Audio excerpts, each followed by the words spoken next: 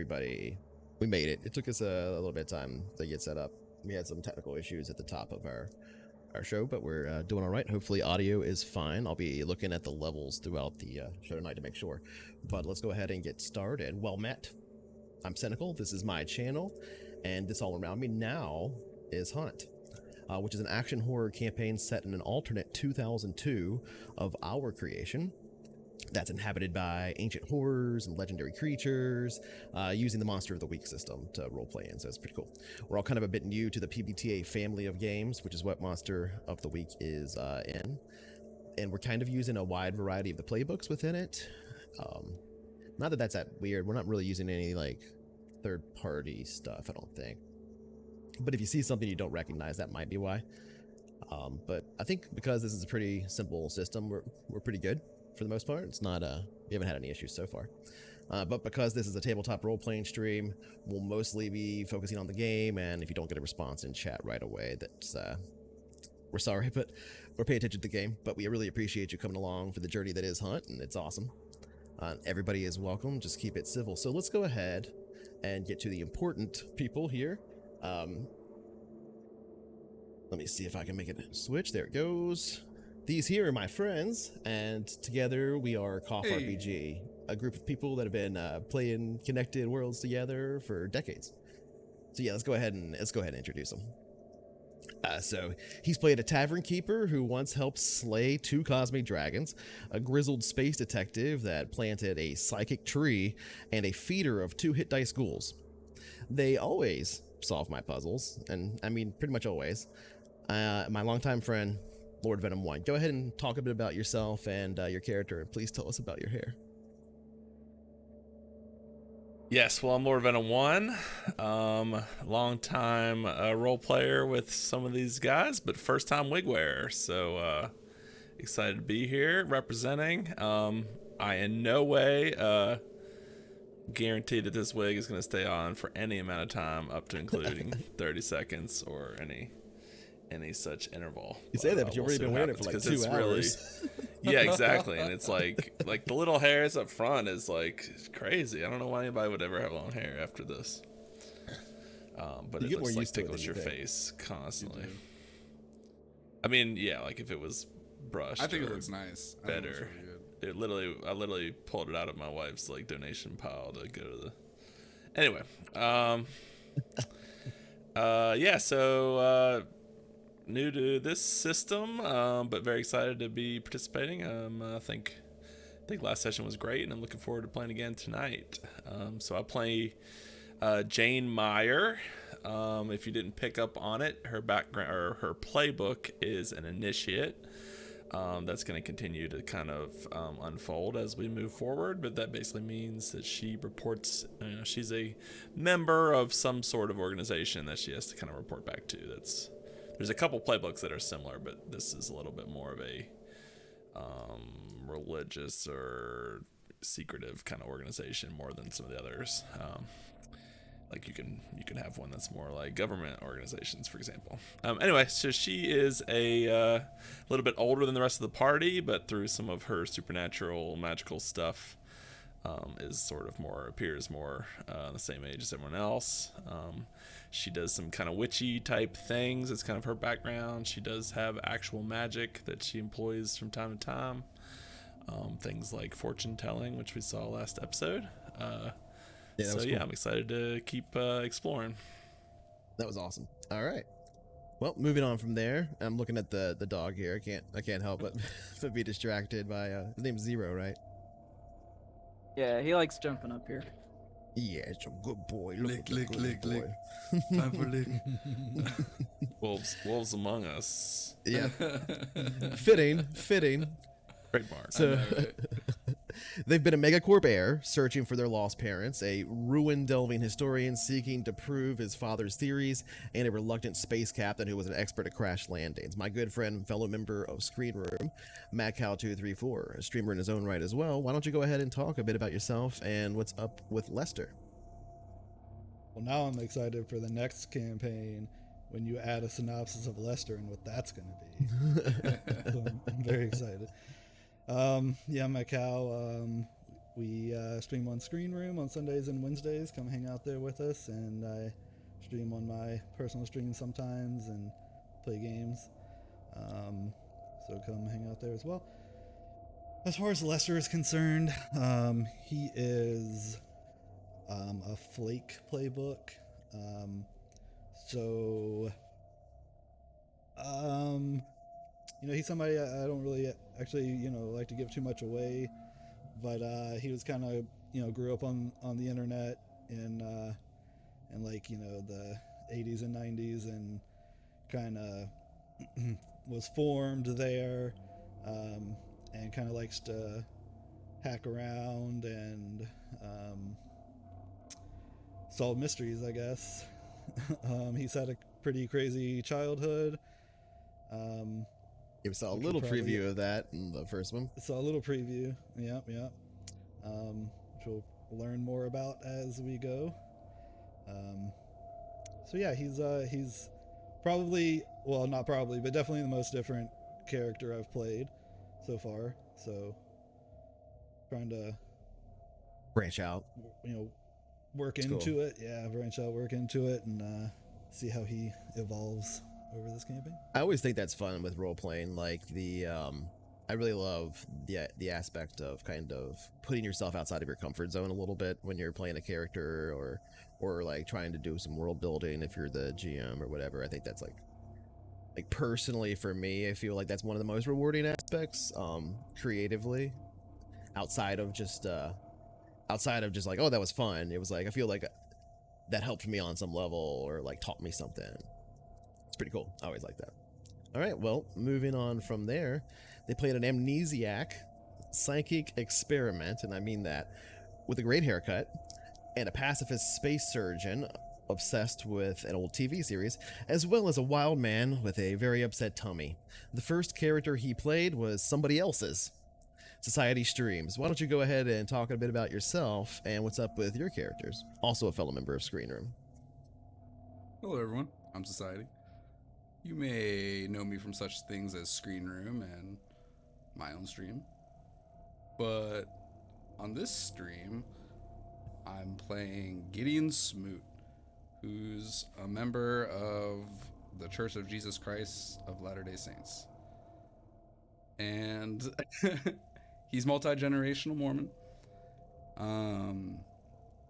Through some events in his past, has grown really strong in his faith, and then some events recently have strengthened his faith even further, leading him on a path of righteousness to rid the world of the darkness that inhabits it, all threats to our Heavenly Father.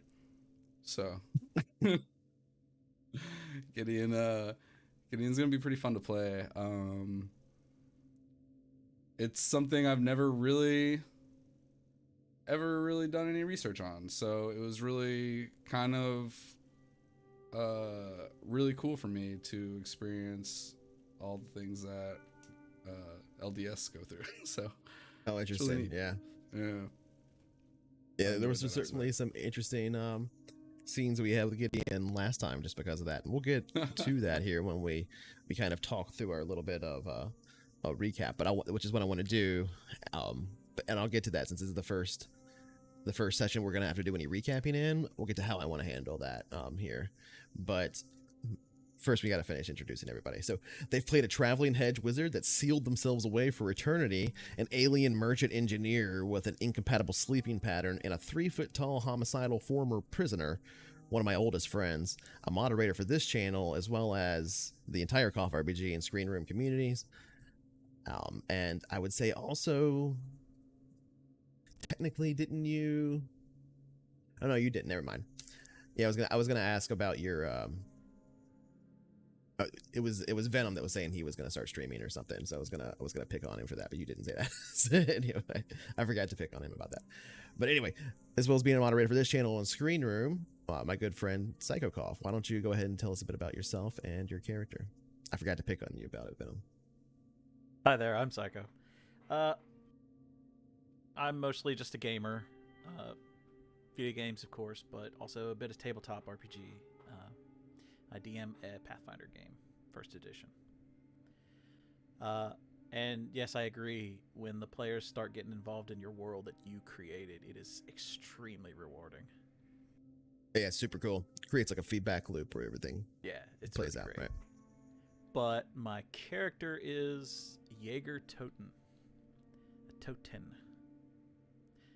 He's from a German family of hunters, and he's first generation in the U.S. So it's strange for him to be going around with these almost normal people doing what his family taught him to do. So, but he is from the expert playbook. It's kind of cool to talk about the playbooks now because we sort of revealed what they were slowly in the first session, but now we can actually kind of mention it. That's pretty cool. Yeah, he's all right. That's pretty awesome. Built to be like the brains, but last game got very involved, almost too involved in combat. Yeah, quite a few of you took a fair amount of harm last session as well, and we'll get to that as well. But and finally, he's been a caravan trader who rebuilt a cultural identity by providing them a new home, a briefly lived shotgun-wielding former pirate who we didn't really get to play, and a holy man that killed his brother. Another old friend, Hemdall. Go ahead and tell us a bit about yourself and tell us a bit about Michael there. And you can talk about your playbook now since we've revealed what's going on.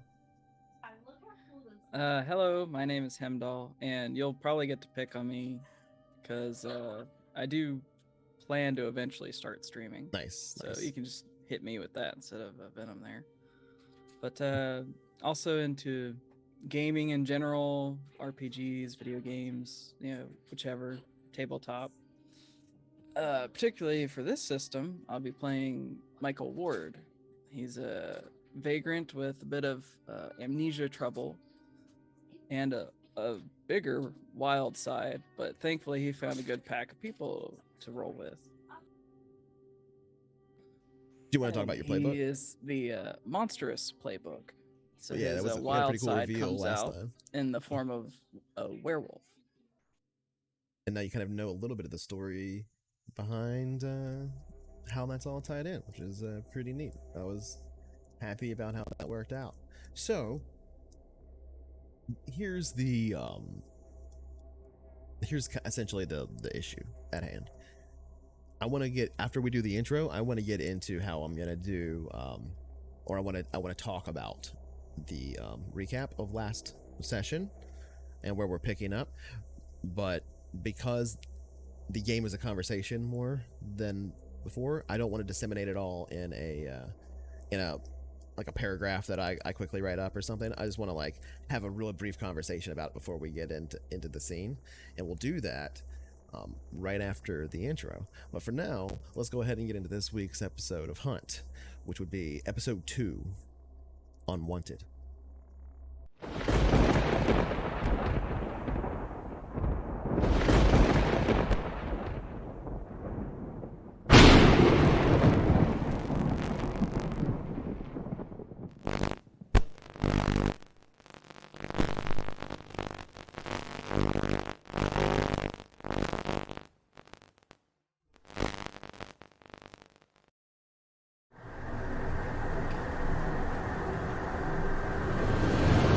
The legends are real. Most live comfortably behind the veil. For some, the veil is pierced, and the truth of this world is discovered. Usually that discovery is swiftly followed by a painful death. There are a few, though, with enough luck, wits, determination, or pain that they manage to survive. Faced with the grim truth of this world, some of those that have pierced the veil and lived have chosen to fight back, leading strange lives on the edge of darkness. Choosing to stare down the truth of this world and not flinch. This is their calling. This is the hunt.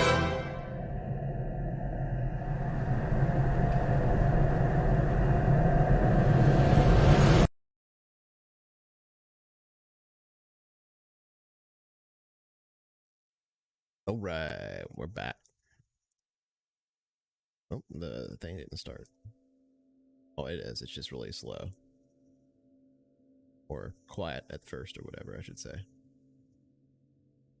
The audio track. It'll come in.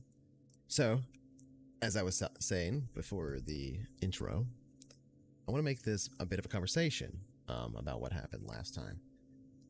So, I'll go through kind of the bullet points here about what happened. We saw and then we'll talk about them. So last session opened with a bit of a teaser about kind of the forest around the area, showing the town, etc. We moved in, and eventually we saw excuse me, hiccups, the interior of a frat house. A thing happened there. I don't want to go into too much detail, but we saw somebody transform, and there was an attack. You eventually tracked down this werewolf-like creature, hyena-faced, a bit smaller. Then we revealed across with multiple flashbacks that we played through to determine the exact occurrences of our characters, like backstories and interconnectivity, or whatever you want to call it. And so in that we saw the setup with Jaeger's hideout and how it came together over time underneath his tailor shop. We saw Jinx's house and the relationship that was first established between Gideon and Jinx, or Jane, I should say. The meeting between Jaeger and Gideon as well as the meeting between, or not the meeting in between, but Lester and Jaeger coming together to help out Lester's mentor Hugh at one point. And we also saw Michael being kind of stalked, I guess you could say, or in a stakeout situation by Lester and Jaeger, because they thought he might actually be a werewolf, and that they were hunting. Turns out he was not. He was the prey of one. And in the midst of this whole attack that happened, Lester managed to get away from it. Michael shot the creature, but in the process of all that got bitten. And Jaeger showed up and chased it away. And we saw Jaeger bring Michael to Jane, who used kind of forbidden knowledge that she had picked up, which we saw her gathering that to try to save him, which failed, and then sort of worked too. And that's culminated at the end of the episode with the reveal that Michael was indeed sort of a werewolf that had control of his abilities, this special kind of white werewolf. And we established the sort of not hierarchy, I guess, but the fact that there are multiple types of lichens, and that something's up with this one. Michael was having different kind of feelings regarding it, as of disgust and stuff, involuntarily as a result. And eventually you tracked down the former werewolf, or at least, or not the former werewolf, but the werewolf, former frat guy, or whatever, frat bro, named Trevor, who made his way back to the frat. You managed to eventually kind of cut him off at the pass there and defeat him using the silver sword, and I believe it was a vial of wolfsbane elixir or extract that you had prepared using your I forget what it's called, but your fortune telling ability lets you prep the item. And that defeated this hyena-like gray, much smaller than the white werewolf creature in the end. But the true kind of crescendo moment was Michael changing into his werewolf form, and them diving at one another, meeting midair, and kind of coming together in this big fight, and them heap on the ground, and everybody like jumping on it to try and shut it down. And in the process of that, a lot of you got hurt, thrown against the wall, etc., slashed by claws. Nobody got bitten, from what I remember. because I was trying to write down if anybody got bitten, but nobody did, from what I remember. And I watched the episode too, so I'm pretty sure nobody got bit. But I know some of you have harm. You will still have that harm for the very, very, very beginning of this episode, because I want to pick up right at the end of that episode, because at the very end of that episode, after the defeat of this werewolf, he changed back into this young man, this 20-something-year-old human body, naked on the ground, just as kind of amidst the torn up football jersey, and then kind of dissolved into these worm-like creatures that you had seen, who squirmed away and sort of evaporated as best as you could tell as they crawled away. But before that happened, you all had a good moment to kind of look over the body and things, and noticed he had no bite marks of any kind, which are scars that remain permanent no matter what, for those that are bitten by a lichen and are changed, as Michael knows well. He has a huge one across his torso. Then after he turned to worms and evaporated, basically, you heard kind of a fearful cry from above on the landing above the spiral stair to the second level that some of you had been thrown off of. Looking up, you saw the face of a young man, whom in the kind of preview teaser of the episode, we saw was the guy who was in the room with Trevor and was like, oh shit, something's happening, and he fell behind the couch, and then Trevor jumped out the window, attacking, well, didn't just jump out the window, he jumped out the window and attacked 2 people. and let us not forget that he also ate the heart of a security guard, as far as we could tell as well. So real quick, I will just go ahead and make sure you guys have this. Let's see how this works. But now that this, basically that's my spiel. Here's the conversation part. Is there anything else anybody wants to add to that, or questions that you guys want to have about it before I pick up with where we're at right now?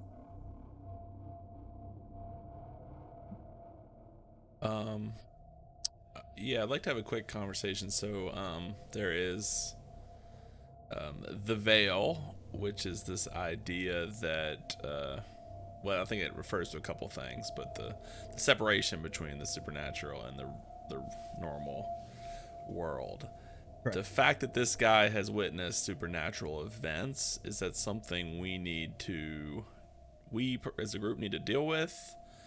Or is it more like we need to make sure we're not the ones revealing the veil, but it's not necessarily our problem that he has seen a monster? You are, by your organization, which I don't know if we've revealed the name of in too much detail yet, but I think we did to some degree in your flashbacks talk about the name.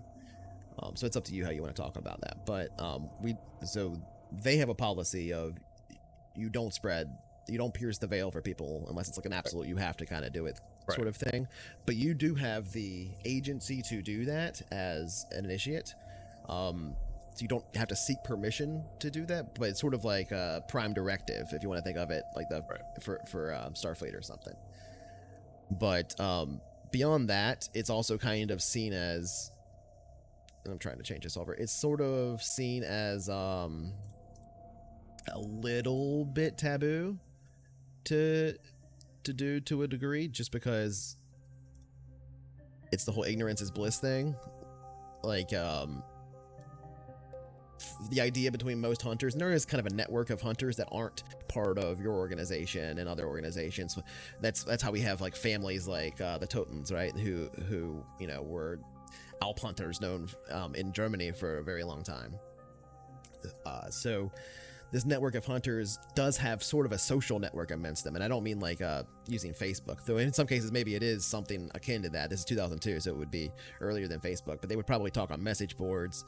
They would probably literally have bars that they would commonly meet at in different places that are known to be hideouts that hunters go to, and etc. That in Supernatural, one of the examples was like the Roadhouse place that they had. Yeah.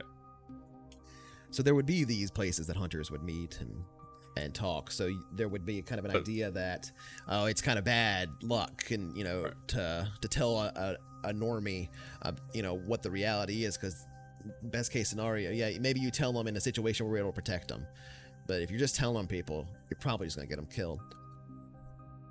But yeah, so I got that. I think I understood that. But this Okay. is a different situation where the supernatural has been revealed to this college guy. Maybe maybe it was our carelessness, but in general not. Like he saw the monster himself, right? Yeah. Hey, can you Venom? Can you bring your volume slider just a little bit down because you're like a smidge higher than everybody else? Is that making sense? Like, do we have an obligation? Like, we can't Men in Black this guy and be like, you didn't say anything. Do we have an obligation to try to manipulate him and be like, well, you didn't see what you think you saw? I think does that make sense? Yeah, I think your obligation, as far as your organization is concerned, and your obligation as far as kind of like the general agenda that hunters have as per like the literally agenda thing in the game that are part of the playbooks, I think are slightly different. I think Fair enough. the hunters in general would kind of side on the side of, hey, if you have to be brought in, you have to be brought in, but let's try to keep it to a minimum if we can. Whereas your organization is like, really try not to do that unless they're going to be a known quantity that we can keep track of, or at least you can keep track of. And then another aspect of that is sort of like, at the very least, don't let them know that you're involved or how you're involved. So like, when you're referring to this guy at the top of the stairs, who we'll get to in just a second, you're kind of, there's a lot of different ways you could approach this. I would say the very least, you're going to have, unless you want to 100% bring him in. Yeah, and I don't. You definitely don't want to tell him about the organization you work for. Yeah. So at the very least, you need to make something up about who you are. But he saw this werewolf thing jump down and leap down and meet another werewolf in combat, and you defeated it, turn to worms and evaporate, and there's another giant white werewolf standing over top of it right now. Because Michael has not shifted back. He's still a full-blown werewolf. And the guy is freaking out looking at it. Michael is, yeah. Yes, I'm white. He means as a werewolf, not as a Caucasian. Okay, man. that's enough. I mean, obviously I was gonna try that anyway. I just don't know how successful we're gonna be to like convince this guy that he, that either A, we're also victims, and B, that oh no, it was just a bad dream, bro. Yeah, I mean, the likelihood of you being able to convince, we'll get to that in a sec. So the likelihood of you being able to convince him of that is probably pretty low. Obviously, you can see that he knows something's going on. He's freaking out about it. I think your responsibility sort of is to, that got loud. I think your responsibility as far as your organization is concerned is to make sure that the organization to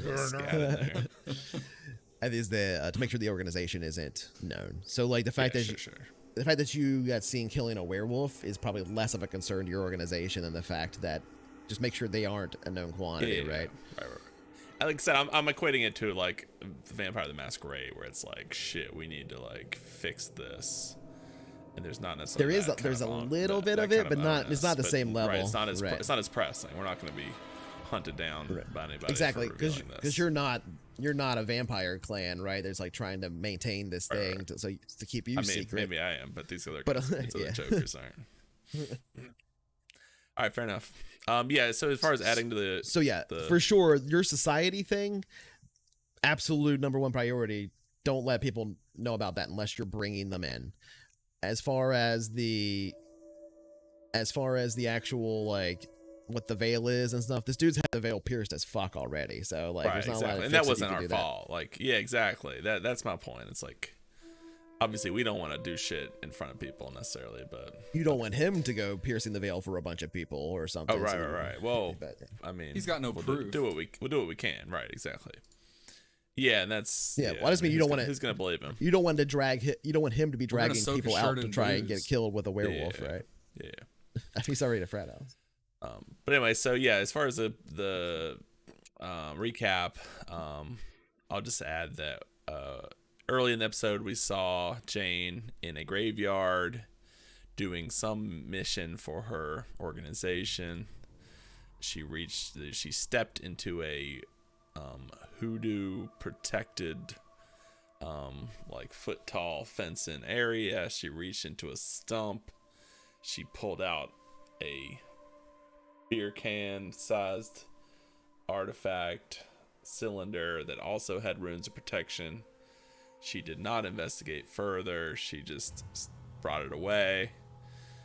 She heard a voice on the wind, which she didn't understand, but it was seemingly a power, some sort of supernatural thing reacting to me taking this. She called her organization, reported it, and she was tasked with bringing this to the bottom of the hospital, the basement of the hospital. Steam tunnels beneath it, yeah. And conveniently, she's also been mauled pretty badly, so that could be a one-stop shop. All right. Two birds with one I stone. thought the voice said, wait. And like you just kept going. You're like, all right, fuck that voice. Fuckers.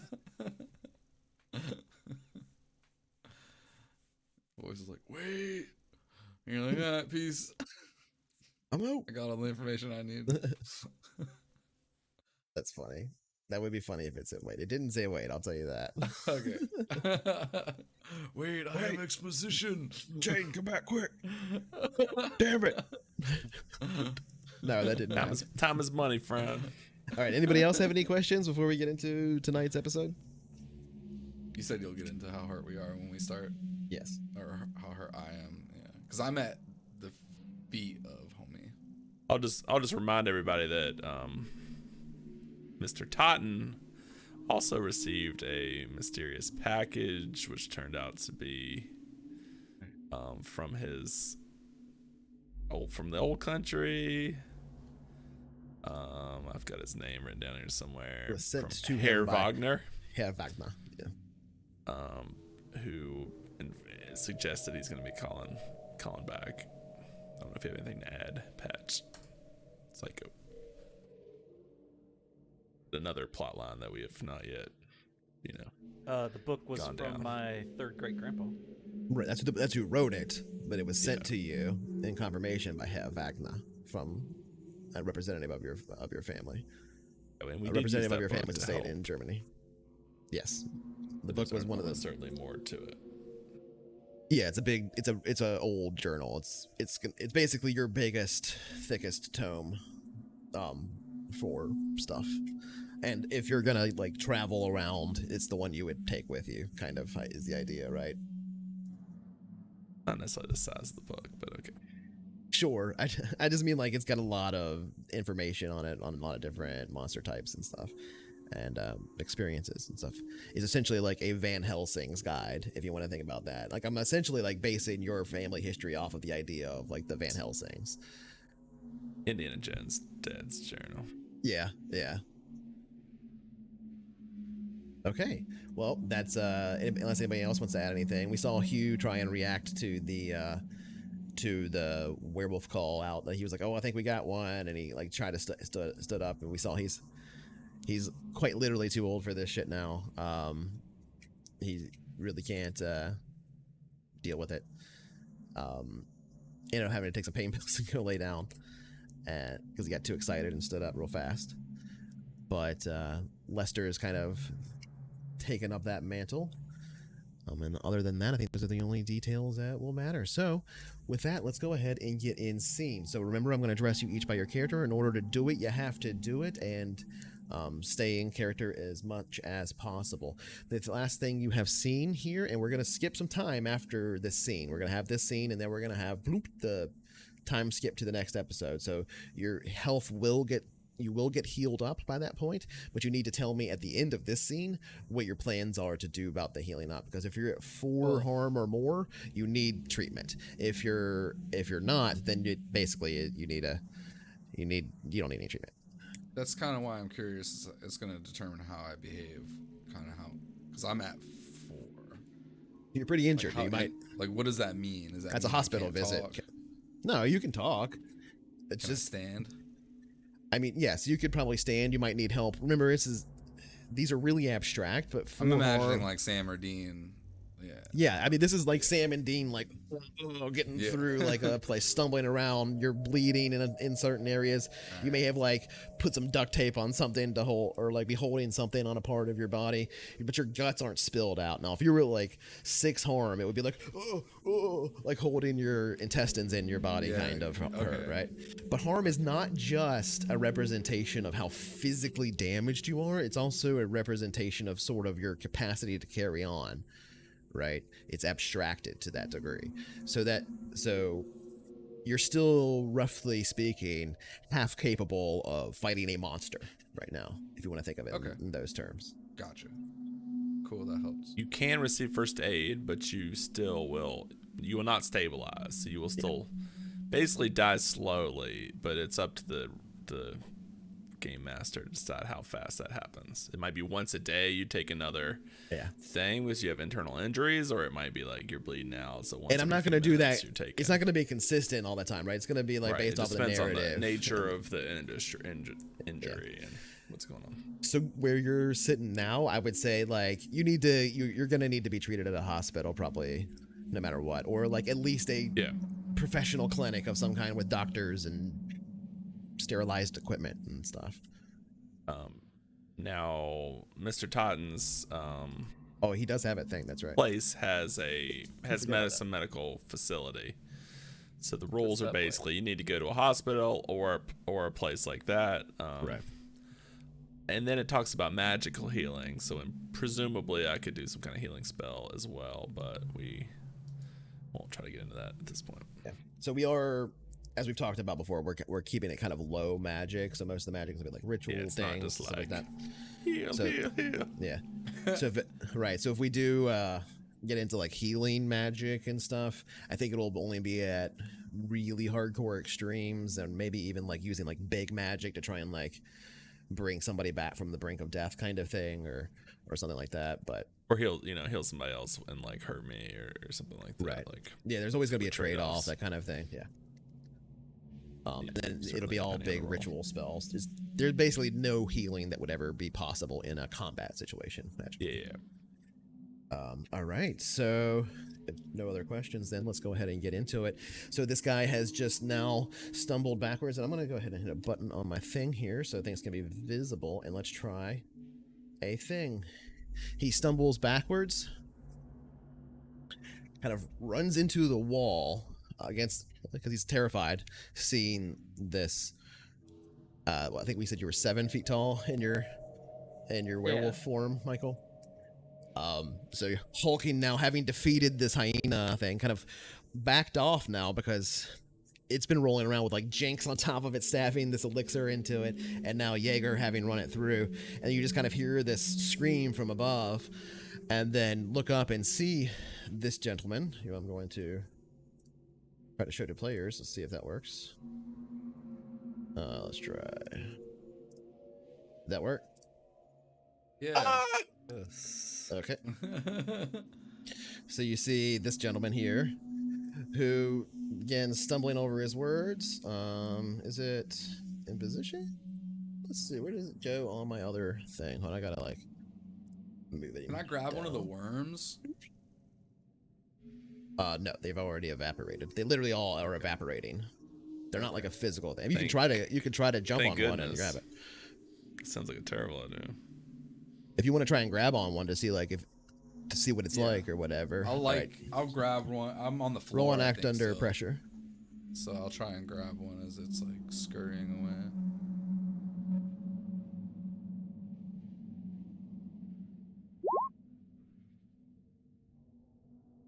Okay, you dive for one. You're hurt as well, right? So you're like, oh, what are these things? Oh no, they're getting away, and you literally dive and jump onto it.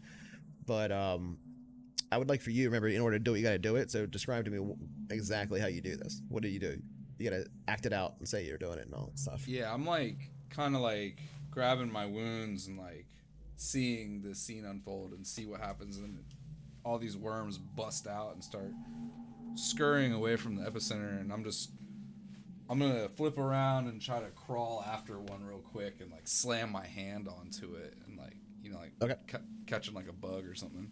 Okay, so these are really small, like maggot size. Think of them like that, right? Oh, okay. So yeah, I'll so, be like, so it's like thousands of maggots oh, scattering. gross. is what it's Yeah, like. I'll try to grab some though. But it's like maggots that are covered in like black dye or something. They're like wriggling black masses. So I'm gonna pull out one of my pamphlets and like kind of try and like scoop some. Okay. So you dive onto it and scoop it up, and it in the process you kind of hurt yourself a little bit more. You don't take any more harm, but it physically hurts.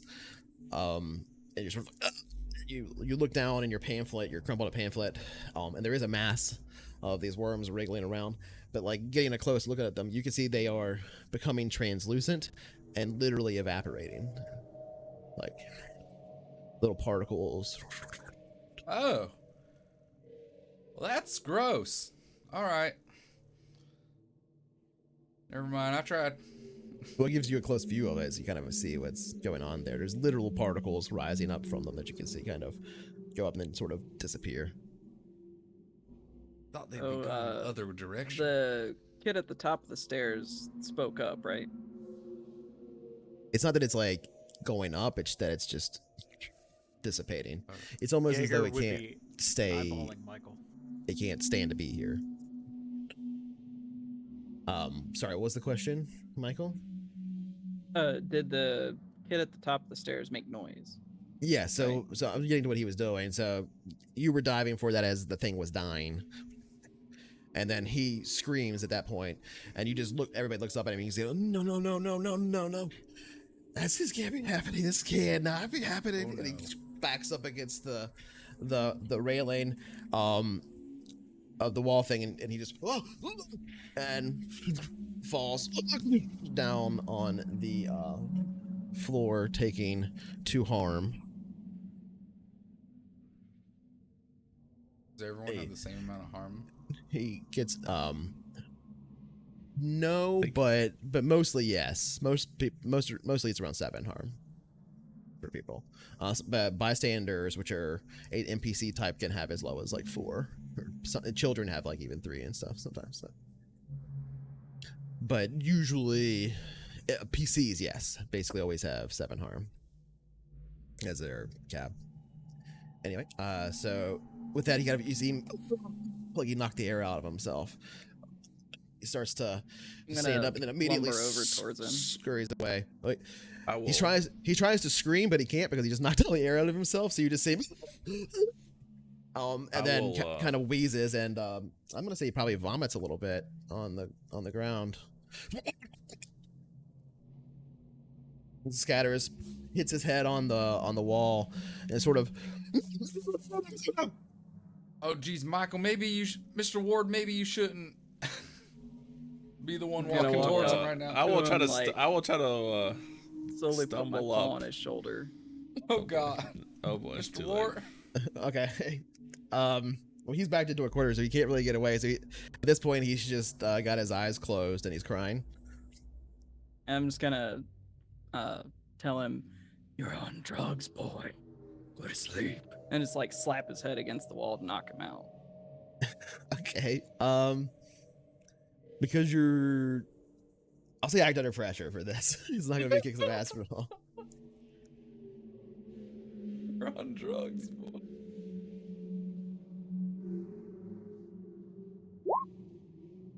Okay, so you accomplish what you're looking to do. So, I'll say before you slam his head into the wall, you hear him say,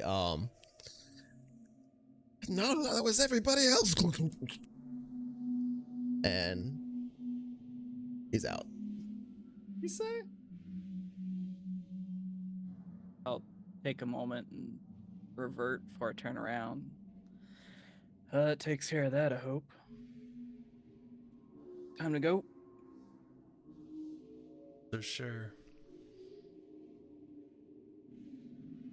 I'll look around. Is there any drug paraphernalia around? No, just solo cups. Just alcohol. There's a really big punch bowl, kind of center prominence. There's like I said, a collapsed now, especially now that you guys smashed your way through a beer pong table, basically, with a bunch of solo cups that look, there's stains all over the carpet. Looks to be from this punch. It looks like a dark purple color. It smells You really have to faintly knock of him out? grape soda. They probably will think it's just a dream or something. I don't know if it works like that. He's just gonna have a really big headache now and remember a werewolf punched him. Sure, he'll tell everyone he knows, but many people will not believe. I guess that's true, but poor kid. No one's gonna believe his story. I'll just. Oh, get over it. It's better if they forget. I'm gonna. Were you asking me what he said, or were you asking them in character what he said? A little bit of both. I didn't hear him. Okay. I didn't hear it clearly enough. He was just saying, no. That's everybody. That was everybody else. That was everybody else. Saying he didn't do drugs, so Yeah, that's Oh, it's basically okay. saying like, Gotcha. nah, bro, but Oh, I don't know great. that there's much more we can do to help him forget, but we should be gone. There's one thing I can do, and I'm gonna walk over and I'm gonna slip one of my pamphlets into his pocket. Okay. It has my name on it. All right. I'm writing it down. Perhaps we should keep an eye on this boy to make sure he's not too disturbed. Well, when he wakes up, if he's got any questions about how to get through it, I can help him out. It's that pamphlet. He's going to be disturbed. That's for sure. Disturbed in a good way, though, right? Come, let's get lost. Yes. Either way, Gideon, you look like you need medical attention. I look down. I do as well. Yeah, I could use a little bit of assistance. Hang on, help me out here. I'll Someone- help him out. Nice. Okay. Let's get you Thank back. you, Mr. Thank you, Mr. Toten.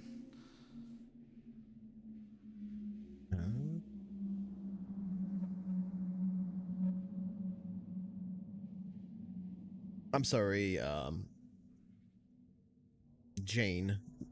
You should have earlier when you said the thing you said. I should have let you investigate a mystery roll when you were looking around the place for like drugs and all that stuff, which gives you questions that you can ask.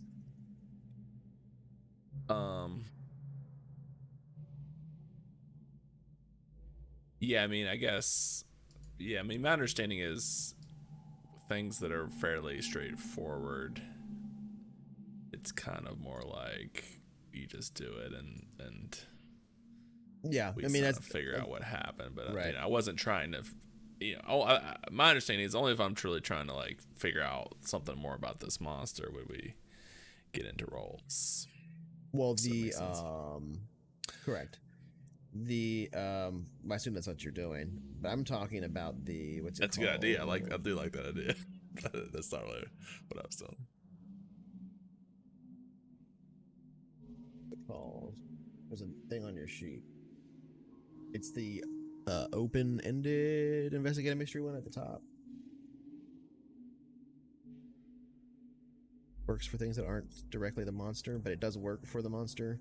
If you so, there's two. There's the flexible alternative and the regular one. You see those? Yeah.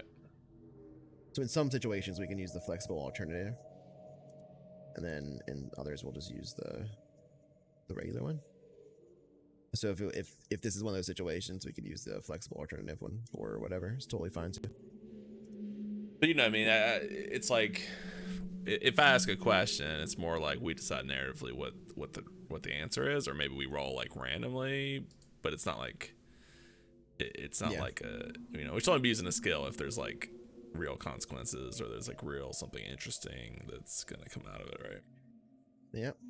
That's why you should so you should roll the skill. Yeah, fair enough. You want me to roll now? Just investigate a mystery, yeah. Okay. mixed success. Okay.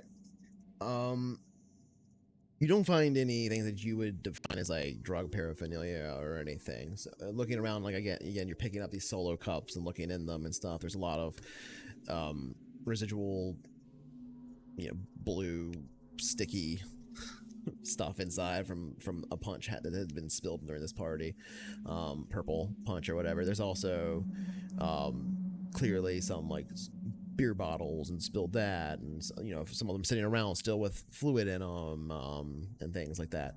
It was a big mix. There was a lot of alcohol at the party. No like obvious signs of any drug use that like would leave a sign. There probably is like a bong or something in there that you could find, but other than something like that, I don't think there would be any obvious signs. I will say near the punch bowl, the big punch bowl, you will, when you're looking at that and kind of looking at the punch that's inside, there's just like a thin layer of that left, like a lot of it's been consumed. But you do see next to it next to the bowl itself, kind of a familiar, or not, sorry, how to describe this?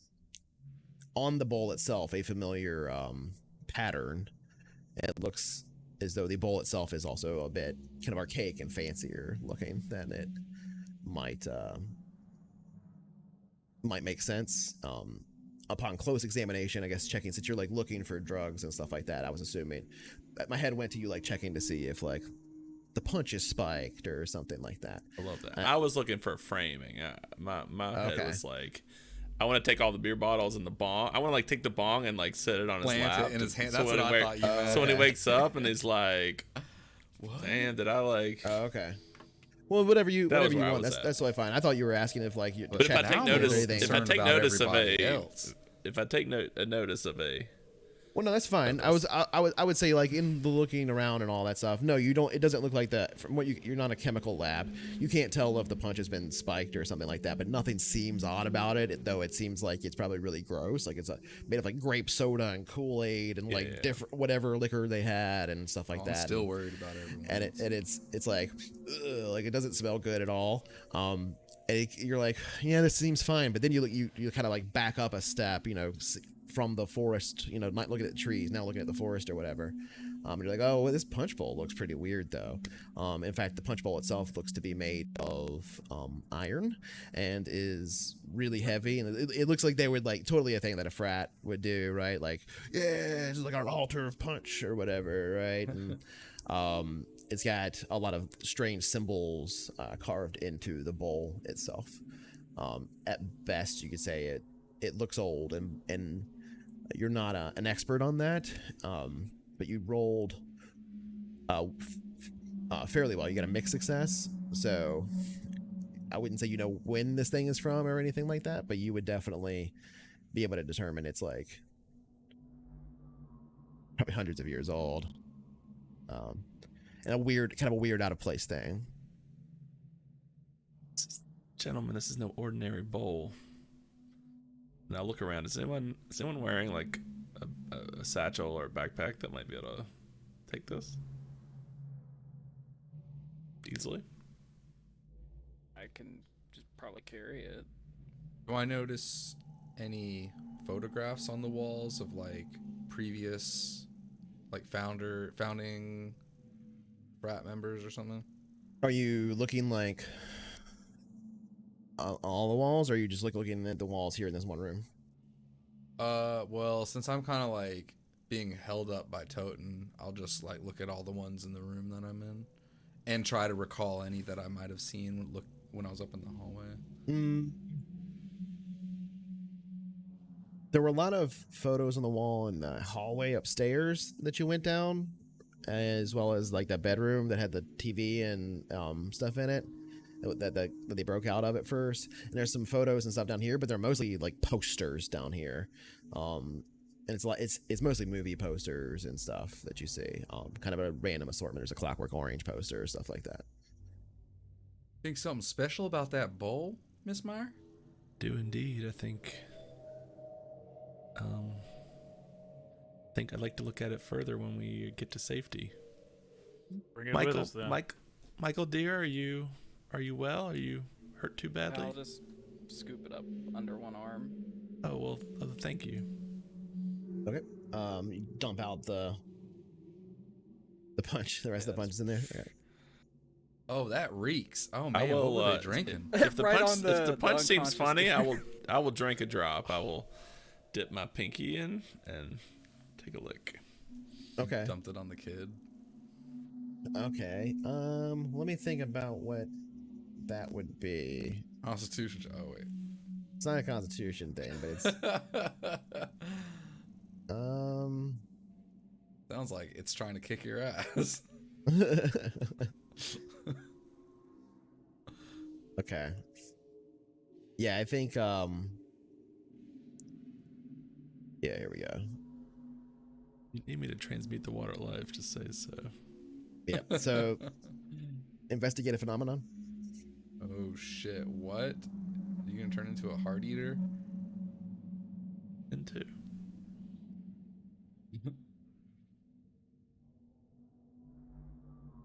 I'm sorry. What do you mean? Investigate a phenomena. Is that a Phenomenon. Yeah. Yeah. Phenomenon. You had it up and then you collapsed it.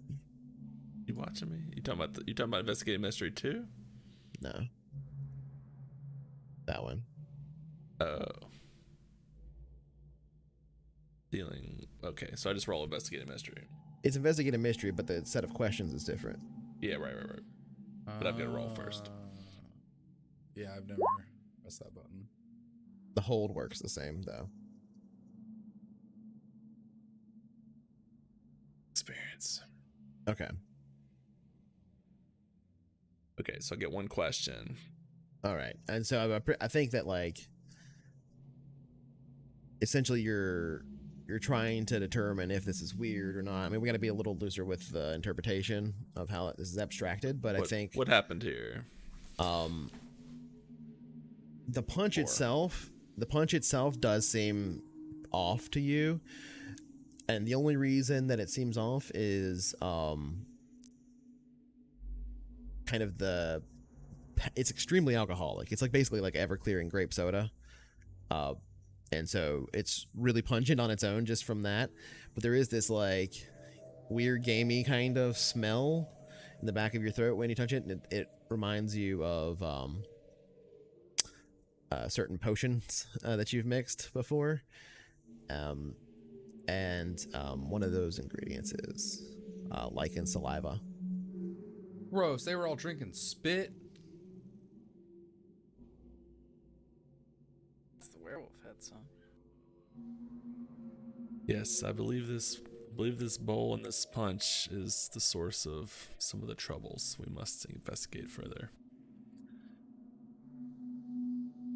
Thank you, Michael, for carrying that. And it is. You're not in werewolf form now, so I will say it's not a thing you can carry like real easy. It's a solid. It's like this thick, right? Like the if you can look at my fingers there, I don't know if you can see that, but it's like that thick of a bowl, and it's the size of a punch bowl, right? So it's a really big punch bowl, and it's solid iron. It's also cold iron, so it means it was it's pounded into shape below crystallization temperature. And sometimes they reheat it to kind of heat treat it and stuff, and that's when they do artwork and stuff on them.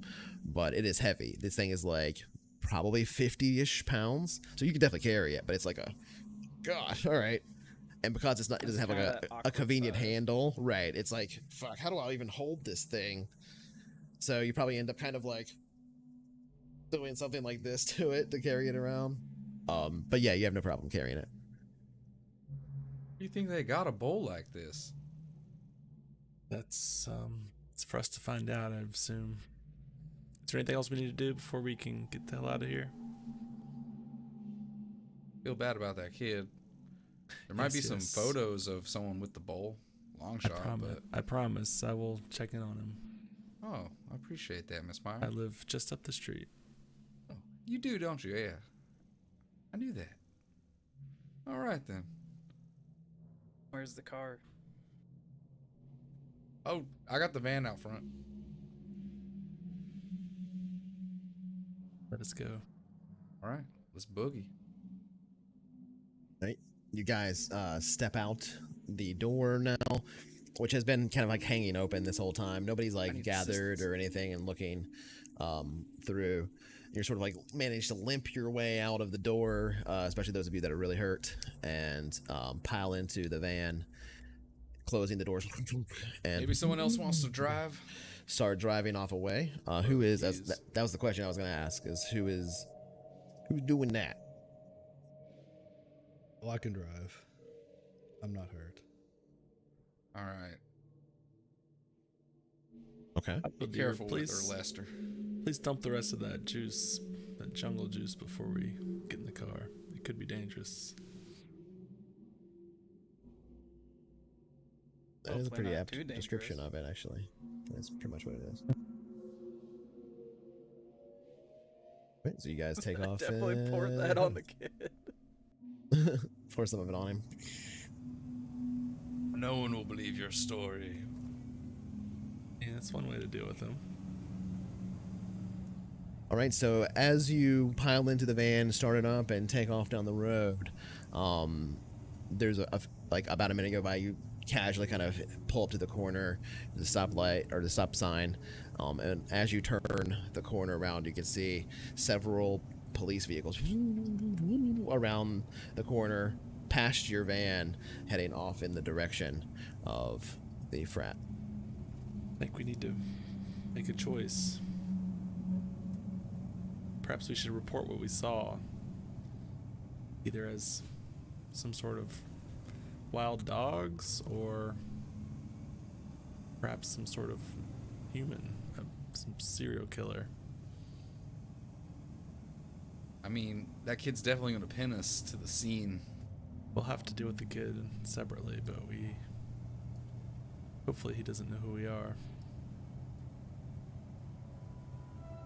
Says the lady that Fact just said that she lives near anyone- here. Yeah.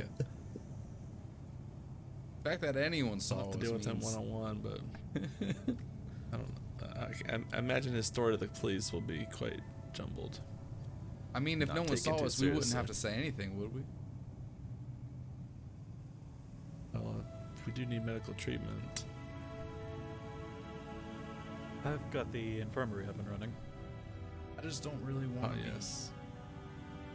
be talking to the police again. Or supplied, I should say.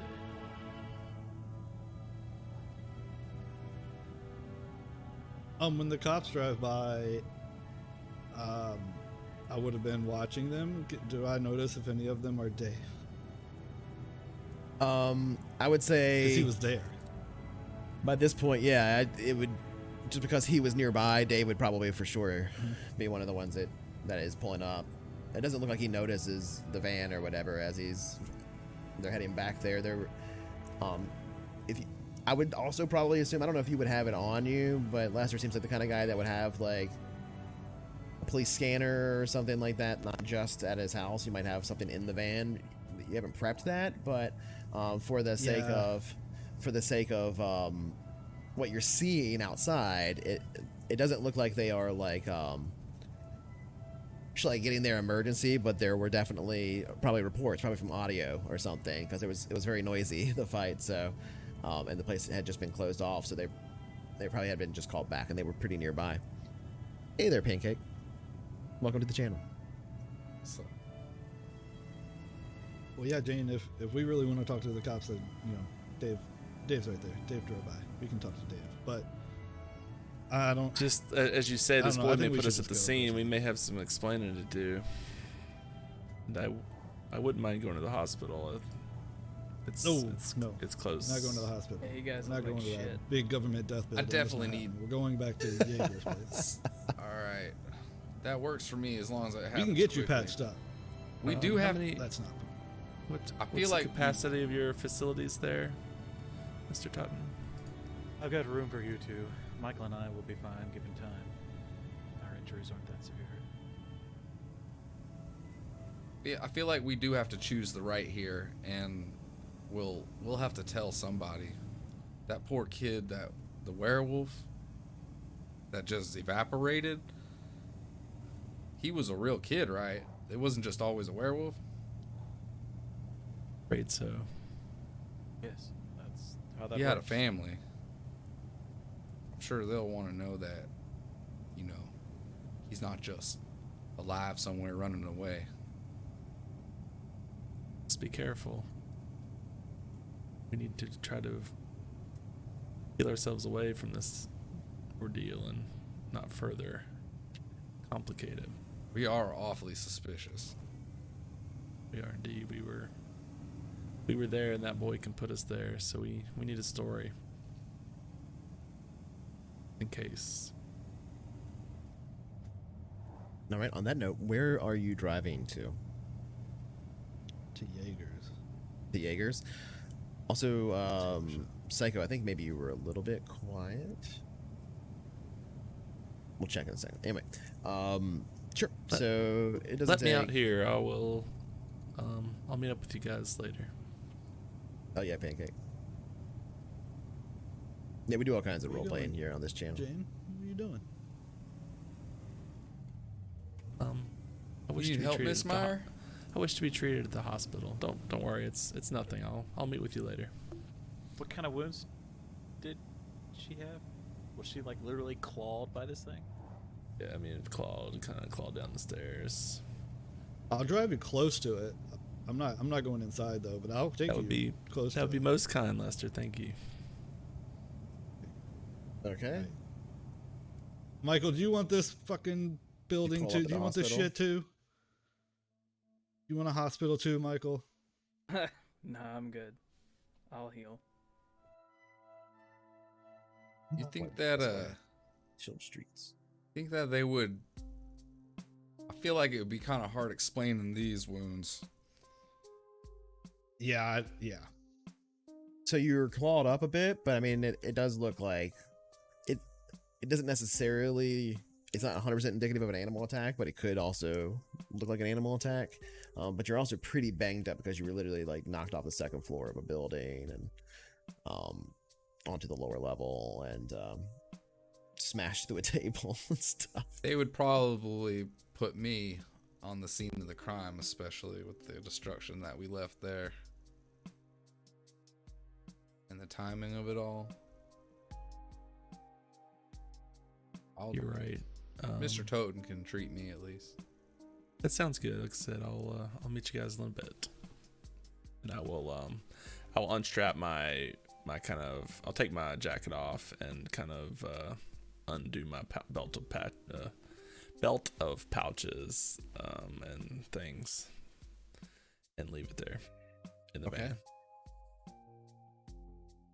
All right, so you step out and approach the hospital. And the rest of you stay in the van and take back off to Jaeger's. Okay, so with that, we'll see Jane separate from the rest, and the van drive its way off. The camera will follow Jane as the van drives off towards Jaeger's, which is not very far from the hospital. It's only like maybe a 20-minute drive. So, Jane, as you approach the hospital, the weather here in the middle of October has started to cool a bit. You're in Northern California, so it's not necessarily the coldest or the warmest climate. It's fairly temperate, but one thing it is quite often is foggy, especially towards this time of year, and can get a fair amount of rain, and a bit of that fog has started to settle into the area. It is sort of a interesting sight, though. It's a bit best way to put this, it's actually quite serene in a way, even tranquil, with the kind of how quiet it is here in general in Hushwood, and then the fog that absorbs so much of that is quite tranquil. But at the same time, there is this sort of eeriness about it as the shapes change in the fog and silhouettes become otherworldly. And given that the veil has been pierced for you long ago, you know there are things to be feared in the dark, in the fog, especially in a place like this. And as you step towards the hospital, the thought of entering the steam tunnels and their poor illumination below in the midst of the fog is always puts this sort of primal fear in everybody's gut, really. But you've learned to look past that long ago. Do you approach the steam tunnels, or are you going to the hospital proper first? I'll just clarify. I did bring like a purse, and that does contain all normal purse things and the artifact. Okay. No, I go into the hospital. Okay. It's a pretty normal hospital. There's it's fairly nice inside. The interior is not crowded. There's a waiting room that you can kind of see as you move past for the emergency room area. There's all this signage to tell you kind of where to go to get to different things. There's a gift shop as you approach. Says Hushwood Memorial gift shop, and inside there are like little teddy bears and things of chocolates and mugs and things that you can buy. I assume you head over to the clerk basically intake, at the yeah okay. Reception. So what was your harm again? Oh, just at 4. Oh, you're at 4. Okay. So you look pretty beat up. So as you approach, a nurse kind of stands up and goes, "Oh, honey, you've been beat up. What happened?" I'm sorry to bother you, really. No, let's get you in the emergency room. Yeah, thank you very much. We don't have anybody here right now. There haven't been any accidents or anything. We got some word of a few fellas, but well, hell, they were dead already. The nurse sounds terrible. puts a call in. Yeah, for a town like this, and a number of nurses come out and lead you back to the doctors and stuff in the actual emergency room, which is a little bit busier than this section of the hospital, but there's nobody like lying in wait there. And you can get whatever treatment you need, but you will have to, as far as they can tell, you're going to basically have to be put in a hospital bed. You're going to be checked into a hospital room and have to stay there for a day or so. All right. I will let them do that. Okay. And we don't have to role play through a day of you being checked into the hospital, but you were checked in the hospital. They hook you up. They give you fluids. They treat your wounds and disinfect them. There are questions. I would say probably nothing too invasive because it's just doctors and nurses. And you will be discharged 24 hours later. I basically say that I was basically walking down that street and I don't know what happened. Was attacked from behind, fell down and turned around, and whatever it was, it's gone. All right. And I plan to go I'll tell the doctors I plan to go talk, give a report once I'm out of here. Hell yeah. Okay, that's cool. So you've got your story set, and so we know what's gonna. A camera's not gonna follow you for the next 24 hours. We'll get to you when you do your next thing or whatever. Moving back to the rest of you at Jaeger's residence, or are you going into the tailor shop? How exactly are you approaching that? You just pull up to the residence? Yeah, probably pull up to the house. Oh, okay. Park in front of the house, and then the back of my garage has an entrance that goes down and connects to the haven. Okay. So as you step into the space and kind of close the garage, the rest of you make your way down into the haven, where the little triage center is. Go ahead and describe the interior of your home as they pass through it, Jaeger. Well, they're only really passing through the garage, which is kind of meager. It's like a two-car garage, but I only own one car, so most of the garage is filled with a lawnmower and some equipment like shovels and stuff, gardening tools, things like that. And then this small kind of secret entrance to the haven. I haven't really done any lawn care, but the garage is set up that it looks like I would be planning to do lawn care. Okay. And yeah, in the back there's a hidden panel that moves out the way to go downstairs, basically. Similar to the one in the tailor shop. Yeah. Okay. And then the subway station that the old closed off subway station that is your haven that you moved into essentially sits between your tailor shop and your house under the street level, beneath all the utilities and stuff, where you tap into power and all that. Yeah. Okay. So you guys make your way down into the haven. As described previously, the haven is full of like boxes and stuff because you're kind of unpacking, but we've now got way less of those, and most of the shelves are set up and sort of maps on the walls, like strings between them where you've plotted Alp sign and various other like demon sign and monster sign and stuff like that. A few articles here and there that are cut from newspapers that Lester has brought to you and stuff to paste up on corkboard for things he's tracking. Lester's probably put some of his equipment in here now too, like maybe the police scanner that you have in there is like his kind of stuff, that type of thing that he's set up. Maybe even like a ham radio. Probably really Hughes, but I brought it here. But you brought it there, yeah.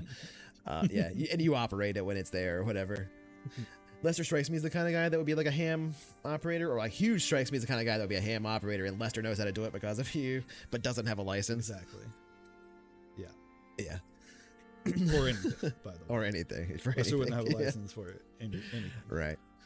So you probably have some of that kind of stuff set up here in the hideout as well as you move your way through. Describe the medical section of your hideout for us. The clinic area. Right now it's mostly just medicine cabinets stuck to the walls. Okay.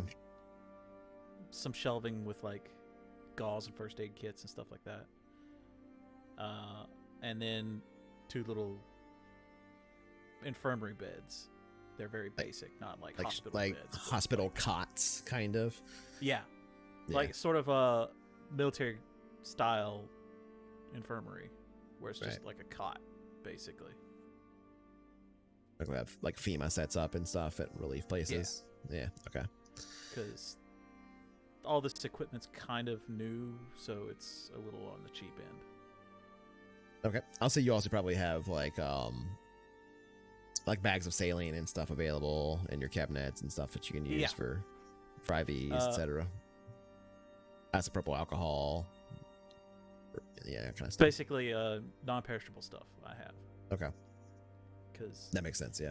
At this point, I imagine expire, most of what's in boxes and unpacked is things for my armory and other medical supplies that I might need. And your books, because you were doing research. Yeah, I think unpacked most of the library bits. Yeah. All right, awesome. So the rest of you step into the clinic and begin kind of fixing yourselves up, and Jaeger helping. What do the rest of you want to do for this scene? Otherwise, we'll skip ahead to Jane's scene. Oh, it started over. We'll skip ahead to Jane's scene tomorrow. I'd basically just be taking care of Gideon.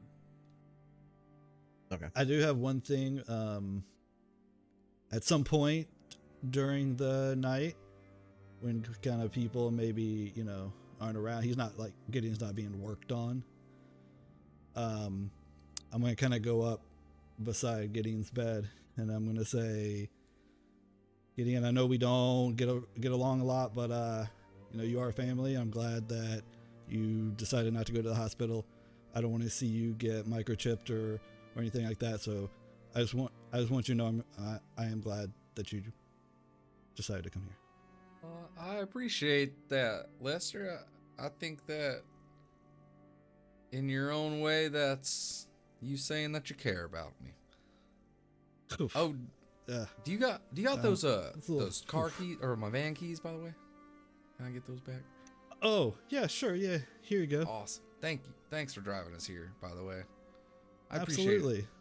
I'm pretty good at that kind of stuff. So anytime you need me to drive, you just ask.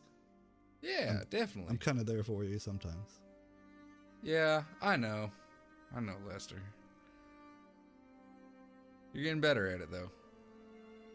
I'm here for you, though, anytime you need me. Except for right now, I'm pretty injured, but if you need anything, like, need me to move a couch for you or anything, I'm your man.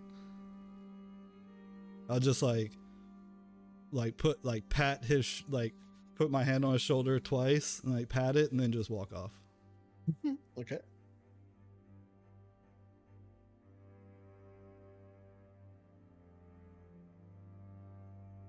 Oh. Man. My handwriting's bad sometimes. So, I wrote down bitten and I was like, what is that word? it was the word bitten. Oh. Just bitten. Oh, you couldn't take the wig anymore? It's too hot. Oh no, Hospital they had to cut off shave all your his hair off for the test? No. Oh, it's Lord Venom. Damn that hospital. Oh, you're muted. Uh-oh. Muted. You bumped Lester, it. you were exactly right. They did terrible things in there. Barely escaped. Told you not to go. Feel the back of your head. Do you feel a lump back there? I do. Is there It's like a buzzing in my brain. is it beeping? Yeah. I don't know You what can could sometimes possibly hear be. like old baseball games in the back of your mouth. Like it's Old dude, baseball they fuck games. you up there. Old, yeah, not Not current ones. ones from back in time. All right. So, Old ones. so like on that note, let's go to Jane. Jane, you are being discharged from the hospital now. A day later. So we'll move 24 hours ahead at this point. You can go ahead and set your harm down to stable at 3 for this scene, and then when we move on to the next thing, everybody will pretty much be at 0 harm. So,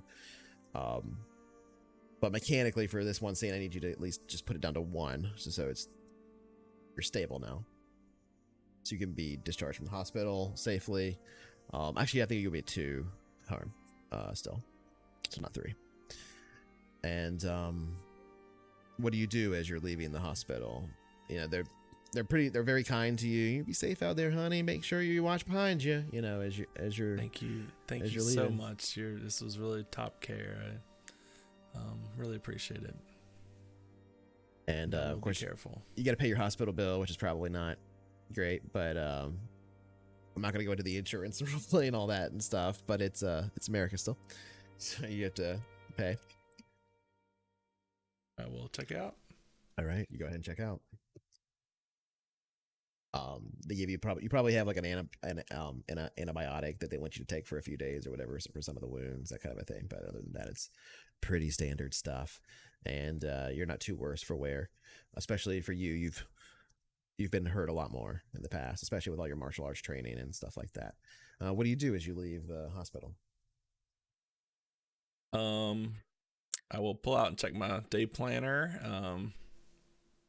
Doesn't look like I have anything scheduled for the morning, so I will basically walk home. Okay.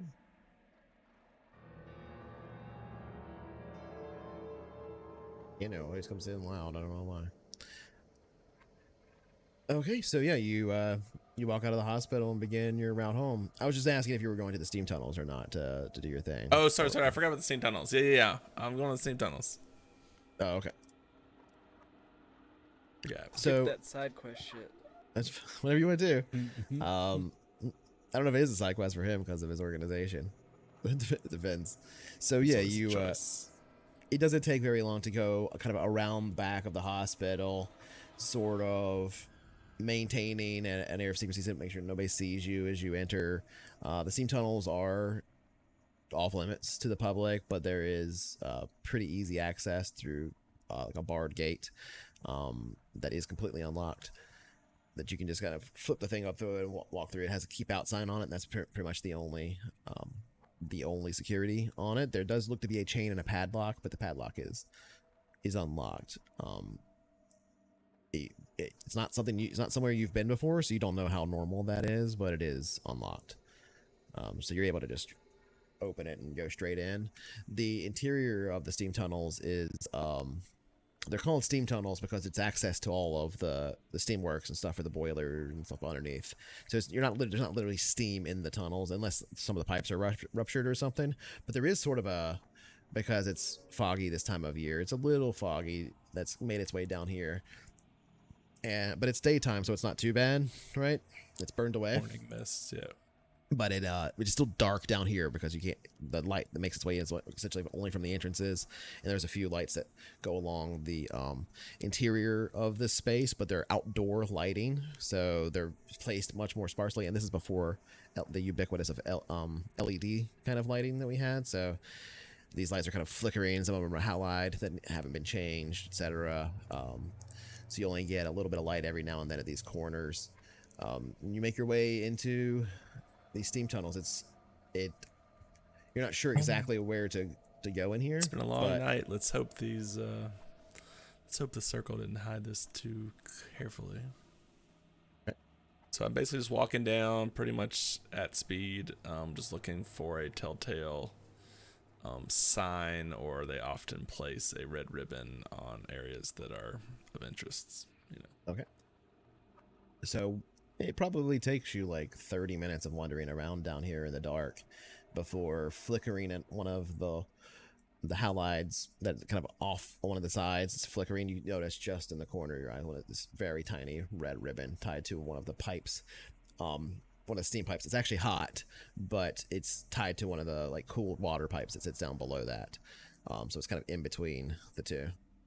Yeah, I was actually going to say that might be a good way to do an AFK there for Lester, like that. Just use your portraits.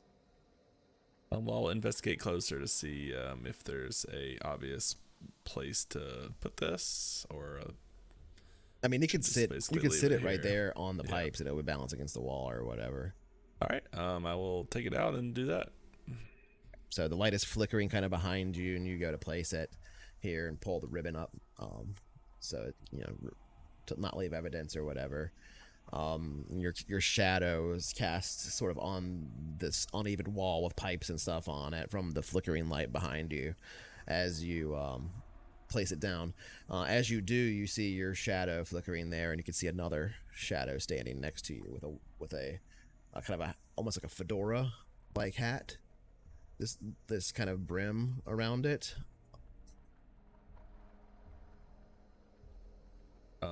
So I don't see a person. I just see that they're it's like they would be standing cast. behind you because the light's behind you, and then you see this. So you see the shadow, like the shape is a little bit the shape of the shadow is larger, so that means they would be closer to the light source. I will make the telltale hand sign of the circle. There's no movement from it. All is done. Will there be anything else? You don't hear a response.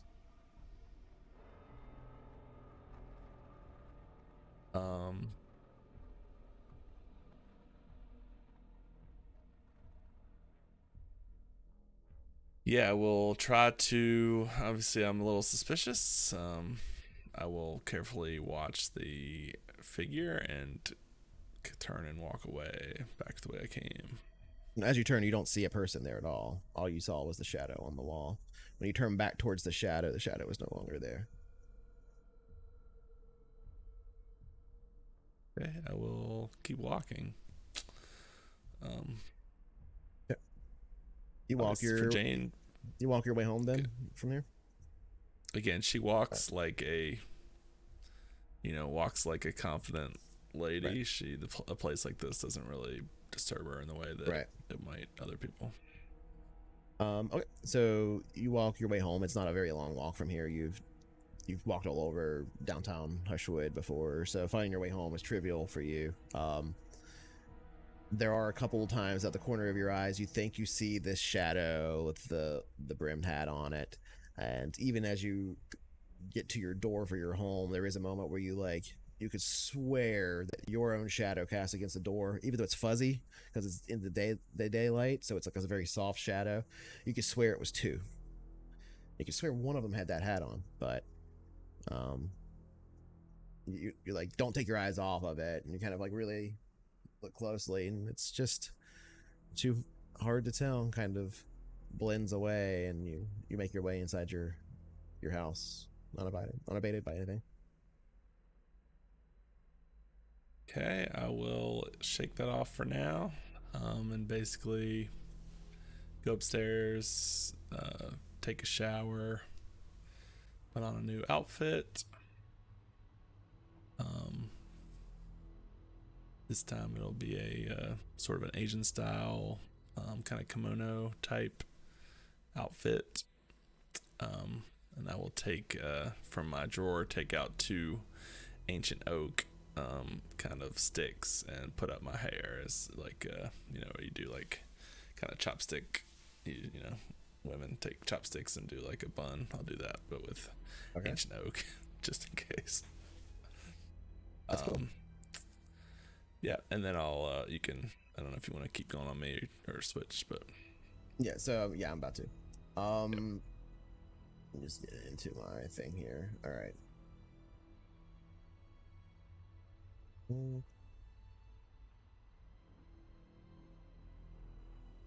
Okay, so yeah, we're gonna go ahead and skip a little bit of time. So over the next several days, you guys kind of get back in good health, etc. So you can all clear your harm, and there is a news report on television that you catch. I won't go into too much detail, but in it you do see one, and I'll just redo this because this is easiest, probably. You see one Aaron Birch there. Is it visible on stream? Yeah, there we go. You do see one Aaron Birch there on television being interviewed. Oh, guys. He goes on to describe. He's being asked about, like, you know, the violence that happened, about if he knew the students that went missing, etc. And he goes on to describe this.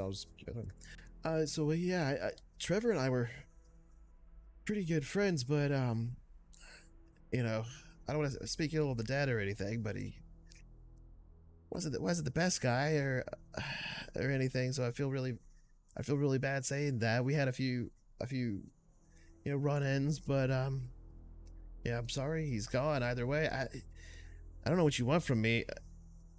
Yeah, it was really bad. I didn't think any of that was real. I was seeing things that I'm pretty sure, but I was gonna quit the fraternity after all this, whether they shut it down or not. I know the dean wanted to shut it down even before. It was a reputation for all the wild parties and everything. Trevor said this was gonna be the last one, so he had to do something big for it. I didn't really agree with that time. I was trying to set a world record. Hey, do you guys cover video game records on this channel? And they're kind of just like, no, and put the mic back on him and ask him more questions about the violence and stuff. He seems to eventually get frustrated by this. And he's like, look, I was going to quit the fraternity, but whether they shut it down or not, but they offered me a scholarship. So I'm sticking around. I guess they don't want to upset the parents too much. Look, I'm gonna go, okay?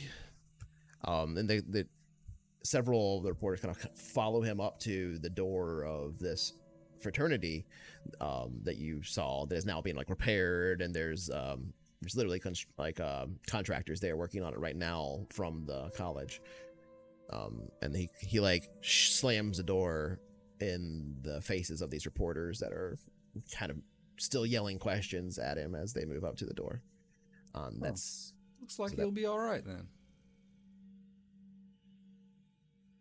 All a dream for him. Yeah, I guess your plan did work. Who would have We're not figured? done.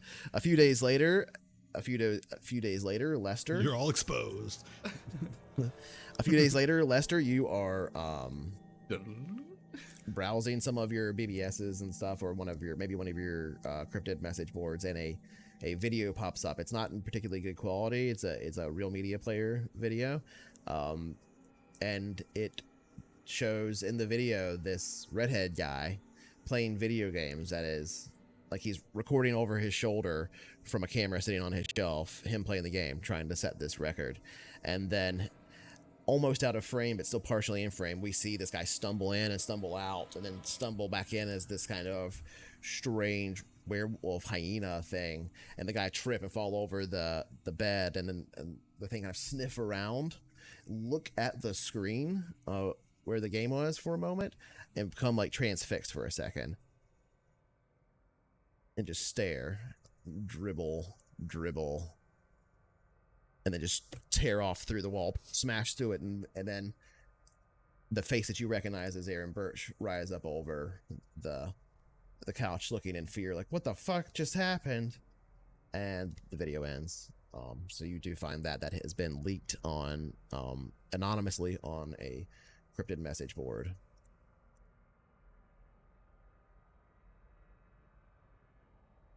Well, that's not Okay. good. All right, and then a bit of time passes from there. So if there's any downtime stuff you want to make me aware of that you want to do in this time, let me know. You always expect society to revert back to Russian mode because of the last campaign. Yeah. It was hard the first session to not Yeah, I bet. to the voice. If there were any magic symbols on the bowl, I would want to be like digging through any books I have on to try to find what those might be. That's going to be an investigative mystery. I'll give you, if you're using Jaeger's library, you'll have the hold one, or the not the hold one, the Forward. one forward. Thank you. I'm assuming I'm doing this in my place. So Okay, so then you would not get I that have like forward. obviously magic books and stuff, but not like a proper library. So Yeah. His thing is basically get you a +1, so it doesn't matter because you rolled like amazing anyway. All right. Yeah. So there's no drawback on that one. You get the answers you're looking for. Well, you get answers to the questions you're looking for answers to. So you can either use the phenomena one if you want, the open-ended one, the flexible one, or the regular monster one you want for this, I would say, because this is such a nebulous kind of area of things. So go ahead, ask your questions. So Was that hold 3? no, hold 2 on a 2. 10+. So how is this phenomenon doing this?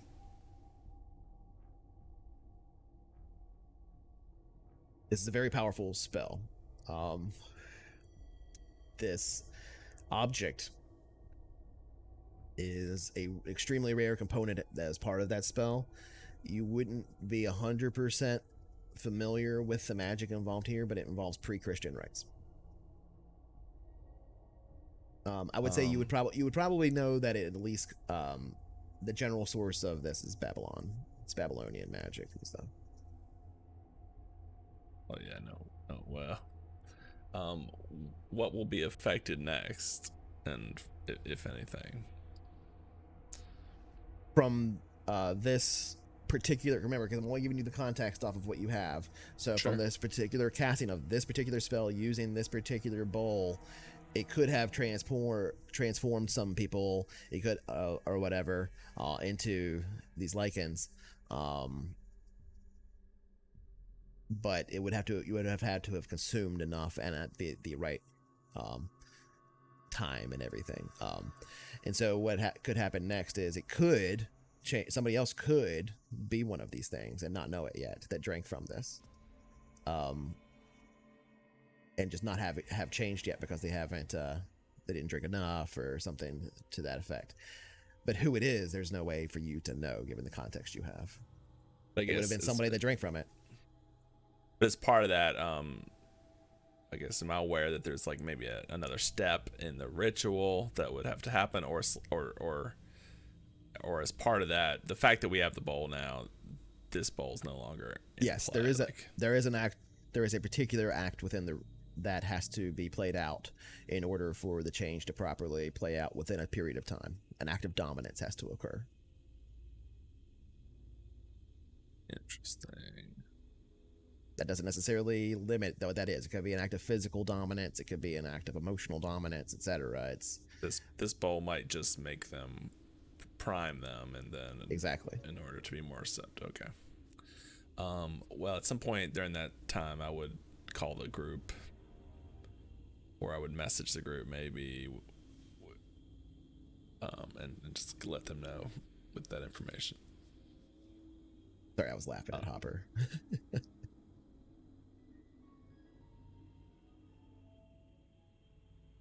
Okay, that works for me. So can we go back to Lester?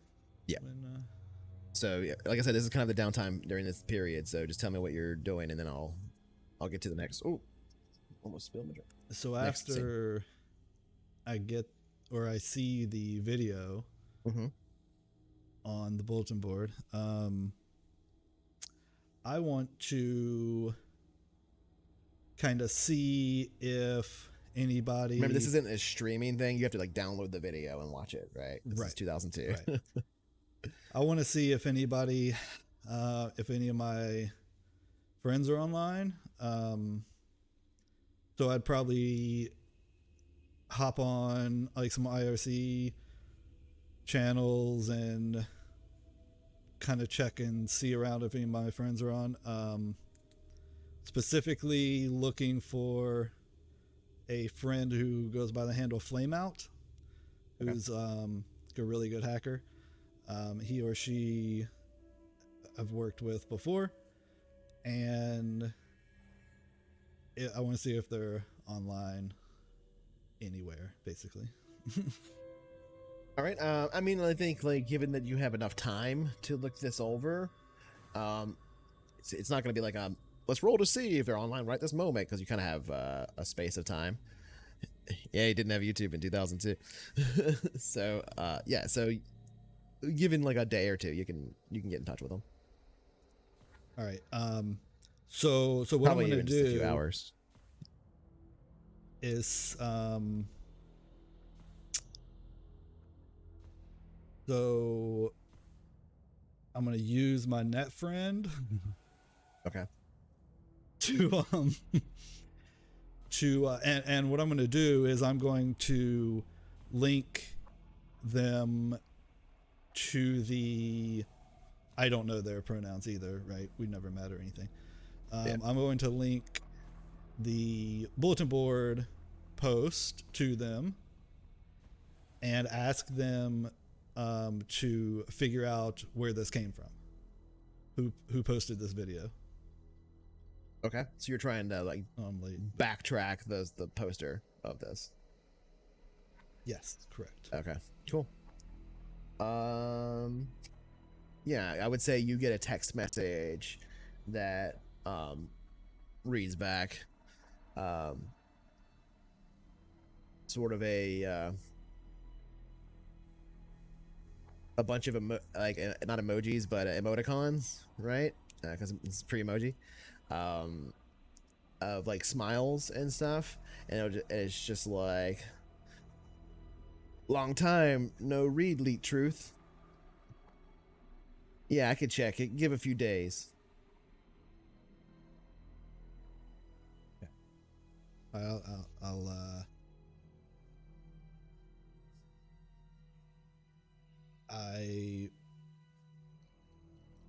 will not respond. Yeah, they would just, meta, they would know. Like, we wouldn't respond to that kind of stuff. Right. Get ghosted.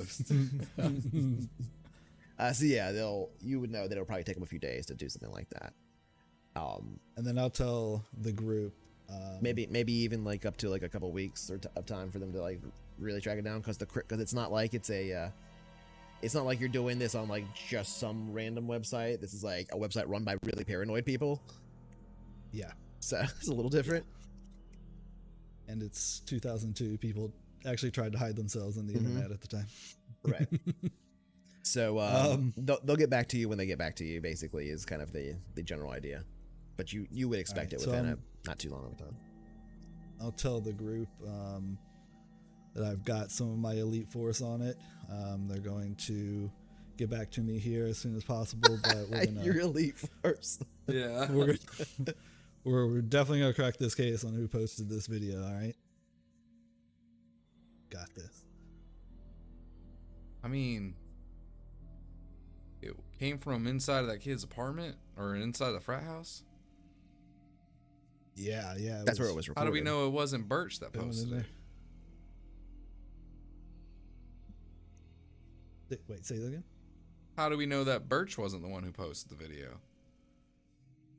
I mean, we don't. It was posted anonymously. That's what we're trying to figure out.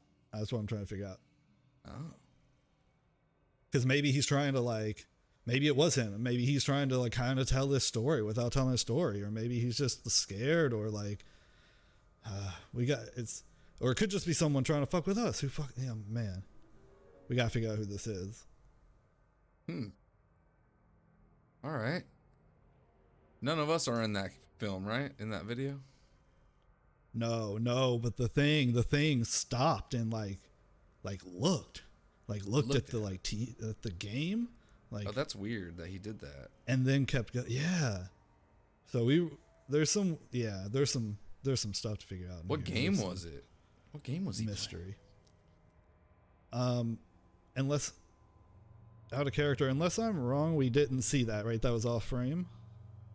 You did look at it, and I asked if you thought your character would recognized it, and we rolled, and the answer was no. The last session, that all wasn't a thing we played through. Oh, okay. I remember that. Yeah. Okay. All right. So, I mean, I did see it, so I can play the video. That? Yeah, I'll play the video again, and since it's on the screen, and show Gideon. Okay, I 1 second. mean, I Actually, can't I imagine someone like Gideon would know this video game, but maybe. I've never really played a video game before. Yeah, exactly. Oh, that's great.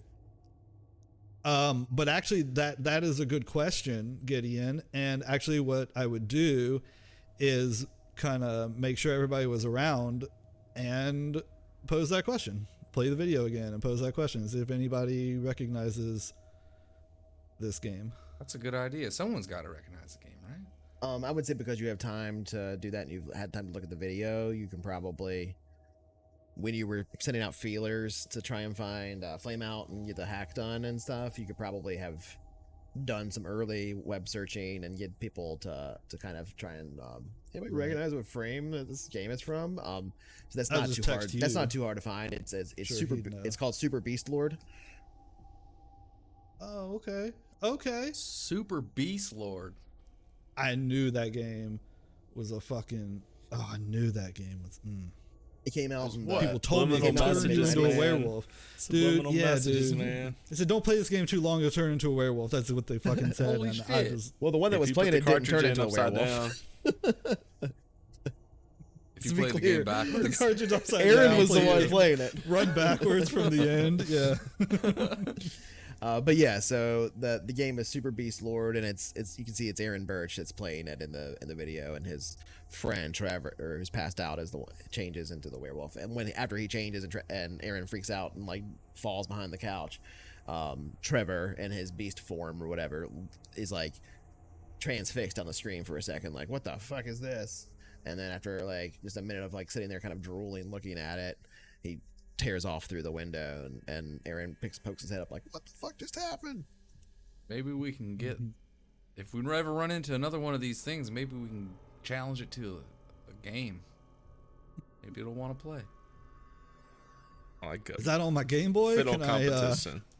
I just think we should pack a Super Nintendo with us next time. I like a pocket Go- version? GameCube. What's out? GameCube. We can go to Is it Super- Blockbuster and check it out. So specifically, this is a Super 2002. Nintendo. This is a Super Nintendo game from the 90s. Yeah, this is like around like 94. It came out. It's also quite popular online still to this day, and it's one of the earliest games that people were trying to like do speed runs and stuff of. And this was him recording himself trying to do speed runs of this game. And not drinking and stuff at a party, basically. Everybody else around him is drunk. And Playing that game too long. Right. And then his friend is like, oh, and he's like, oh, don't Turn his puke. friend into I'm a not cleaning werewolf. it up again. And then he turns into a werewolf. This was before being an ultra nerd was cool. Anyway. Definitely carry a Nintendo with us. At least a Game Boy. Yeah, I'd take like a Nintendo and then like a TV and like tape them together and just carry it around. Oh, that's With- brilliant. They're huge at that time. Okay, so anyway, It's like an 18-inch CRT right. taped on top. You send out feelers for all this stuff. You'll get some information back from Flameout eventually, presumably whatever they find. And does anybody else need to have any scenes during this time? Otherwise, we'll go ahead and move forward. What day is it? I put it in chat. That's how Flame Out is, by the way. Today, since you went to the first, so today would be, it started on the 13th, that was the 14th, so today would be the 15th. What day of the week is it? I don't know. I got one more quick thing. It's the 15th of what month? October. All Hallows Eve approaches. At The one point you'll 13th see of October, you said? Tuesday. 15th. 15th. It started on the 15th of 13th. October? There were Okay. 2 days that passed already. At one point you'll see Jane in a phone booth making a call. Okay, it's Tuesday. Yeah, I just looked that up too. Did you say what time it was, or just? I did not say what time it was, but at this point it would be like the evening of basically. I guess. So since I've been injured, I'm gonna treat today like I'm gonna do the stuff I meant to do on Monday.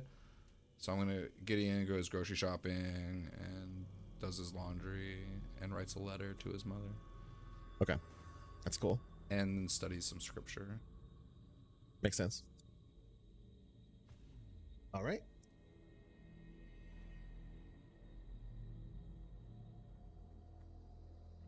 I don't know if you heard. I was gonna make a quick phone call Go ahead. from a phone booth. All right, so you would make it to a pretty well-known. Yeah, go ahead and put that. By the way, that spelling and everything, Macau, in the character sheet, history section and stuff on Roll20, as well as in your World Anvil notes for both yourself and Flameout if you haven't already. Go ahead and make your call. This is like at what time of the evening are you making the call? This is any time I was free, so this could be any time during that week. Okay. Even during the day. Okay. Go ahead. The item was placed as requested. We continue to investigate animal activity in the area, including a direct encounter, in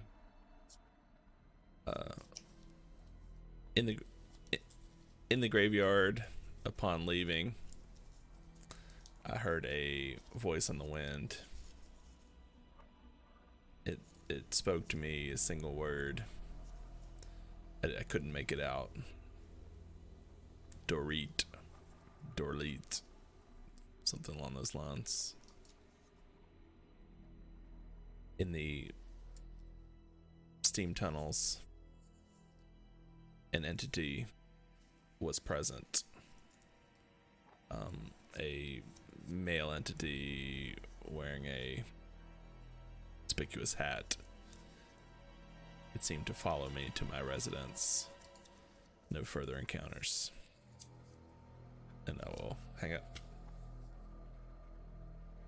You hang up, and literally the second you hang up, it rings. I'll pick it up. Jinx. 7 6 1 1 6 7 1. Initiate. Ward.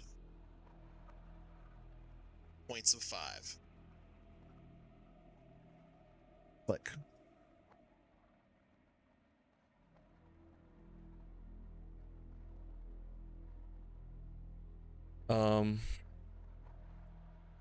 Does that mean anything to me in terms of background?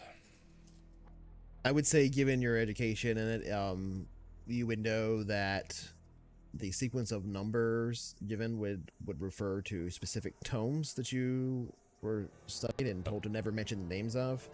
Sure. And the initiate is you, that's commonly referred to, and then ward typically would imply put up protection wards on your house if you were followed home by anything.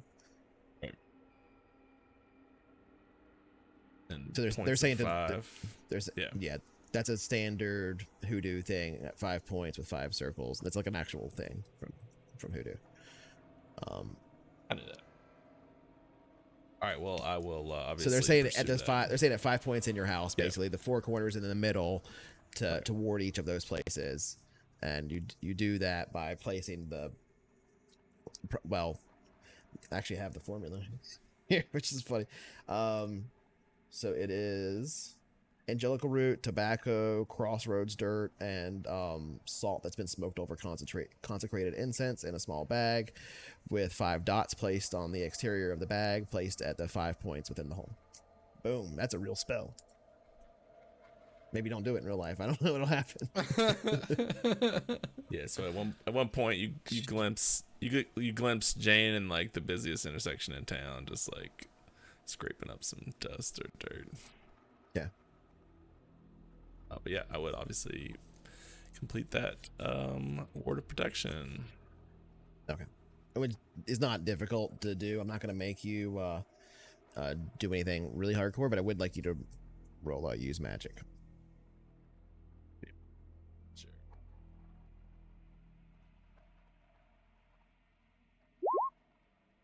Okay. A weird Yeah. stat. Of course, I'm a badass. Yeah, I'd say everything. You don't get any weird feelings or anything at the completion of the spell. It takes you about an hour to do it. I will say at the end of it, you do notice when you look to your, like, kind of just to your left, completing the ritual. By this point, it's like evening. You know, you've got your lights on inside and your blinds closed and stuff. You see the silhouette of a shadow at your blinds, like it's like looking from outside, that same brimmed hat for a brief moment, and you're like, "Oh shit!" And you Creepy drop, shit. you like drop the bag in that spot in the corner and fades away.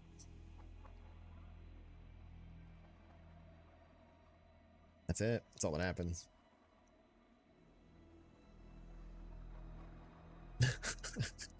Our chat looks crazy with all the like hacks or handles. I keep looking over like, should I ban these people? No. Should I ban these? Just random ass I mean, fucking now that he numbers. said it, that's what my handle's like. I had to say it because that's he awesome. was talking to you. Mm-hmm. Complete truth. That's dope. 2002, baby. Yeah. Bleak Truth and Flame out. You can tell we watched Hackers the other day. Yeah. Okay. So, if there's no other scenes, we'll just go ahead and skip forward a little bit of time. Okay. Moving on. Let me pull this up.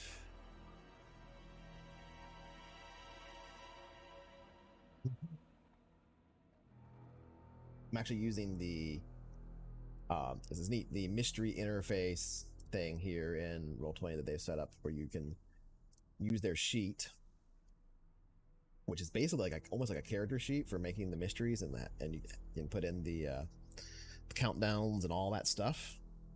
So you like literally have an actual interface for doing the countdowns and all that things as a Really? GM. It's pretty cool.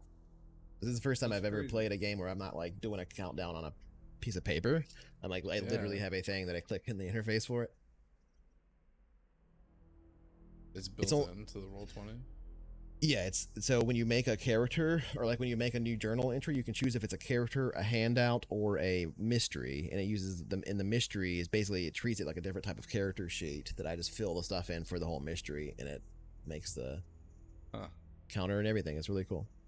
That's sick. Okay. So a few days go by. Uneventfully, no message yet from Flameout. No more news reports popping up.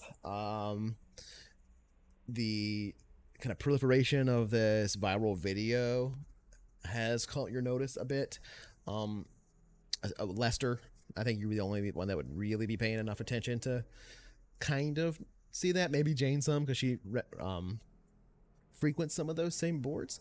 So it is spreading a bit. It's getting a little bit more popular. Because of that, you're starting to get more, there's more chatter in like IRC channels and stuff about like, yeah, man, I told you this Hushwood place is crazy. We keep getting all kinds of reports from there, and people are starting to throw around this term about Hushwood, supernatural nexus, and all these sightings of ghosts and all this stuff and stories. And they're diving down into the history of it and stuff, and it's popping up.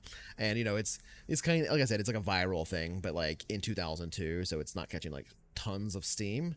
So it's like viral against a sort of a niche set of interests. But because of that, you're starting to see, Lester, kind of people talking about, not doing it yet, but people talking about crypto tourism.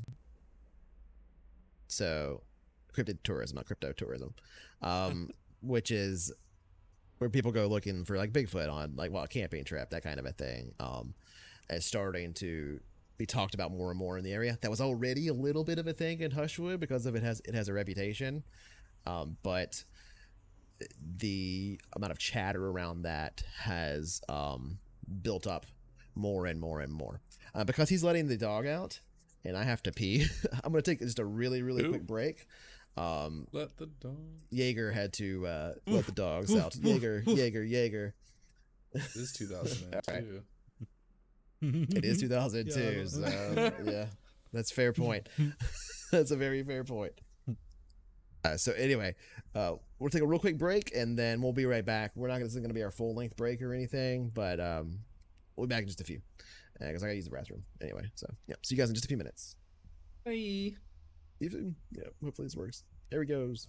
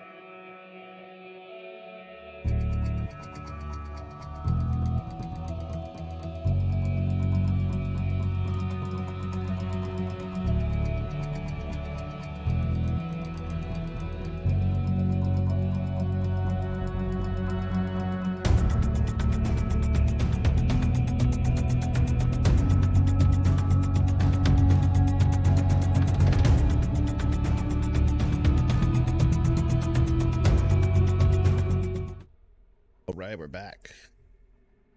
That was a good break. I ate some chicken nuggets as well. I still have some next to me. Sounds good. They are good. Helpful euphemism. Let me change this. Playing the Steam Tunnel song. Okay. Not that the Steam Tunnels have their own song, but Theme. I do have themes for things like the Steam Tunnel, so that's anyway. A few days later, our camera basically after the last scene we just played out with our characters, our camera fades to black and then fades back in a second later. And it literally says a few days later at the bottom of the screen. We see the town of Hushwood now, our camera moving through its streets. It is nighttime. That fog that had begun to set in this time of year thick in the air. It would now be the 17th, a Thursday. The evening of that Thursday. We see some headlights from far away stretching through the fog down this road. A road that would be very familiar to Lester, as it's the same road he lives on, though a bit further down towards the main town. Actually, specifically past Burger Beast, past Sunset Hills Memorial Cemetery, and well into the forest there between the bridge and that main road that you kind of stretch off of along the river.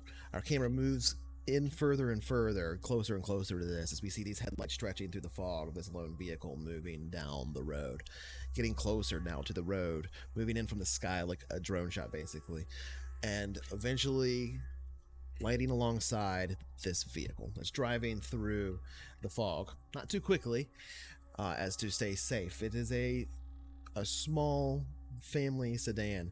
The camera passes effortlessly through the back window, and we can see a young couple in the vehicle.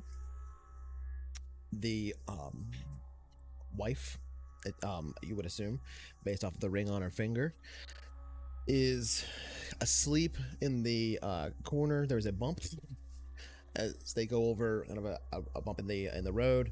You can see there's a bit of camping gear in the back of the vehicle, and she wakes up. How much further is it? He looks over to her and down at a paper map for a minute. Well, we pulled off at that Hushwood exit. I think the campground should be somewhere through here. I think this is a shortcut. We could head into downtown if not. I think we're on this road. And she takes a look down and then looks back up for a second and screams, pointing forward. He looks up very quickly, the map kind of flying away in the car, swerves to the side very quickly. We briefly see a small child standing in the middle of the road, kind of in a somewhat archaic looking dress, a sweatshirt and pants. The sweatshirt seems reminiscent of something that might be more expected to be worn in like the 1970s. The child just stands there facing the car, unblinking, unmoving. What looks to be a small teddy bear, kind of wet in her hand. Looks up at the car swerves around her and stops. The child turns to the car, and we can see them both jump out. Are you all right, sweetie? What's wrong? Where are your parents? And the child speaks up in a voice that sounds very, very human and normal, though a bit strained. I need to go home. Will you take me home? I'm so tired. Yeah, sweetie. Are your parents around here? Is your home nearby? I need to go home. Okay, you can step in. Come on, sweetheart. And they lead her into the back seat of the vehicle. She gets into the back seat, and they both get into the car, and we see it take off down the road very, very slowly. Our camera doesn't follow along in the interior of the cabin this time. We see the car moving further away from our camera, and it begins to get slower and slower. Eventually, each of the tires pop, and the vehicle itself careens off of the road, hitting the ditch and flipping over one time. We can see the silhouette of movement inside. They're still moving. The couple struggling to take off their seatbelts after flipping over in the ditch. The silhouette of the little girl no longer present. Then we see her appear as if she teleported right in front of the car. I need to go home. And then appears back inside of the vehicle, and we just see the interior of the vehicle splatter with red and hear the distant screams of the couple as our camera moves further and further into the sky.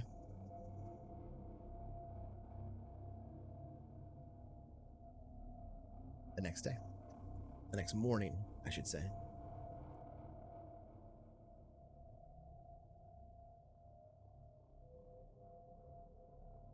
Should have had Goodyear. The next morning, Jane, you hear a against your door.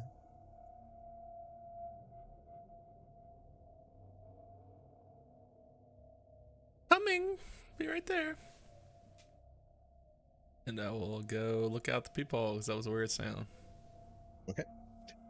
You look out the peephole, and there's nothing there that you can see. I'll open the door. Sitting on your, what would that be called? Footstep? The step? What's it called? It's not when it's a porch, but stoop. That's what I'm looking for. Thank you. Sitting there on your stoop is the day's paper as normally would be expected. It's sitting there wrapped in plastic to avoid the inclement weather that's been happening. The fog still thick in the air. And then next to it is another paper. Not wet at all. Not wrapped in plastic. Folded neatly. Dated 1962. The top headline of the Hushwood Gazette reads, Child Slayer Cult. You quickly read through it and see, kind of skimming the article just as you pick it up, almost without even meaning to, because it's so briefly written, the mention of a child slayer cult being called and them burning down the house that they were in with themselves in it right as police arrived in 1962, and there were a few suspicions of some of them getting away. And that's all the article reads, and that's the first time you've ever heard of it. And it is of course dated 1962. The paper itself, which stands out, is it does not look aged at all.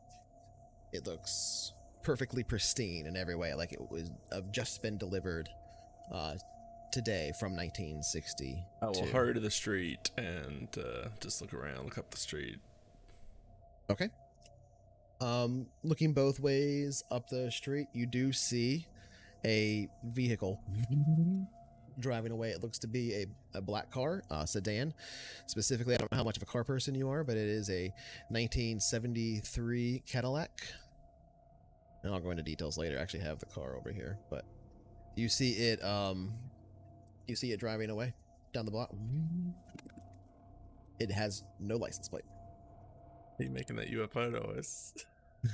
I'm reminded Sounds like a totally Lester human car. nervous. It might be Get cutting out Lester some of the nervous. sound I'm making because of the RTX makes voice stuff. some Yeah. sense. Yeah. It's making a car noise. Vroom vroom. Curious indeed. Ciao. Much better car noise. Well, I'll take both papers and go out to my backyard.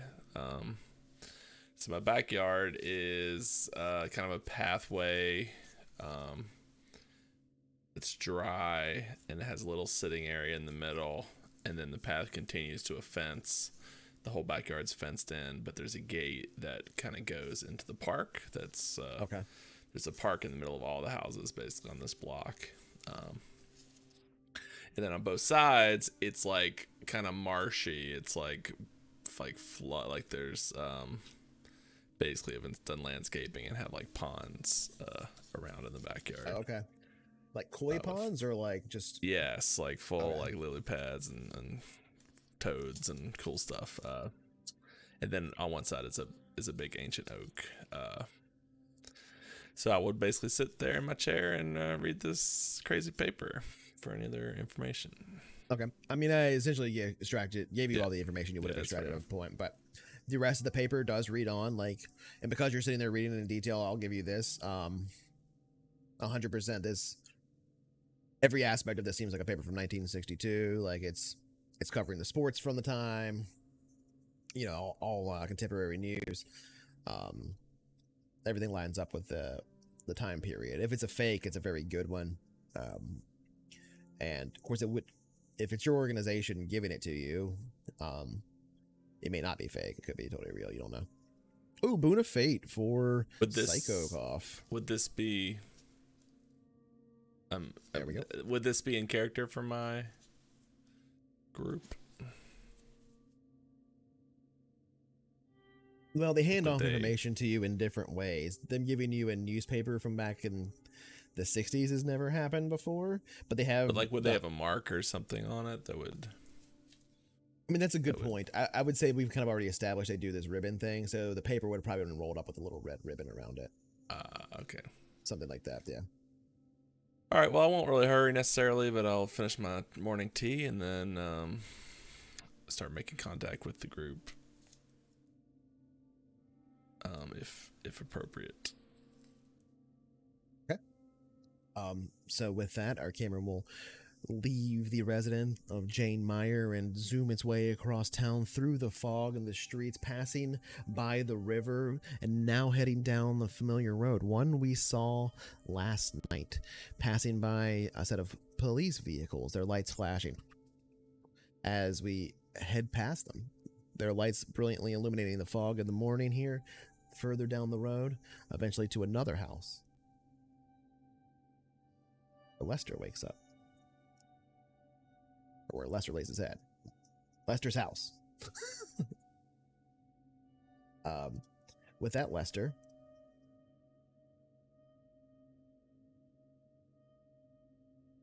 I want to give you a little bit of history. You wake up, you stand, you go through your daily rituals, you probably look at your calendars, however you do it. I don't know how Lester would go through that process. You can describe to me what that is, but I would say you would be reminded of something from 10 years previous at this time, around this time period. A number of murders along this very road that you live on, a ways down. Not very close to your house. It's a good drive down the road. But you were here 10 years ago. You moved here. You would be 28, or you're 28 now. You would have been 18 at that time. A bit too young to like really be an effective hunter. Certainly not like you have become. But at that time, there were a rash of mysterious deaths that you never solved. Nobody ever solved on the road. The time you had done a little bit of research, though, and 10 years before that, they had happened as well, similar ones, as far as you could tell. And even before that, 10 years. But you weren't here then, and so you've marked it on your calendar, basically, I would say, to look at it, at any rate, reminded yourself because of how much of a case you are. And I would say, like, whatever that is, whatever that reminder would be for your character, when you awaken this morning and go through your process, you would kind of stumble across that reminder and be like, oh yeah, it's just that week. So describe to me what that looks like. So I was kind of trying to put this together for Lester, but I believe basically the house is a pretty big house, but it would be kind of pretty bare, and essentially in like the kitchen slash dining room area. I would have like a round wooden table, and basically my laptop on there that would Big always kind fat of sit on that 2002 table. laptop. Big fat laptop. And I would kind of be there most of the time. And I would use like local, I mean, there's not like there's cloud calendars at that time. No. But so I'd have like local calendar program that I may have even made myself, or at minimum gotten from one of my net friends and like built it and compiled it and built it myself. And so that's what would notify me. So it would be like an old school like chime on the on the laptop basically. Okay, so you like sit down at your laptop with your coffee or whatever, and like an old school chime thing pops up, and you're like, "Wait, what is this?" Oh yeah, you probably have multiples of those anyway for other things, but this is one where you're like, "Oh yeah, what is it today?" Oh shit, it's that. Yeah, right. And cool. I also I would have like a few laptops. Burner tops in case you have to. Kind of burner tops, but a few more laptops kind of on the other side of the table, like closed and stacked up and stuff. Okay. Not like being used, but they're just kind of sitting there. You're not NCIS case I need, hacking like- dual wielding keyboards. Yeah. Just in case I need to take a laptop with me, you know, that's not my personal one. Oh hey, thanks for the follow, Marco. I didn't see you there. Mark of Kane 91. Oh yeah. Kind of like my duffel bag full of Nokia burner phones. Nice, nice. So they're just kind of piled up over there. If I want to grab one, and the rest of the house, they're Lester actually hasn't like gotten into any kind of like desktop. You know, this is 2002, so like computer modding was pretty big and stuff. But he doesn't do any of that. He like literally sits at his little laptop and talks to his friends basically on the net. Okay. So I would get that notification, that chime. What was the date you said? The We're on 15th Still was the 15th? was Okay. was the day we were on. Now it's 2 days later, so it's the 17th now. Oh, okay. 17th now. Thursday. Yeah, it's a Thursday. Thursday. So you probably reminded So- yourself that this upcoming week is the week, basically, that this started to go down.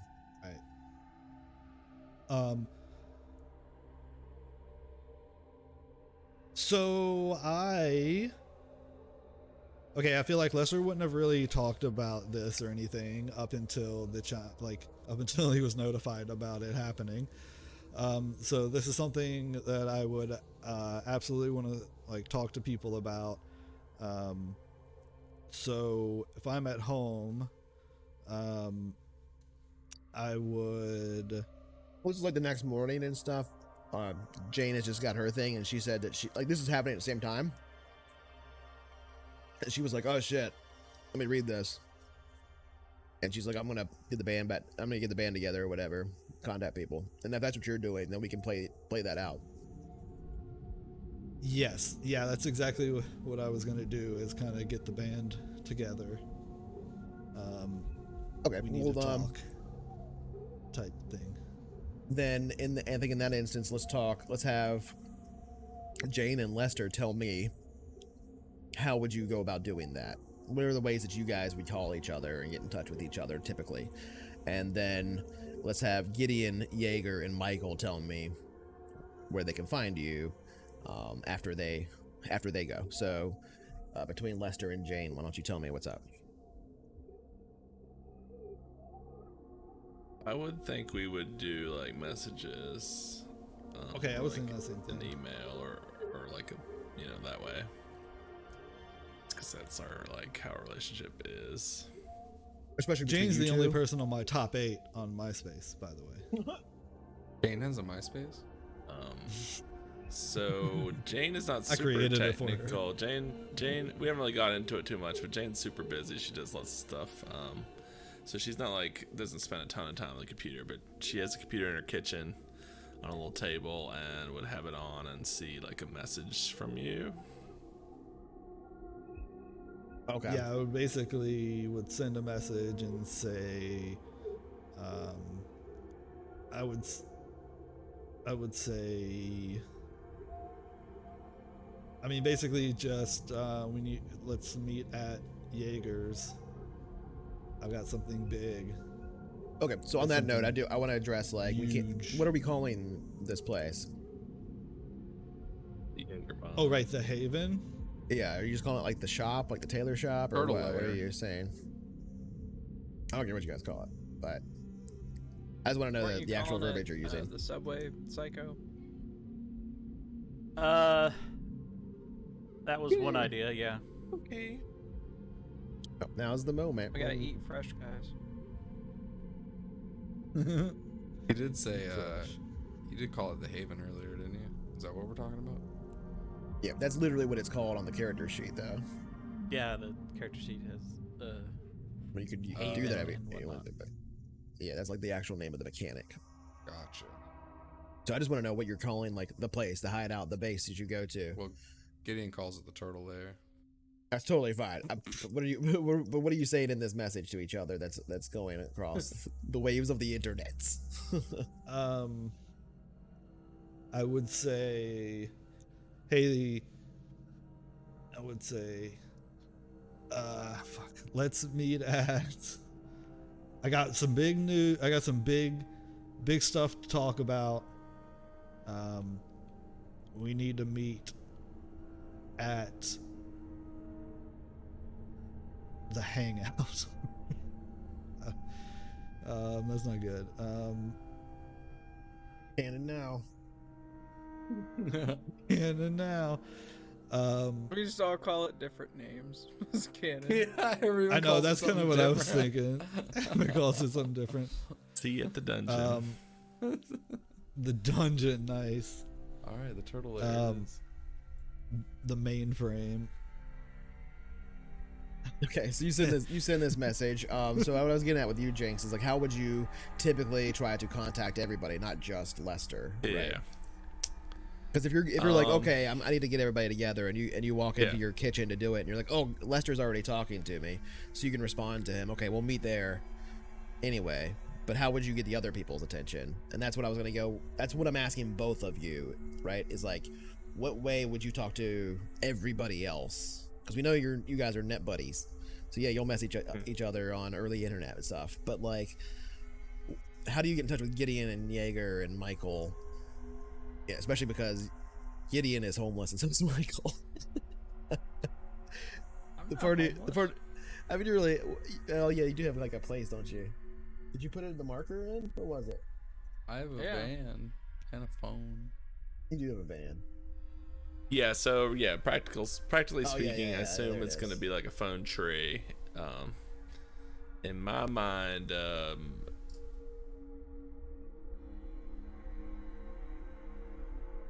Jaeger's kind of the core, the core of the group. So I would think, he's a little bit more respectable with his business. So I would think I would go to him kind of naturally. And again, we've had a relationship for a while, so I would assume he would call the rest of the posse. Okay. I don't know if you agree with that. Where is your house on here, Michael?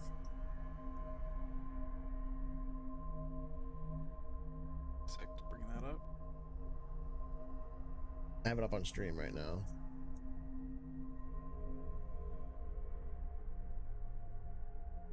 There's Jaeger's. It should be north of that.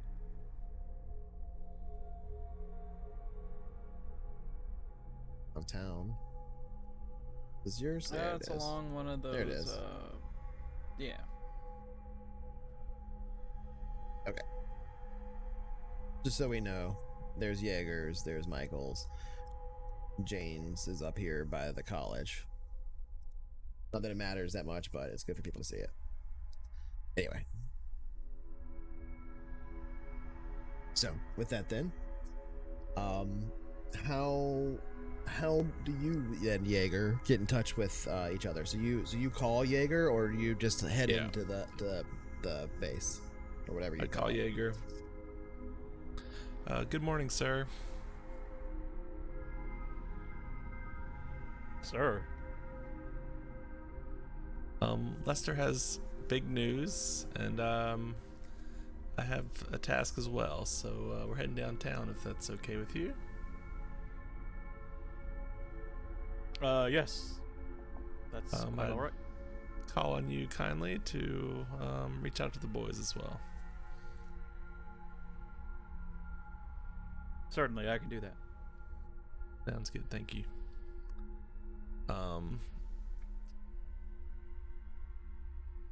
Now, Jinx I think has a car, a 85 Mercedes-Benz convertible, one of those kind of but it's pretty shit. It's not very reliable, and she doesn't really like to use it. Still a convertible. It's pretty cool. Yeah, it's cool to like go around, but like it's you know, it has lots of engine troubles and stuff. And she's not a big driver. So Lester, do you have a vehicle? I do. So why don't we It's say I would reliable. have you swing around and pick me up? Absolutely. Okay. I would also call Jaeger from one of my Nokia phones, and I would say, Jaeger, it's Lester. I'm gonna pick up Jinx, and I'm headed to the mainframe, and then I'm gonna hang up, and I'll throw the phone outside my car, crush it with my foot, and drive off to get Jane. 2002, before Twitter was a thing. Love it. Just a trail of phones everywhere he goes. That's how they track them. Yeah, just by the phone crumbs. That's how they catch him. Yep. Okay.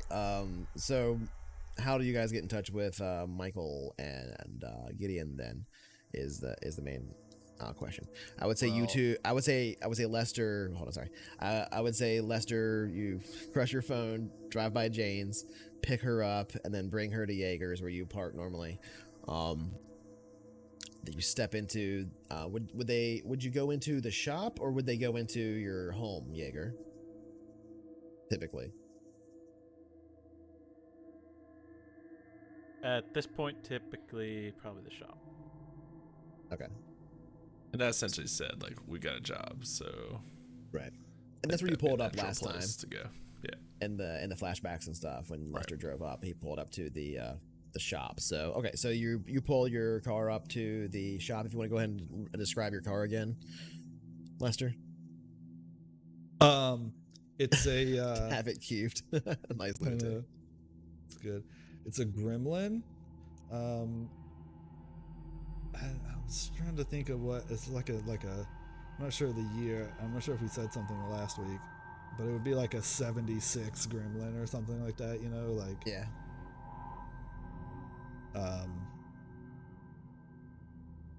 And it is the classic Gremlin green color. The like Okay.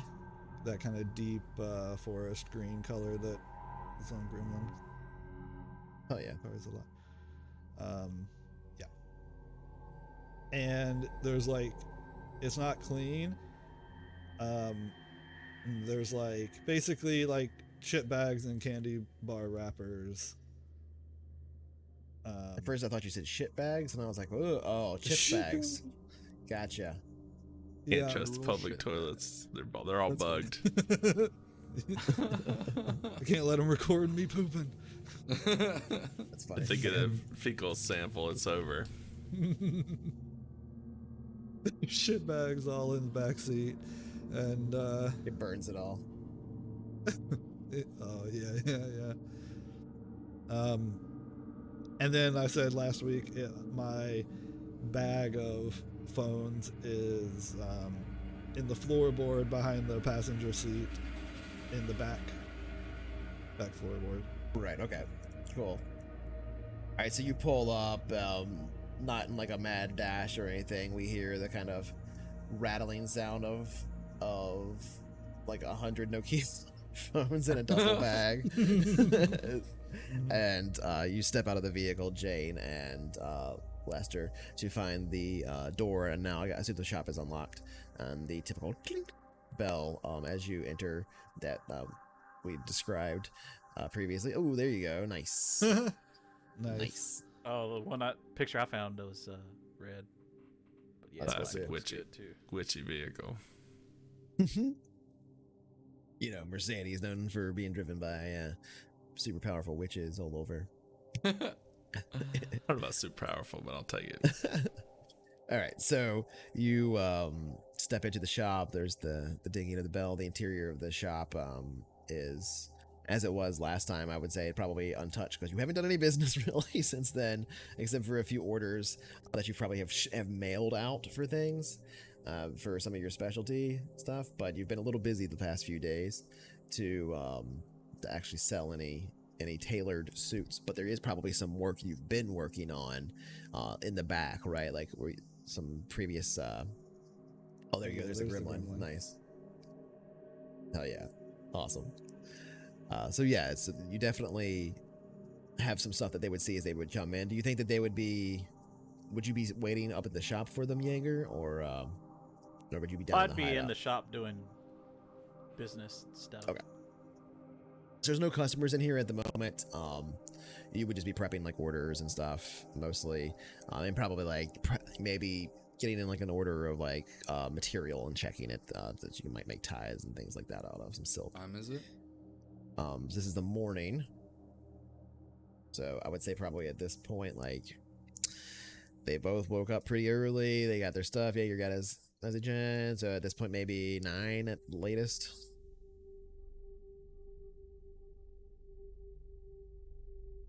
Probably about 9 a.m. And of course, I would have called Gideon and On the Michael 17th. both since Well- Jane told me to.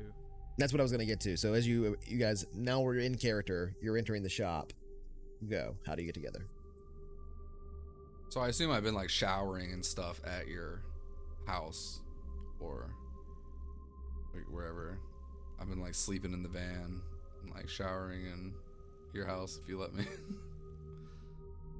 But at this point, Are you showering in one of their houses or all of their houses? I was thinking about alternating so I'm not like imposing too much on one person. So anyone who will have me, I'll shower off. You'd be welcome at James. on rotation. Yeah. All right. Well, But I'll whose pretty much driveway are sleep- you typically parked in this week? This week. You can change it later, but this is Jaegers. So like most of the time I'm probably parked near the tailor shop or something like that. Like there's a parking Okay. lot out back that's not really sus. Okay. I mean, you're near the whole. That's the boardwalk, so you can park all along the boardwalk area anywhere near the tailor shop.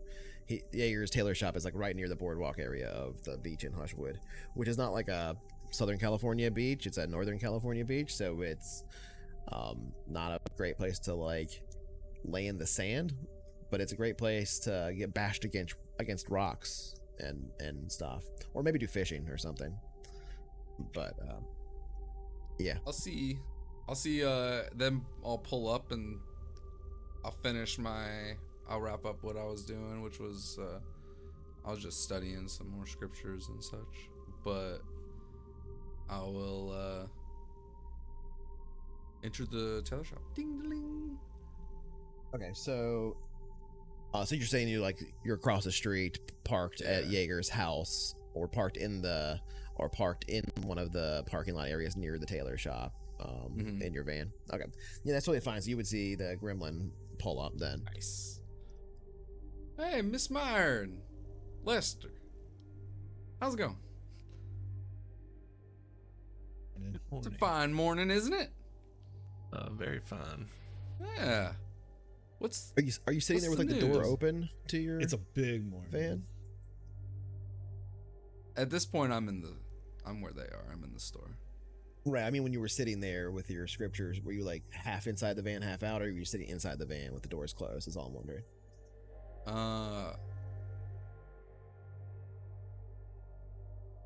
Probably just sitting in the driver's seat. Okay.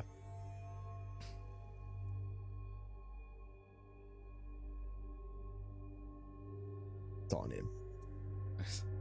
That's haunted, dude. My van. Van's haunted. There's a monster under Oh, you one of wait. the seats. It's behind me. Oh, you know, I have a reason. I have a reason to know to know that you're in the driver's seat at this point. What brings you all here this morning? Hi, Mr. Toten. Big news, big news. It's a big day. Oh, that's exciting. Let's get everybody is together. Michael here? Yeah, I think so. So you would have I to don't get know, in touch actually. with him. I haven't seen him. I would have tried calling Michael after Jane told me to. Asked you to. Asked me to. Told me to. All right, Michael, you have a house. Is that where you would be at when you would receive the call in the morning at here? the moment, yeah. It'd be like 8:30 in the morning when you get the call or about 9 in the morning when you get the call because it's when they arrived. All right, so yeah, describe to the interior of your house as the camera meets you inside with the sounding of the ringing of your phone. It's a very plain, almost like an apartment building, but with multiple rooms. But like a one-person house. Pretty much a basic table, basic bed. Very little furnishings because Michael doesn't spend much time doing anything except maybe reading in the house itself.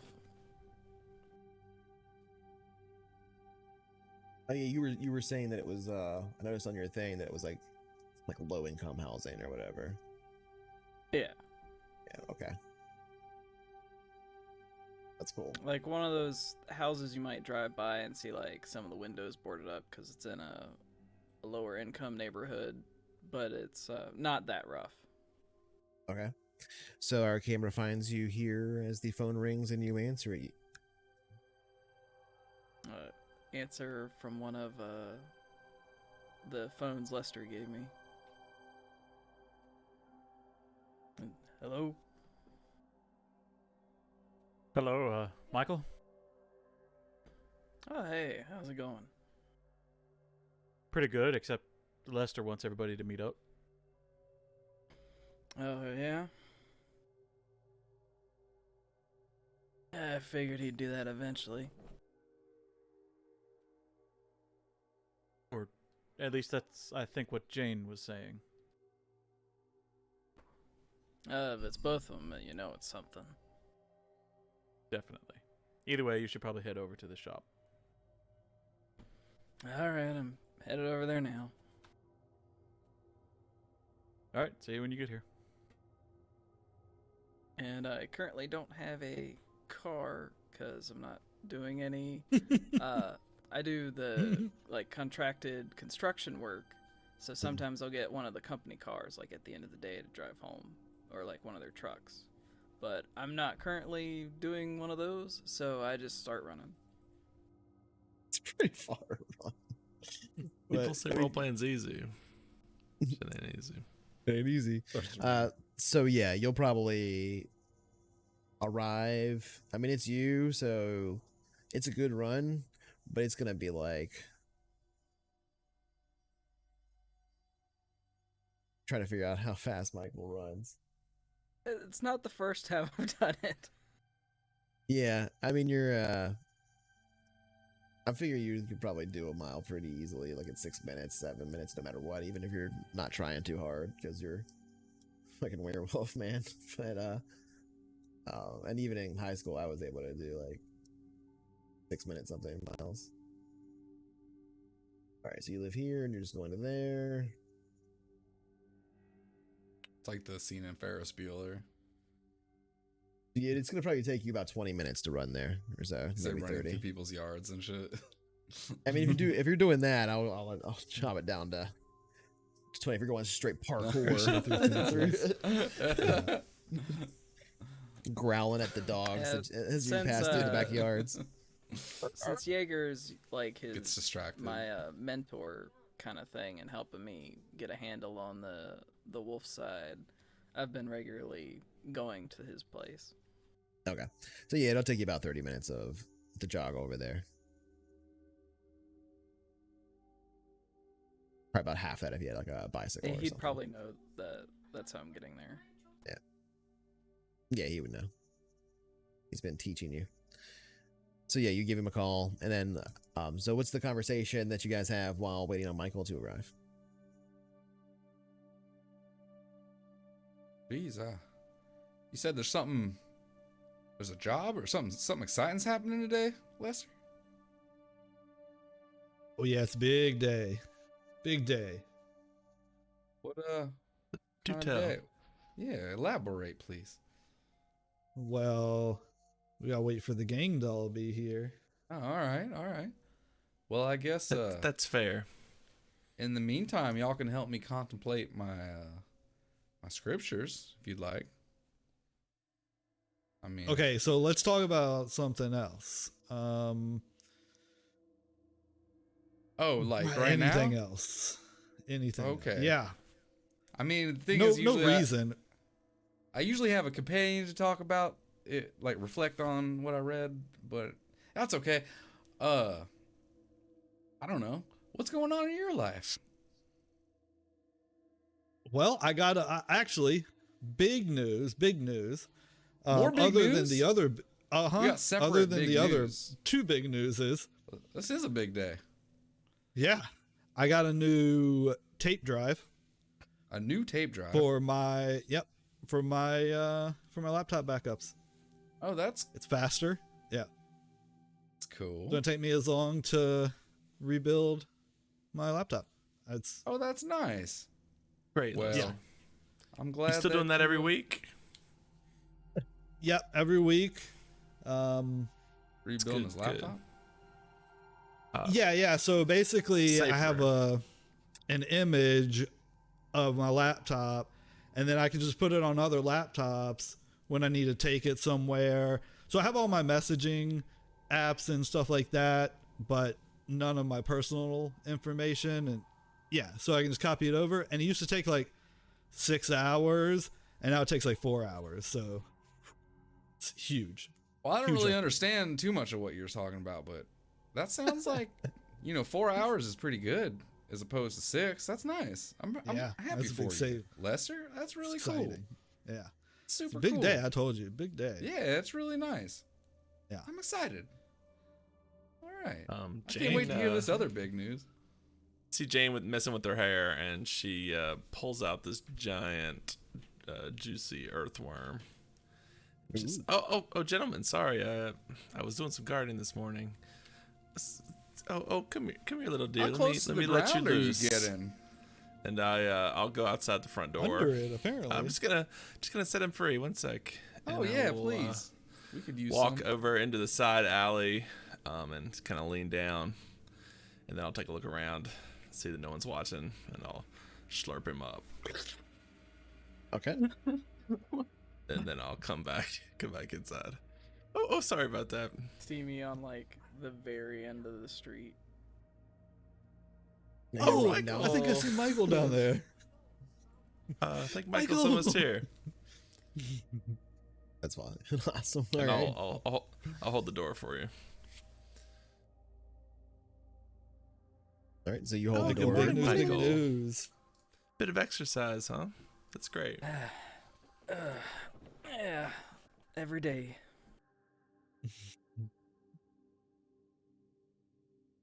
Sweet. Yeah, I need to start getting So some what's going exercise on? too. Well, we're all here, I think. Okay. All right, guys, gather around the table and gal. Sorry, Jane. Gideon's a little gather zonked around out. the table here.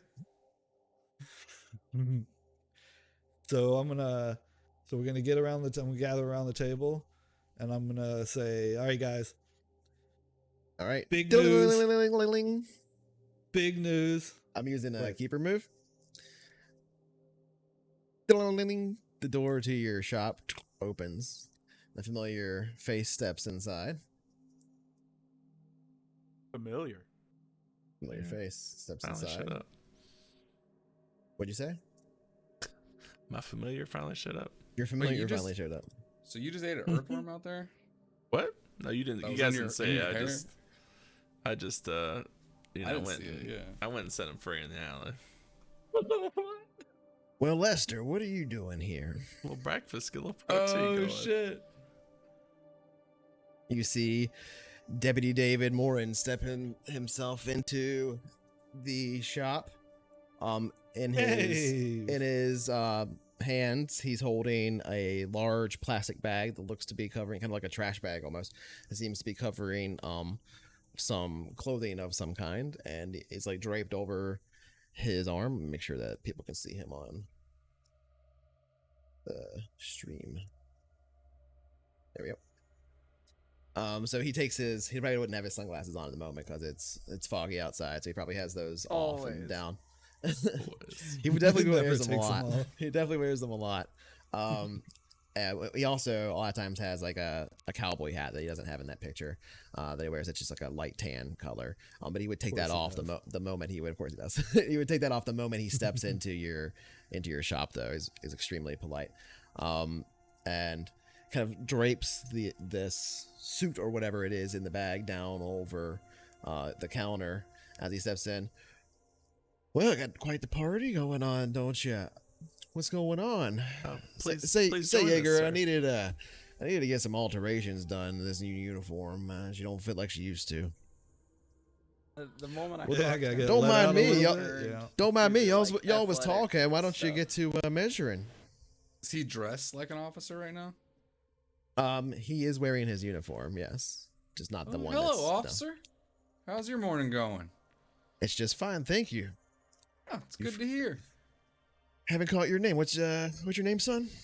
Oh, I'm Elder Smoot. I don't think we've had the pleasure. Elder Smoot. He reaches his hand out. He's very, very polite. It's extremely firm handshake. I'll return the Listen, don't let gesture Lester and here get you in any trouble. He's trouble. he's a good Mr. sort. He's a Toad. good sort. Oh, Lester. Oh, yeah. Yeah, Lester. What? No, never. I know. It actually, he turns out to be my cousin. Wouldn't you figure? And he does you know, cock an eyebrow We're at so that. much alike. Just slowly Yeah. turns to Lester. Doesn't say anything though.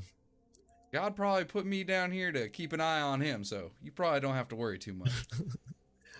So he'll turn to Jaeger and say, "Well, Mr. Toten, if can you get my measurements now, or maybe we could do this later if you want. But I'm gonna have to get some work done on this. Yes, right the away. suit. Just give me one moment. He'll How pull long out you Be think sure to it'll take leave a to do lot of that? room in the crotch. You know, tape measure and you notepad got some and all big that. balls, man. He'll Lester. eyeball you again.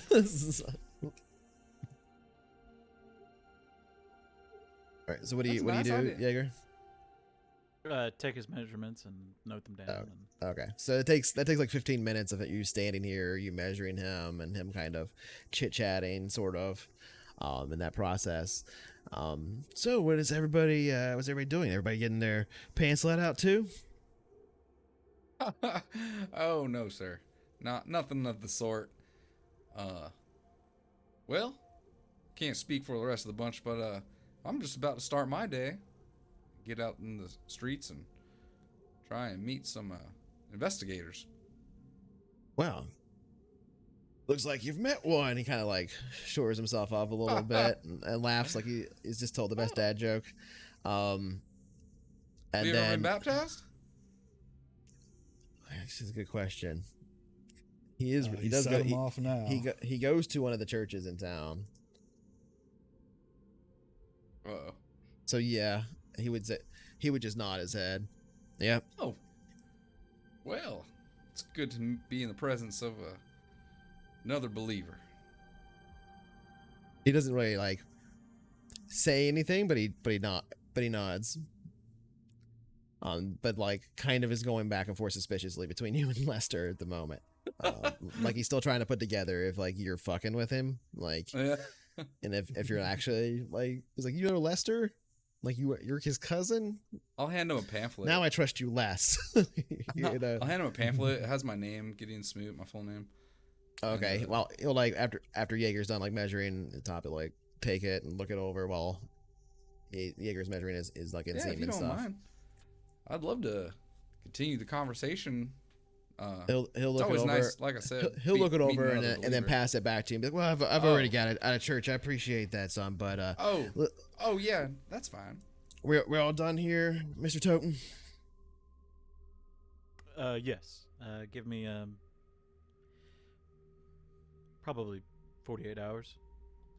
He'll nod, and I'll start to walk out, but he'll stop as he hits the door, and you hear that little dinging of the bell, and like half holding the door open, and turns back Oh, around. change and your looks- mind on that pamphlet, did you? Looks at Lester, smiles at you, but looks at Lester and says, "Actually, I'm glad I caught you here, Lester. I know you're listening on that scanner of yours, and there was an accident this morning over on your road. We don't need any company over there, all right? So I don't want to see you over there today, okay? You know what it is. Don't get started, Lester. We've had this conversation Nope. before. All right? You know what's No. Okay. Don't Yes, you go do. there. All right. I got a cell just waiting for you, buddy. So we don't have to do this. Just please don't do it, Lester. All right. Anyway, y'all have a nice evening or morning, I suppose. I need to get some coffee. And You as well, officer. Or officer. and he'll walk out here as the bell I'll bell see you later, ends. Dave.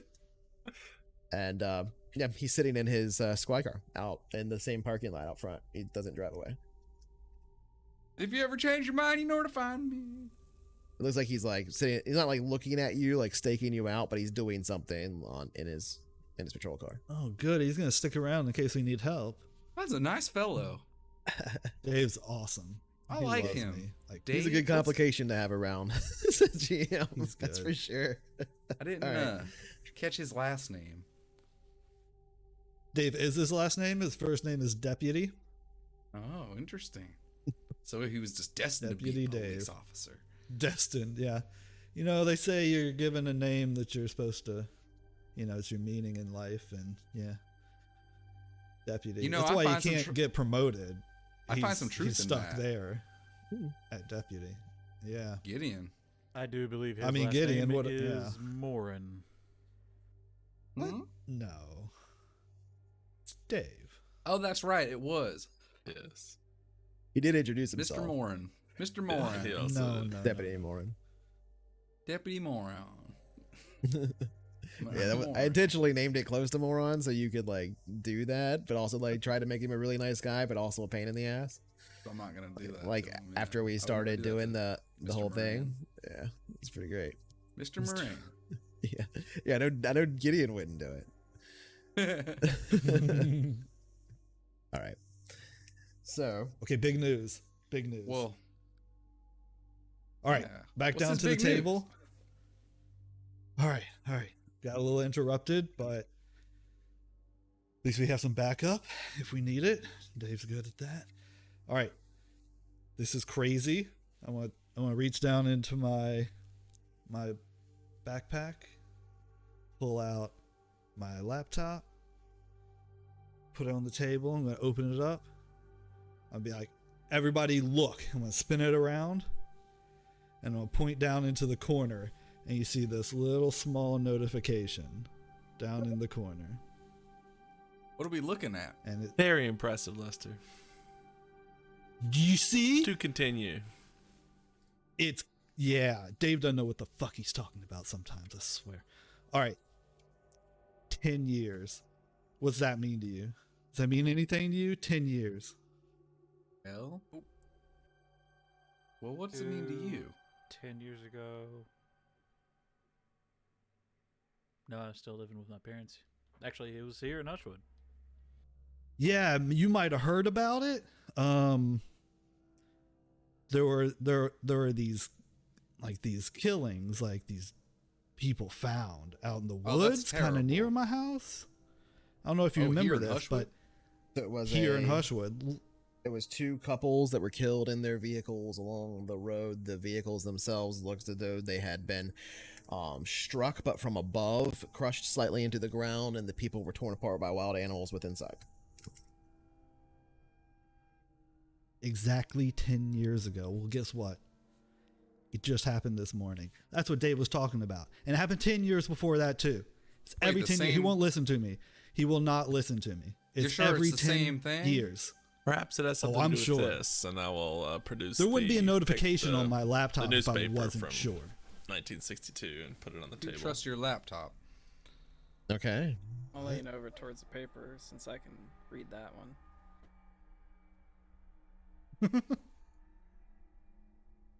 What? 1960. See? I don't know what the hell the 1962. laptop's about. What's the date? Is it today's date? Is it exactly 10? See, I told Dave. It is. every It is 10 contemporary to years. 1962. The big difference is, like, so it is the same rough date. That the bodies and stuff are of the cult were burned in the house. Would be, so this is the 17th. That would have been on the 19th, but of October, 1962. But the I guess what I'm trying to say is, it was specifically not a thing like this. The same type of killings did not happen in 1962. So I'm saying, like, yeah, something happened, like, from Lester's perspective. Yeah, something happened in 1962, Yeah. but it's This not is the like start the of same it. type of killings at all. Like, Right, it's right, right. this is Right, a not- a there's cult not was time yet. found. Yeah. My friends dropped this off this morning. What you got there, Miss Meyer? Well, it says here there was some tragedy around this time in 1962. A cult known for slaying children Oh, that's was- terrible. was investigated and eventually found, but they burned themselves alive in their home instead of giving Oh, that's in. worse. Perhaps it's related, perhaps not. 1962. It was thought that they were all couples. Everything's related. It was thought that they were all couples. There were 9 burnt bodies found, meaning that there were suspicions that one went missing, and they were known to have slain their own children in some sort of ritual.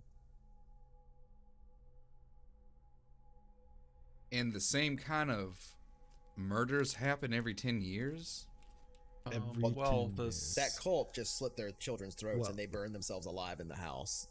The That's the first time the murders like this happened, whereas a couple was killed in their car along the road, same type of impact from above thing, where it looked at the car kind of crushed in, went off the road, didn't flip this time, just kind of slid off the road, and they were killed inside their thing. That happened in 1972, where a set of a set of 3 couples ended up killed, totaling 6 people, before it didn't happen again until 1982, when 2 couples were killed, and in 1992 another 3 couples were killed. These are all pretty gruesome, but are they really connected? They have to be. It's like clockwork. I mean, And you can find Dave- a murder every day of the Dave week, just- though, can't you? Coincidental. Not in a small Not town like like this. this. In That the is same true, area. and these are pretty brutal. Certainly And seems they're all on something the same road? supernatural here. They're on the same area of the road, and they all have the same circumstances. They look like there was a big impact from above. The vehicle kind of crushes in, like the tires pop and everything. The people were shredded inside the vehicle by what looked like wild animals. In most cases, the vehicles were never looked like they were opened. How does explain to me how it's connected to a child murder cult? Maybe it That's is. the Maybe it's question. not. Maybe we That's need the to pursue both and see where it takes us. Well, I guess we can do some research on the murder cult. See if we can find like members or I don't know. Yeah, they suspect 1962. that at least one was missing. Did they have like a name they called themselves? Good question. I'm sure we could find it. I'd also be curious where this home was located. That's a good question too. Can't be that many cults. Perhaps the library would have some. There's a lot of cults. Some more You'd be details. surprised. You'd be surprised. The library does seem to have some interesting information. The 70s were a complicated time. Sounds crazy. Huh. Um, Well, where do we even start then? well, Yes. seems like Dave's waiting outside to help us out. So we go talk to Go to the him. crime scene. We might want to beat Dave to the punch, so to speak. Well, he did say he didn't want Lester there. He didn't say nothing about any of y'all. Sure, he won't take. You kindly to believe anyone that? Poking around. He says that all the time. He doesn't Library mean it. wouldn't be too bad for the cult. Right. I bet we could find some, especially some old newspaper articles on it, or maybe I'd imagine it's somebody influential in the town. If they're like cult status, they must have some sort of like pull in some way. Maybe they've donated to parts of the town. Maybe they're like an original founder. Who knows? Guys, I have a library I'm just right spitballing. here. I pull up Ask Jeeves. Was that around? Is that pull up Two Cows or something? imagine Jaeger sitting Alta down. Vista. With his notebook, going over like the measurements he just took and like what he needs to do to alter his suit, but just listening to everybody. Mhm.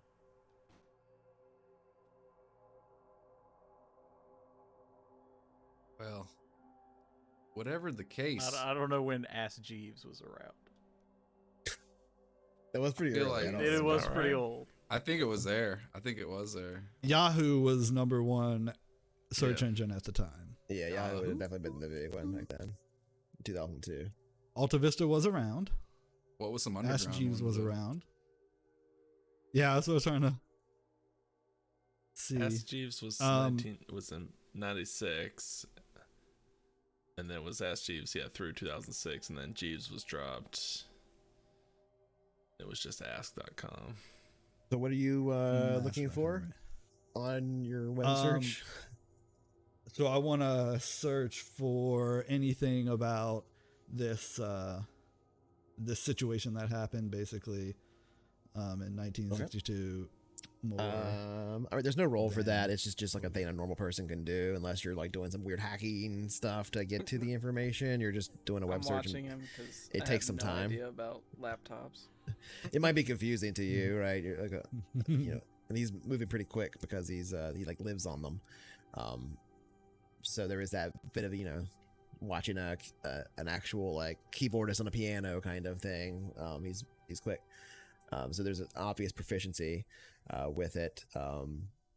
Yeah, so I feel like I'm gonna give you some basics, and then I'm gonna allow you to have like one hold for one question for investigate a mystery for the flexible alternative version. But the cult, as far as they know, was called Brotherhood of the Sky. It was formed in the early 1960s. They don't know exactly what year. They suspect 1960. It could have also been as early as 1958. It's hard to know. They believe that it was not started in Hushwood, but instead immigrated here. They're not sure from where, but there are suspicions that there are people that were that were part of the ones that killed themselves that were fugitives from Europe and several different countries in Europe, including France, as well as the Czech Republic, a couple other places. That kind of went on for years and started part of this mystery that it was being investigated. Each of them were suspected to have had children that were also killed, but they were not ones that were burned in the fire. They were killed on a different site. that site was found in the woods nearby and has since been like bulldozed and taken care of and everything. Hey, Richie at the helm. Thanks for the follow. Oh shit.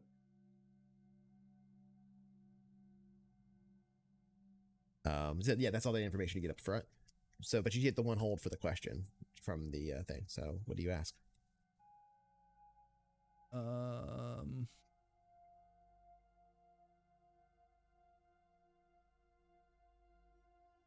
So that's the investigate mystery questions.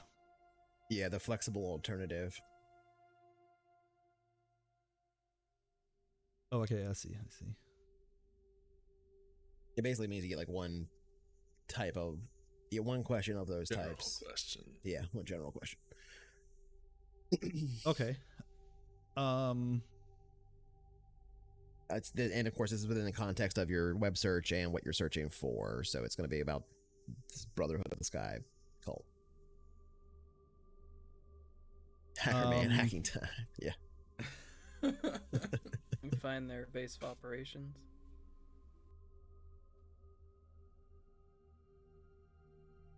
Wow, that's a lot of information you got just that quick. Wow. Okay, we didn't have to go anywhere. Lester's great. It's a wonderful thing. Yeah, what kind of database are you hacking into right now? This is going to take over the world. You should wait. This is basically all stuff from newspapers over the last, from the 1962 to about 1976 or so, that had information about that happened.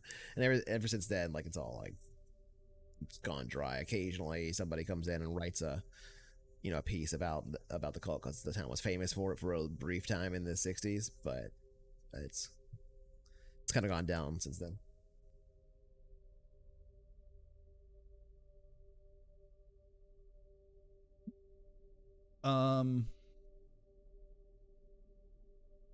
Why did they kill So, the kids?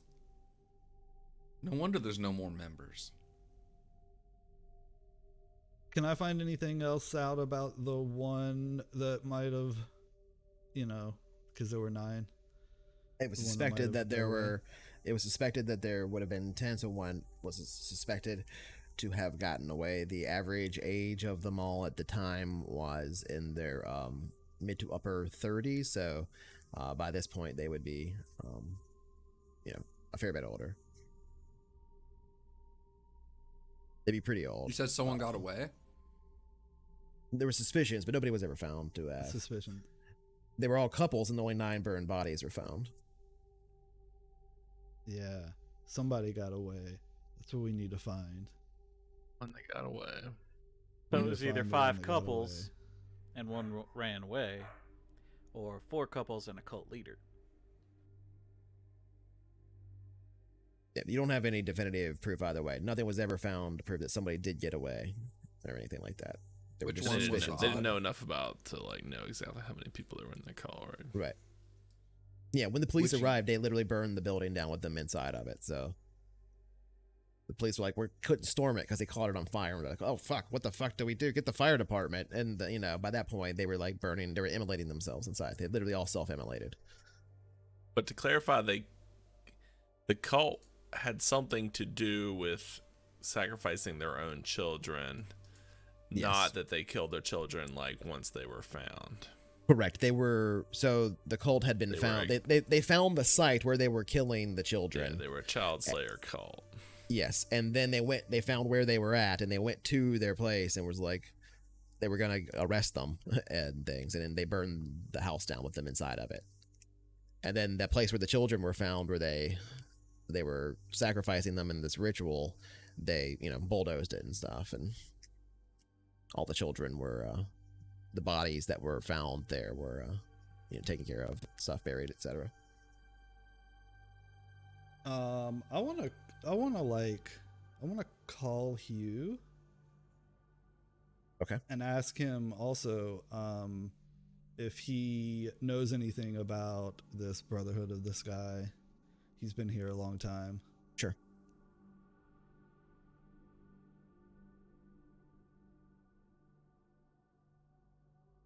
Yeah. What's up, Lester? Hugh, hey, so got a big big stuff going on. Might have some big news. Big Hold on, news. hold on. You hear a toilet flush over the phone for a second, and kind of him like walking in the background a little bit, and sink around him for a second, and he's back on. What's Oof. that? What's that? Nice. Getting the morning poop in. That's good. So we got some big stuff going on. And I know you've been around Hushwood for a while, right? So got this question about, maybe you remember, back in... Well, they raised you here practically. Yeah, we've been here for a while. Oh, yeah. But this was before me. Back about 40 years ago, back in 1962. There's this this cult called Brotherhood of the Sky. Of the Sky. Yeah. So we've come across a little bit of like a newspaper from back then, and it stirred up some questions. In the old shop, if you're looking Really? for newspapers from back then. Well, So, not the newspapers. I kept them on microfilm. Oh yeah, absolutely. Okay, yeah, we could come search through there. Do you have any recollection of any news or anything? Oh yeah, I remember when they were called. It was hard not to. It was all over TV. Real bad business. A lot. As far as we know, they killed about 12 kids before they were caught. 12 kids. God. Their own children. As far as anybody knows, brought them in and slit their throats at the site. Yeah, bulldozed over it, built some houses on top of it, and that's about it. And gosh, okay. Same thing with the Yeah. Same thing with the shack. They burned themselves down, and it's out there along the road, just north of Sunset Hills. You know anything about the one that got away? I mean, police, they were saying for years one got away. Honestly, Lester, I'm not sure that there was one there. You don't think so? I've always kind of thought that there were just the 9, but maybe there was an extra. I looked for him for years myself, a little bit, just not, it's not exactly my business, but I was always a little bit curious. Nobody I know in town at the time. Granted, I was a lot younger back then, but town was a lot smaller too. I can't imagine who You it were would have been. popular. Well, I knew most of those people. Yeah. All of them kind of struck me as a bit odd. I even saw some of those kids on the playground. The playground doesn't exist anymore, but memories do. Well, I don't know. I mean, I'm not the type of person to jump to conclusions and be this conspiracy guy, but it's possible that that's related to the 10-year killings. So that's kind of where I am right now. That's why I called Nask. The cult? That's the question, right? I mean, it could have nothing to do with anything, but it's kind of weird. That happened 10 years before the first set of killings. So that is true. Yeah.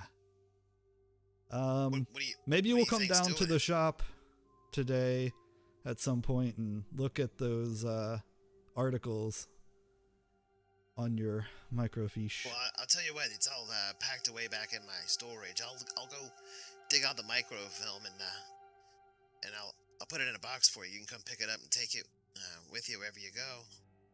You're gonna need a special machine wonderful. to look at them. I don't have that here, but I'm sure we could find you something. Yeah, sure the I might have library something in my has one. garage. Library might have one. Yeah, we'll figure something out. All right. Well, They might even have the Put microphones your- themselves. true. Well, put your big noggin to the task. See if you come up with anything, you think of anything, or any connections might pop into your head about these killings in that cult. I know I just kind of threw a lot on you all at once, but yeah, I'll think I'll about it. talk to you I'm not soon. Sure what it could be. Yeah, we're gonna get some investigating done, and I'll keep you in the loop. All right, Hugh. I guess those killings are north of Sunset Hills, huh? Mm-hmm. North of my house, up there. Yeah, a little Yeah. ways. All right. Well, I'll let you know if I hear anything. All right, thanks. Say. I will. Lester, Yeah. turn on channel 7. Turn on channel. Hey, Jaeger, can you turn on channel 7 real quick?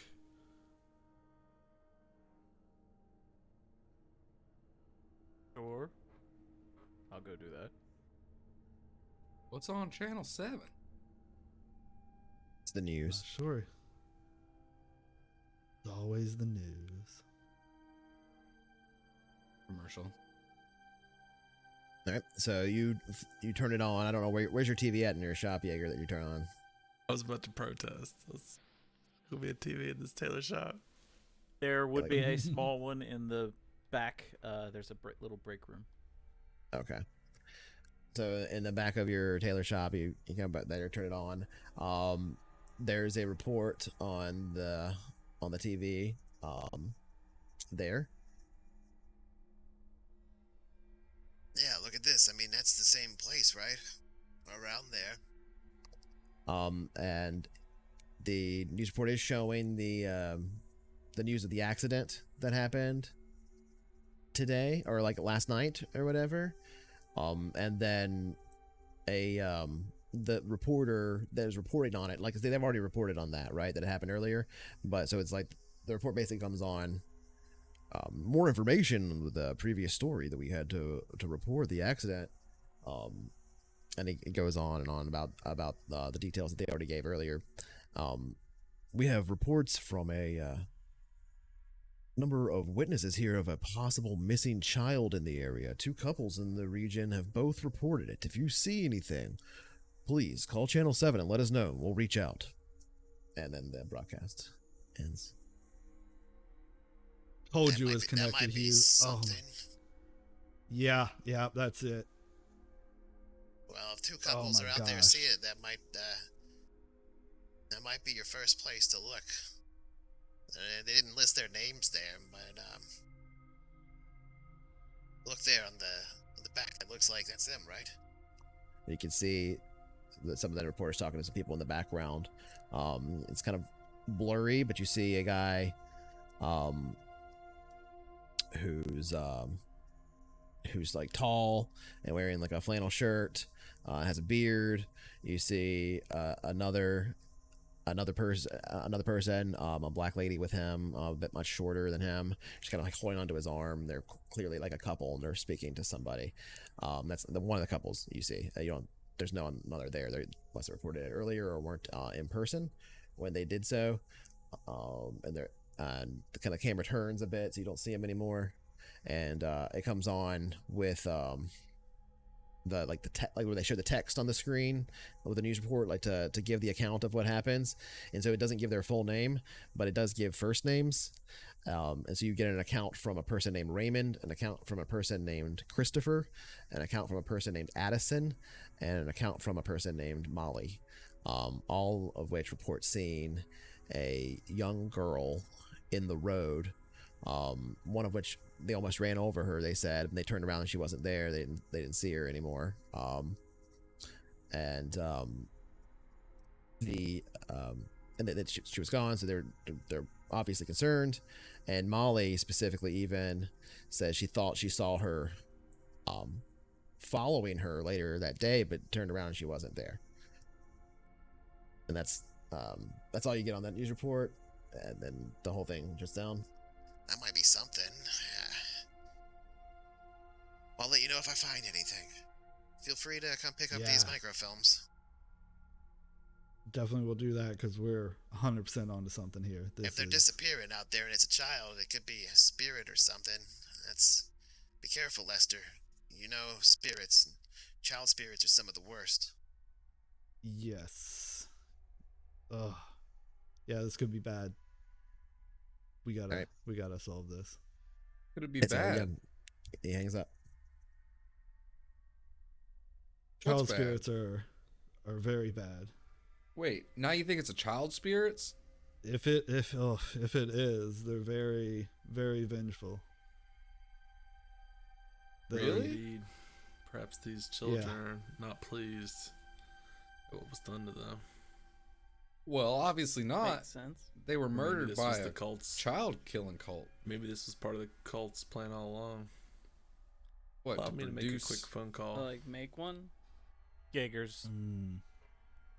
doing his day job and actually just getting to work on this suit and Okay. actually making alterations. So it is a uniform. It's a police uniform, but like basically the pants were too tight for him, and the jacket's a little, or the shirt is a little too tight. So you just gotta But essentially as let long those as out some. he's listening in, and as long as they're like finding answers and making progress, he's gonna do his day job and let them handle it.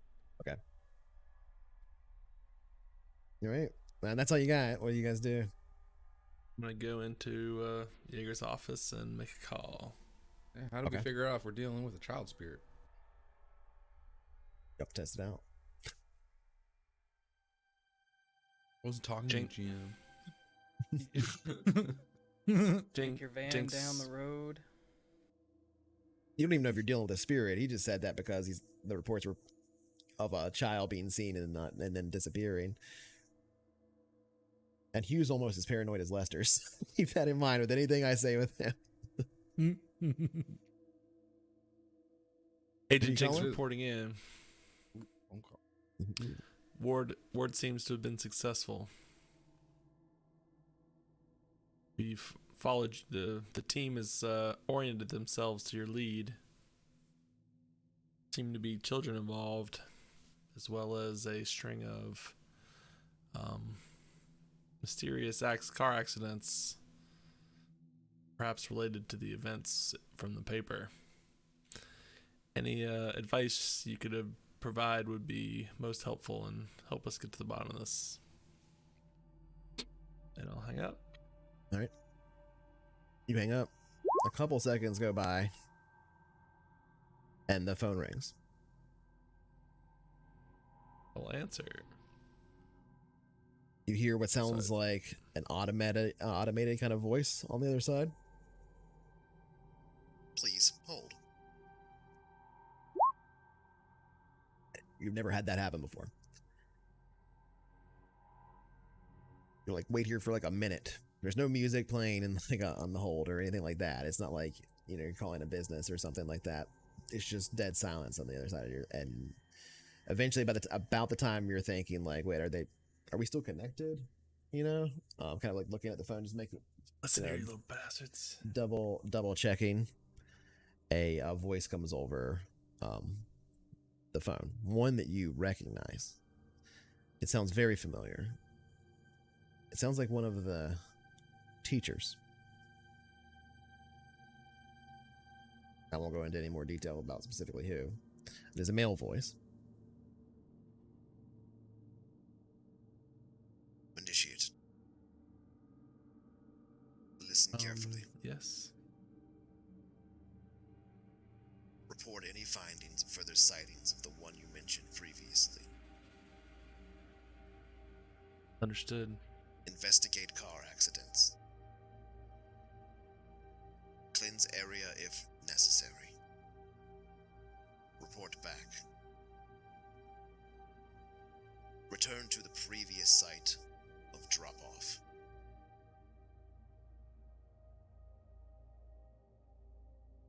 Oak Crest Memorial Park. Place 3 silver coins within the stump. No more. And extricate immediately. Conduct this exercise within the next 2 days.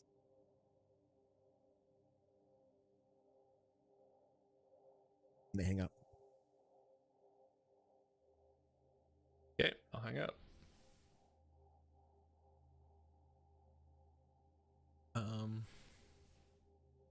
All right, I'll go out of your office. We are on the right track. We've been asked to investigate these car accidents and do what's necessary.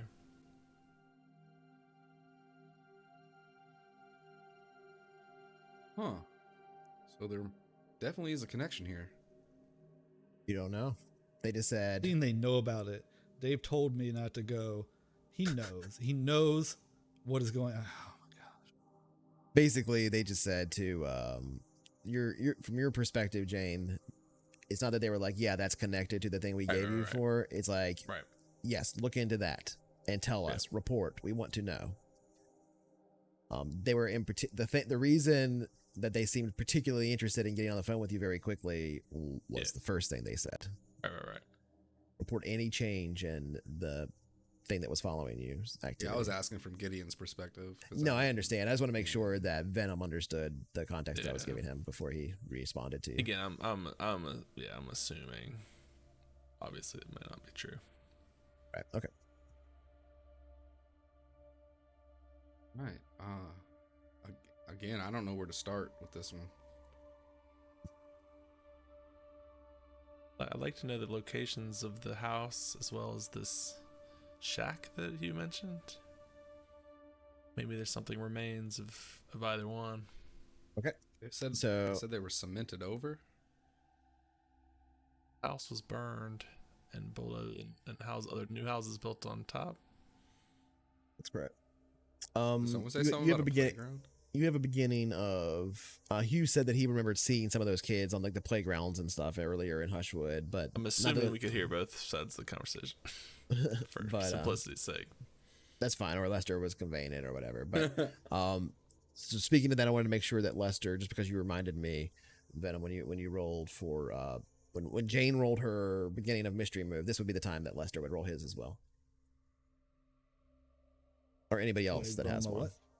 Your beginning of mystery moves. Anybody that has a beginning of mystery move would roll it now. Moves like Jaeger. I got it. It's good. Beginning of mystery move. Of mystery. Yeah, the thing I just did, for example, is a move I can do at the beginning of a mystery to get help from my organization. Yeah, I don't think the monstrous has one, and I don't think the mundane has one. I know the initiate has one if you choose it, I think, and then the flake has one for sure. And I don't remember. I don't remember if the expert does. I have two of them. It'll just say like, I mean, it's any ability. You can use any ability you have, but some of them will say like once per mission. Yeah, like mine is like when you're in good standing with your sect at the beginning of each mystery, do blah blah blah. Yeah. Okay. At the beginning of each mystery, if you look for the wider patterns, there it is. That current events might be a part of. Roll plus sharp. Okay. Expert gets a move, but I don't have it. Okay.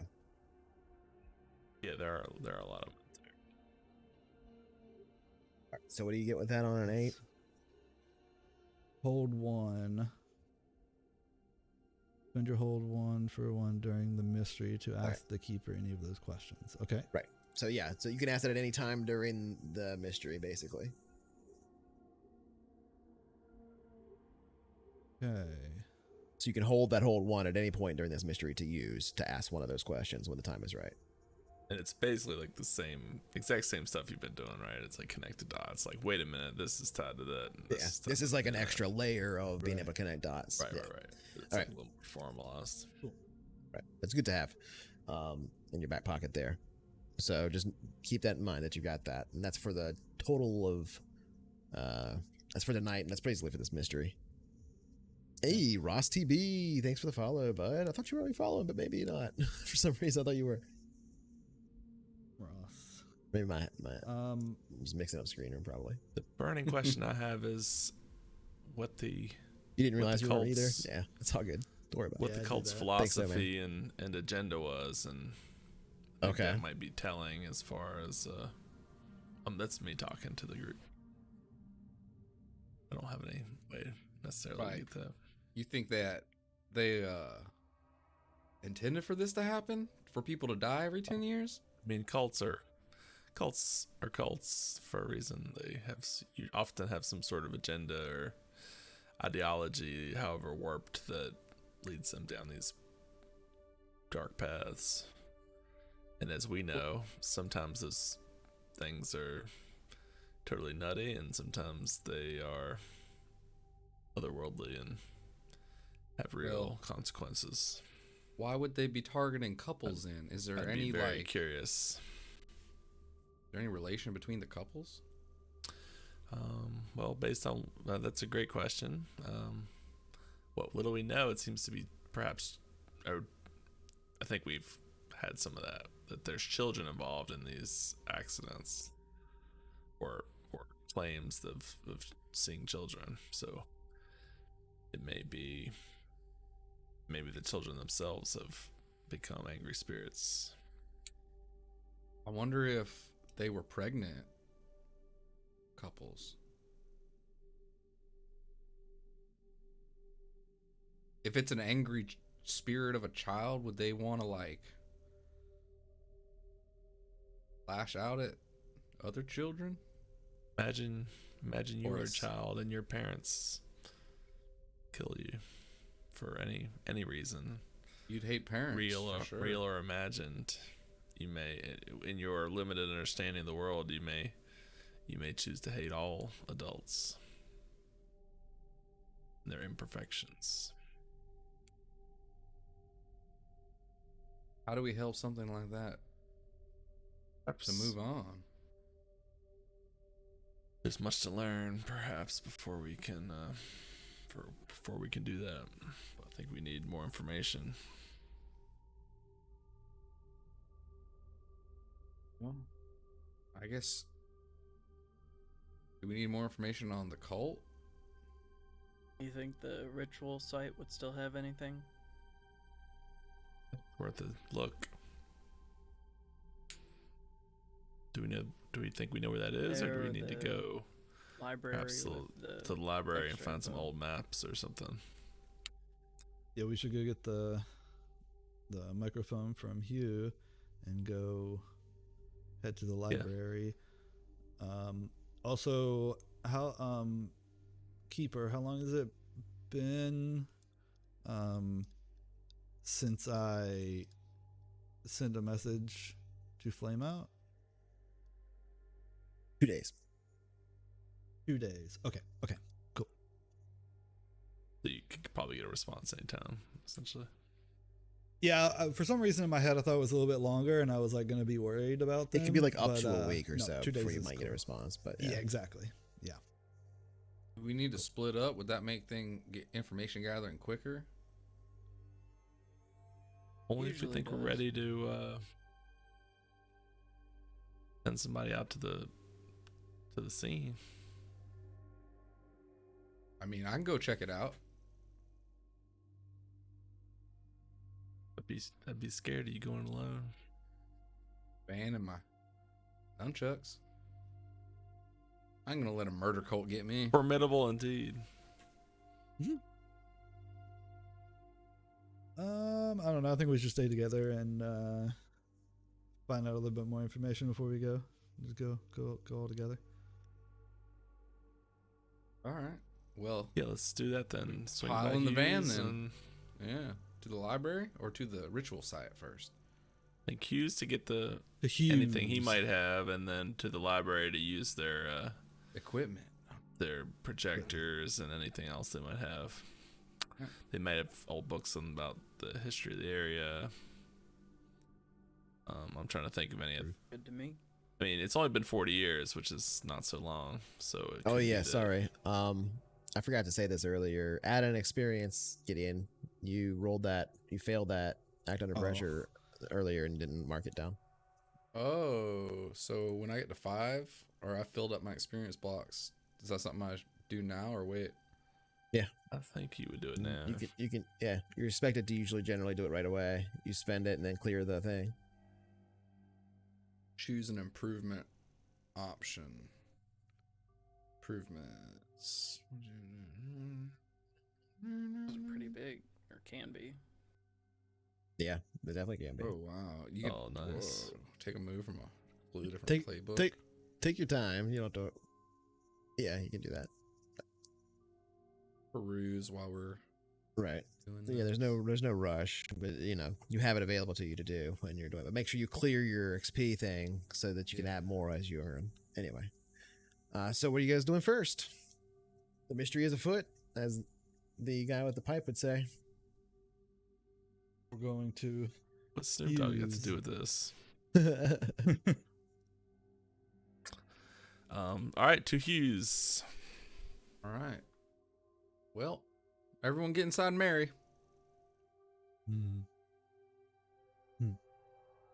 What? I thought she Start was the a interview. virgin. Follow it up. Oh boy. Just Lester. too much. He's gonna. Named her Yeah. after Mary Fielding Smith. Jeez. Get your mind out of the gutter, please. I'll turn up All right. the music. All right. Well. God, not this crap again.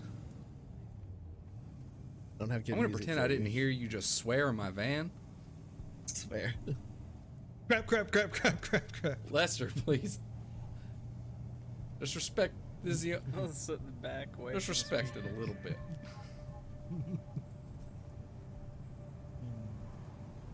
Watch your farting mouth, please. I'm sorry. I didn't mean to lose my cool at you. I gotcha.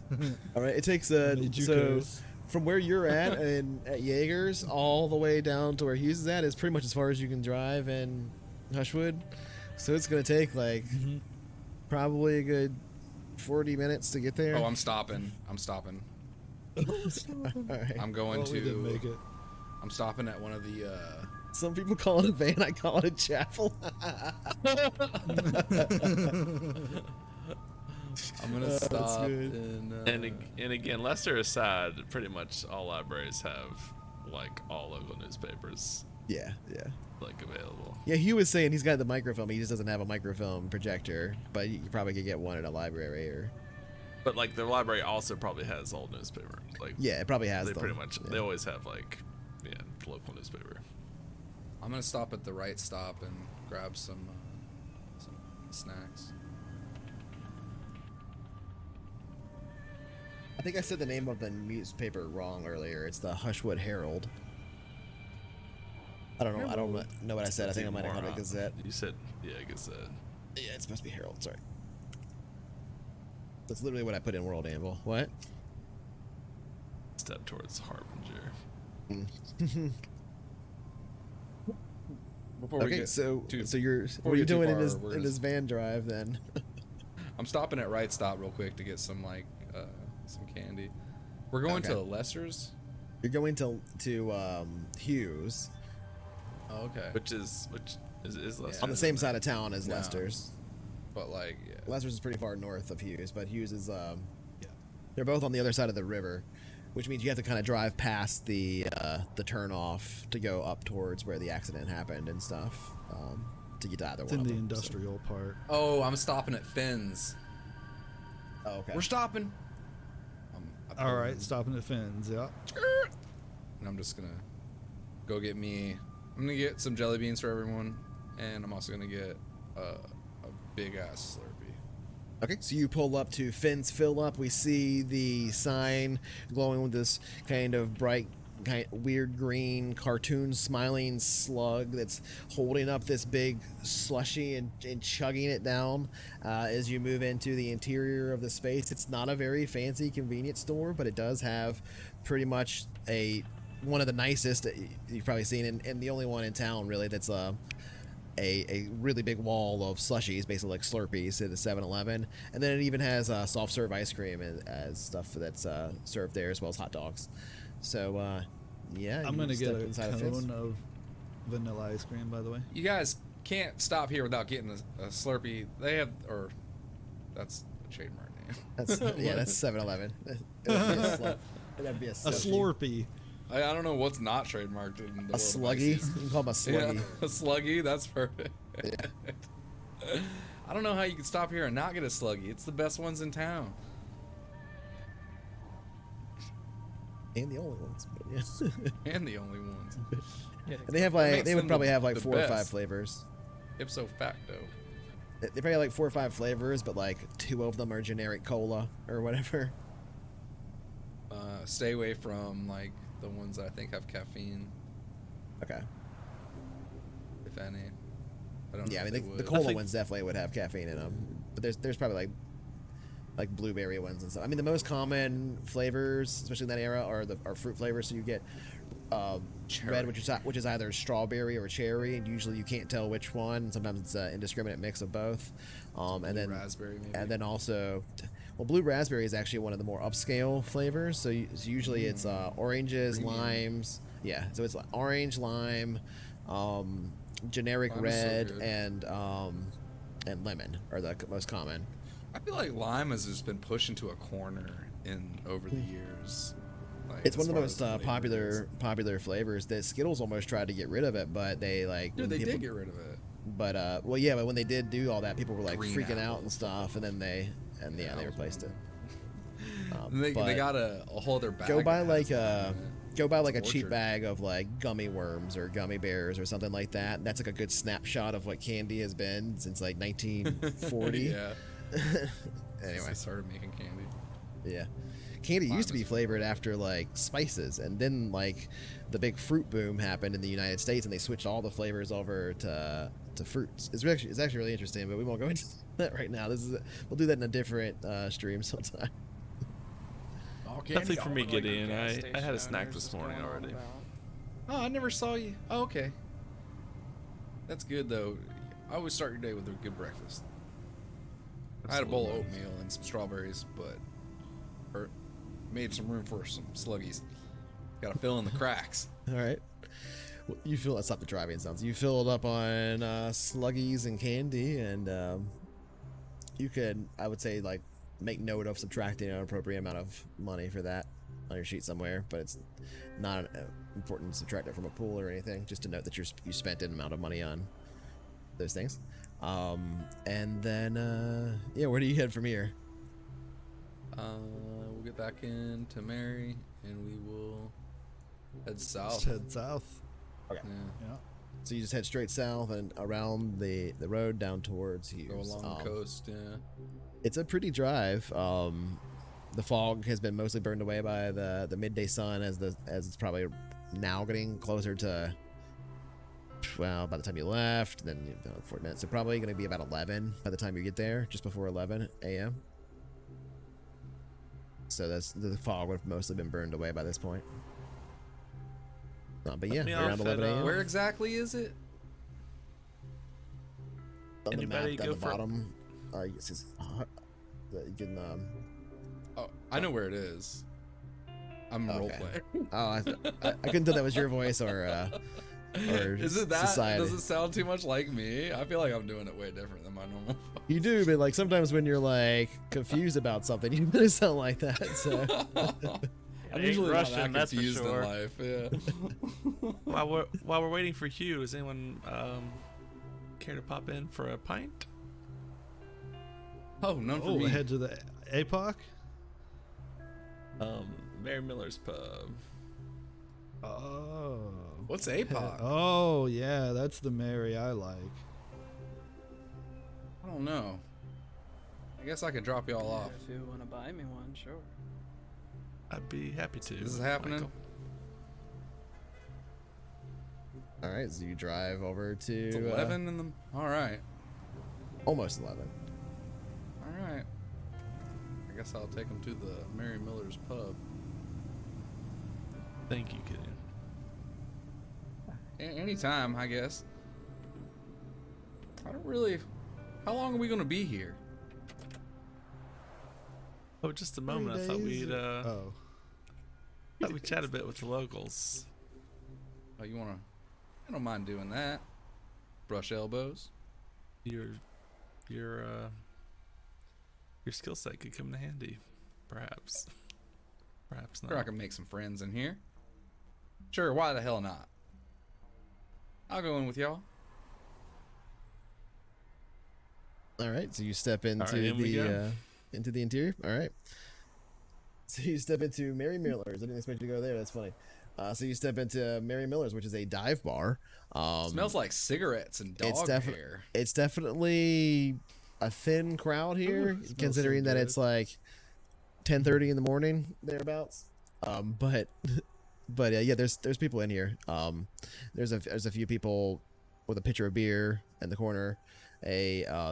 The bar wraps around the back. It's kind of well maintained. There's a mirror set against the back of the bar where there's several bottles of liquor there of various name brands, most of which you would recognize as being quite there's a siren outside. I don't know if you guys can hear it, but most of which are recognizable, maybe not for Gideon, but as being like big brands and stuff like that. Lots of handles and things like that. They also have a really small selection of beer. There's 3 beers on tap, and they're basically all like cheap American beers. As you step in, nobody greets you or anything like that. You can see there is a guy behind the bar. He's reading a small paperback book. It's just kind of leaning in on a stool, back against the shelves behind him where the mirror was. The school kind of still, God damn it, the stool kind of tilted back onto.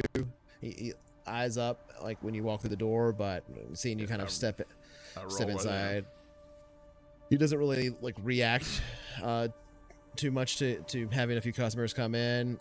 If you approach the bar, he does like close the book and put a bookmark in it. All right, Good morning, sir. close it down. Sit it down. What are you reading there?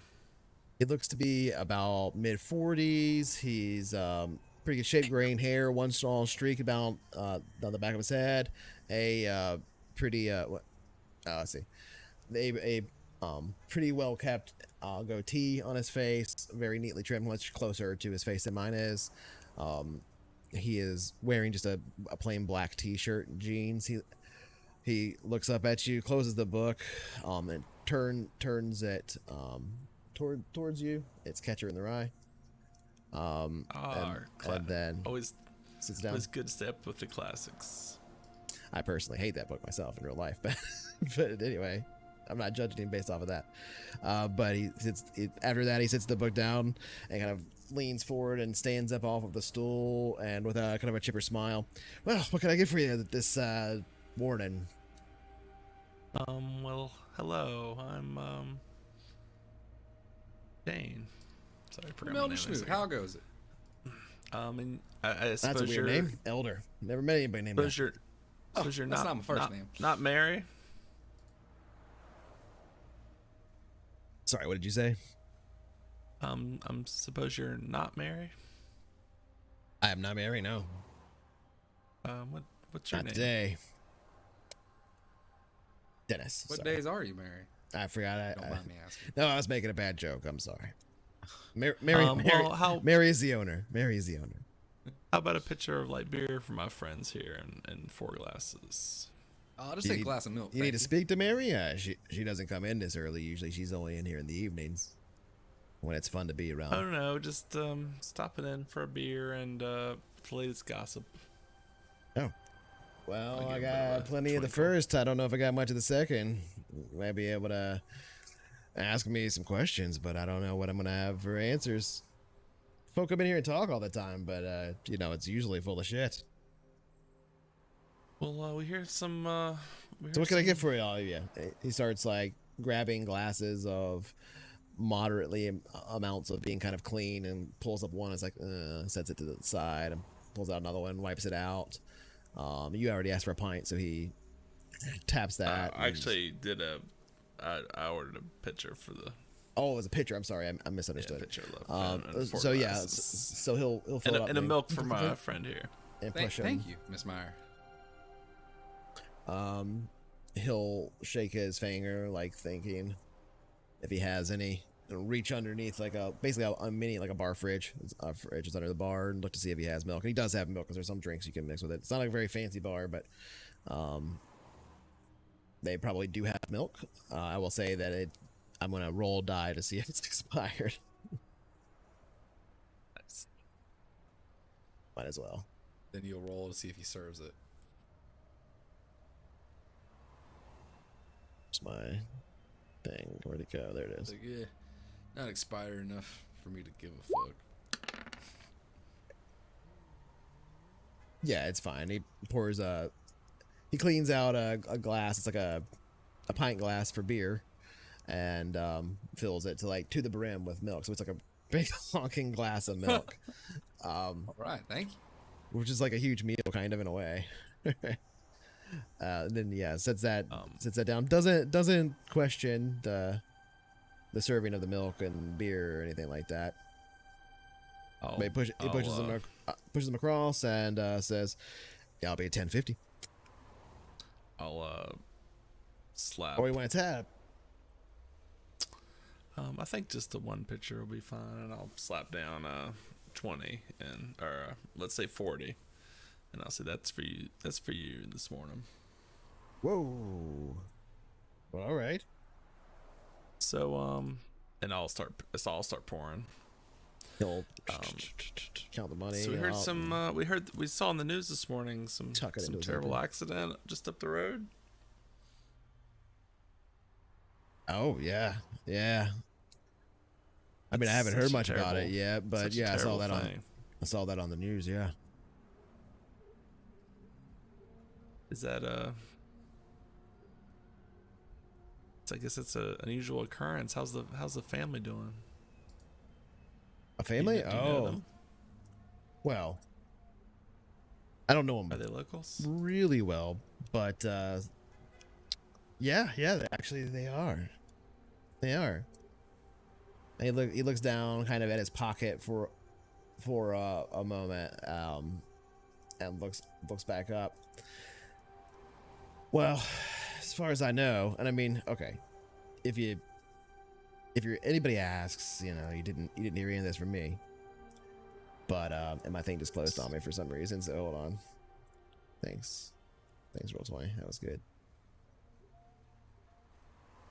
Take As the far as- first cupful, just As far as I know, fill up a second. that fellow they had talking on there a little bit. That's my well, he's come in here a few times. I think that's old Raymond Brackstone, which means that Molly's probably his wife.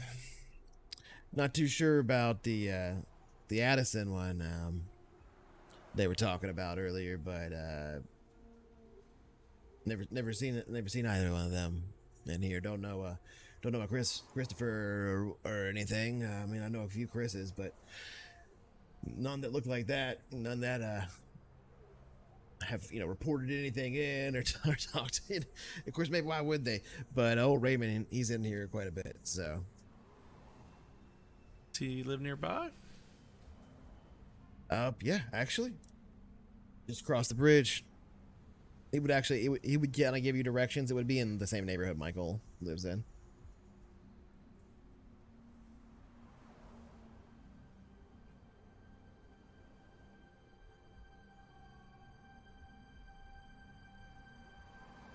Him and Molly live over there. As for these other folks they're mentioning, I can't say I know them if they're talking about Christopher. I mean, like I said, I don't know. I don't know anybody that looks like that guy there. The day was in the news.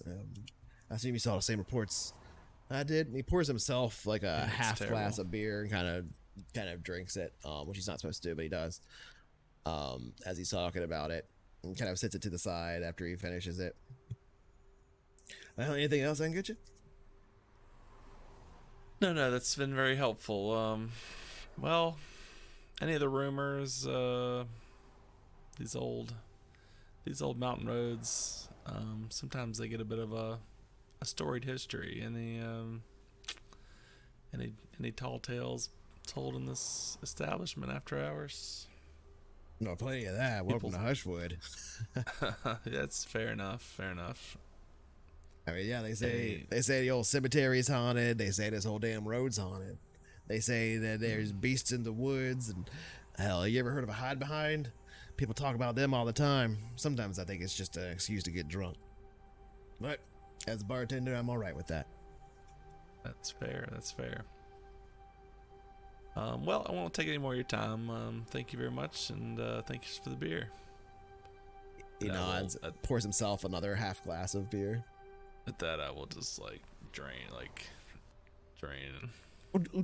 this beer Yeah, even like faster than that, kind of just like Ari, Like Ari like style. RE. Yeah. Zoom. Just kind of like that was kind of weird, but not like weird. Okay. Well, Hopper. shall we carry on, gentlemen? Yeah. I will say he'll Let's get kind of outta like here. look at you a little bit oddly when you do that, but just kind of nod approvingly. I'll leave a pamphlet as well, Okay. and I'll give him a knowing nod, the bartender, as I leave. He nods at you, and then like you can hear him as you're leaving. He's like, "Oh, Elder Smoot." Yeah, he's one of those. All right, so you make your way out of Mary's pub. Sorry for the delay, gentlemen. I was shocked when the bartender was such a young man for such a divey bar. He was in his 40s. Onward to Hughes. Yeah, nobody under 60 sets foot in a dive bar like this on the side of the road. That's not true. You know what I mean? I just expected old 80-year-old Mary to be Yeah, there and I could yeah. hit her up for some info. Yeah. Oh, so like he said, she's the bar owner. She would be there in the But evening. yeah, wouldn't be here in the morning. Yeah, exactly. Yeah. Onward to Hughes. Right. All right. But we learned a little something. We could always hit up old Braxton. Yeah. Yeah. So if you need me to spell that, it probably don't. But it's just Raymond Brackstone. No, that's a Brackstone. X or a CK. Sorry, what was that? Brack, BRACK. Oh, yeah, BRACK. Stone. Not Just Brax Brackstone. with an X. Okay. Not Brackstone, just Brackstone. Like Blackstone, but with an R instead of an L. Yeah, I got you. Okay. All right, Hughes. Yeah, let's pile Zoom. up in Mary and get on. All right. Is that the first time you've been in a bar? I'm just curious. Gideon? Probably. Okay. Just interesting Probably to note. helped that it was empty. Do what? Sure. It's an empty bar. So yeah. Oh, There's yeah. weren't a lot of people in it. All right. So you get back in the vehicle and take off towards Hughes. I didn't really like it in there. It smelled and the floor was sticky. It's pretty par for the course. For better, for worse. People really hang out in those rooms and get drunk.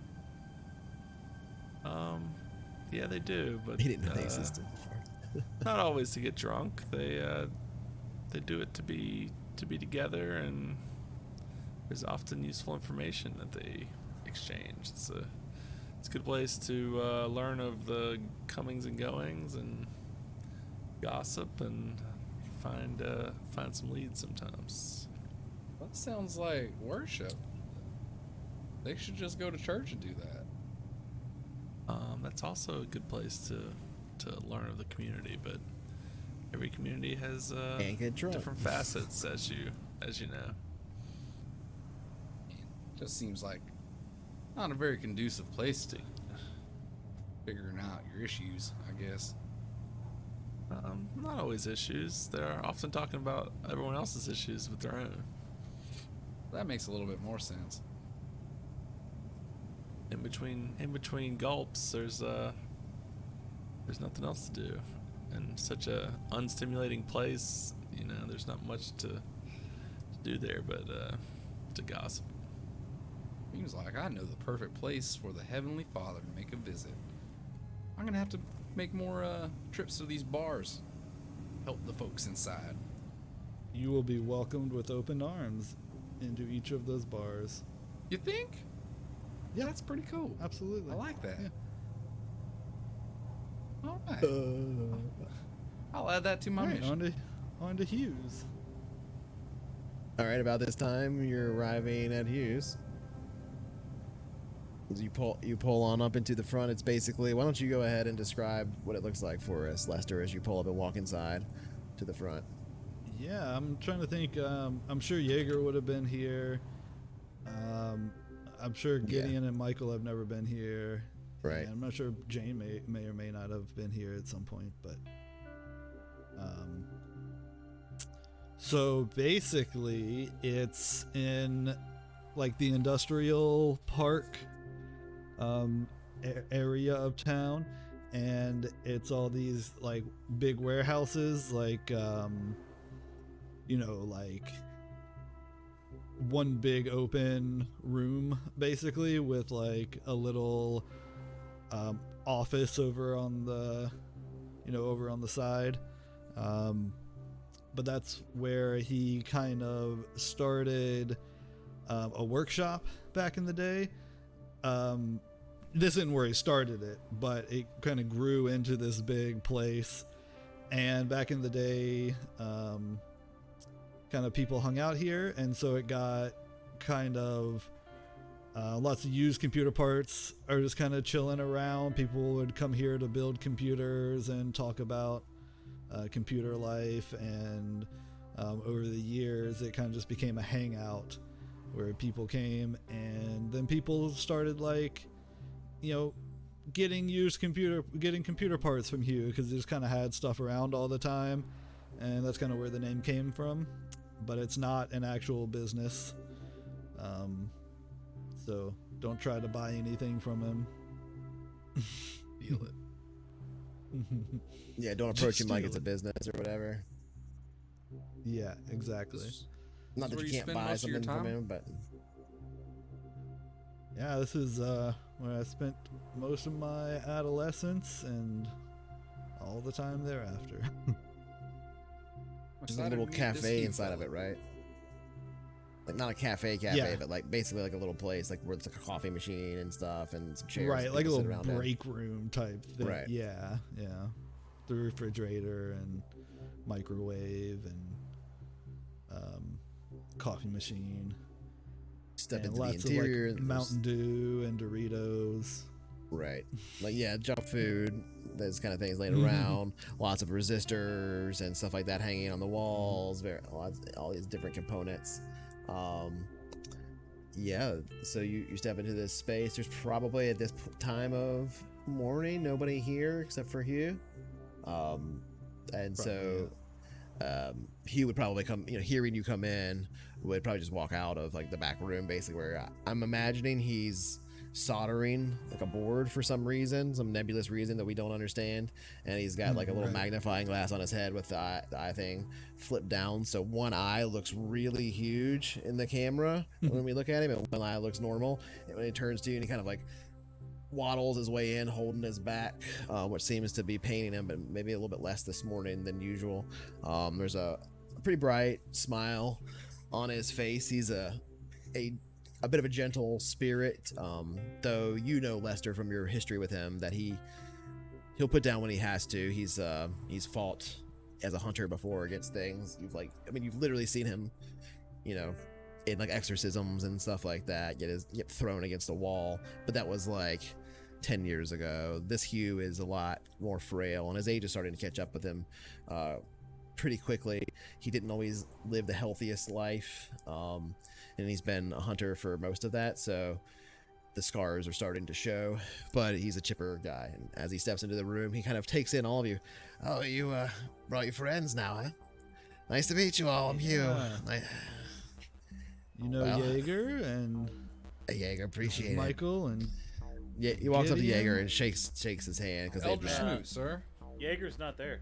He didn't go with you Oh, okay. I thought you were going. I misunderstood oh, that. okay. Oh, okay. He's doing tailoring Okay. stuff. Okay. Yeah, you're finishing up the uniform. All right. So he won't That's the approach. fourth beer then. Yeah. Well, yeah. Jane drank two of them. One on each fist, and then gave one to Michael. Yeah, and so one to she Lester.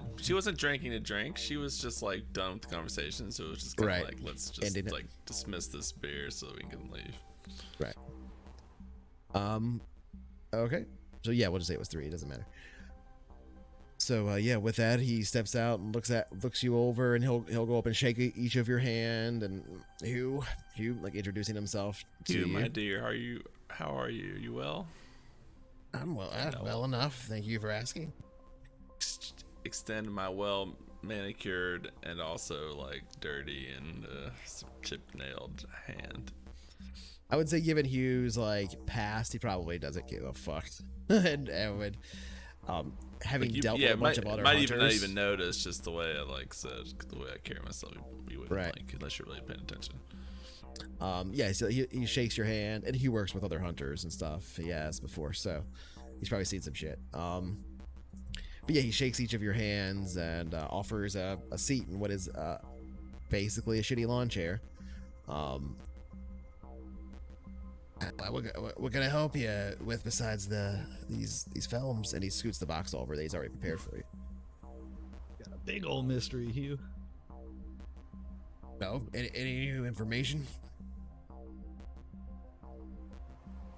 A little bit. I mean, we learned some one of the couple's names. No. But, last names, I mean, that was on the news there. A little bit. We're making progress. That's a start for sure. You know who was? Yeah. Who was it? Raymond Blackstone Braxton.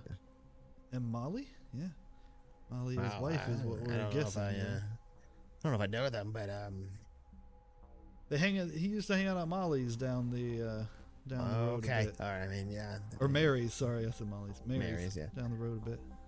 Molly's his wife. Heard. Probably works in the area. Then I guess there's a hangout for a lot of the workers down here in this area. He might work down at Sphinx. Yeah, you're right. Could be. That's a good point. Could be. They didn't Any more know information about They didn't know about the what we're dealing Addisons. with? You know if it's a ghost? Are we dealing with a ghost? Oh man, I hope it's not a child ghost. It might be a child ghost though. Well, I dug this up for you. I man. was worried, so I dug this up for you. I thought maybe this would help you some. And he kind of like clears his throat and he pulls out one of his old like hunting journals himself, and like licks his thumb and flips through it a few times. All right, this is me from about 15 years ago. By and large, child spirits are among the baddest of them all. Maybe because there's so much potential in their souls, I'm not sure. But whatever it is, it's almost like that potential curdles. It really curdles. Several types of child spirits exist. I'm not sure I know what types there are and how they differ from others, but yeah. I wrote that 15 years ago when I was dealing with a particularly vengeful child spirit.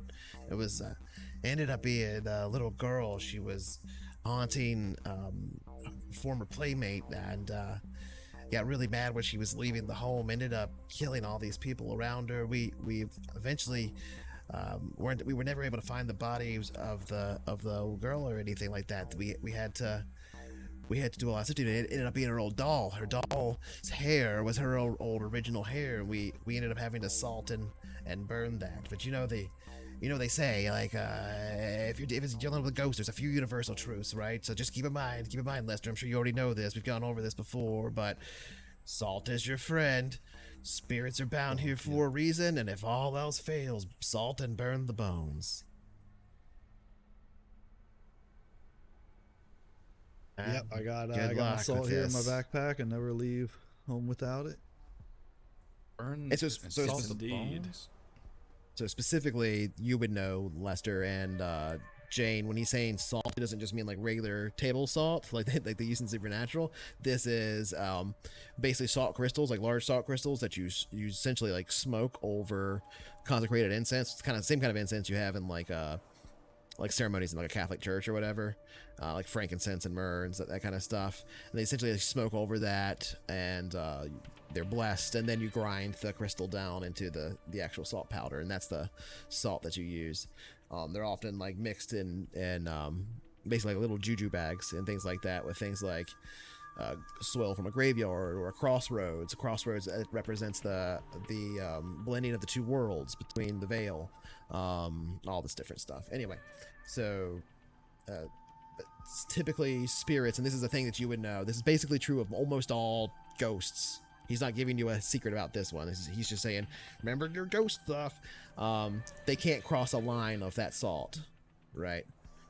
And they and they're typically bound there for a reason, and they are like one pretty much surefire way to get rid of them is take the thing that binds them there, whether it's their bones or maybe some of their hair that was left over in that doll that he talked about from a job he did 15 years ago, or maybe sometimes it's something else. Sometimes it's a haunted object, and salt that and burn that is like the surest fire way to get rid of them.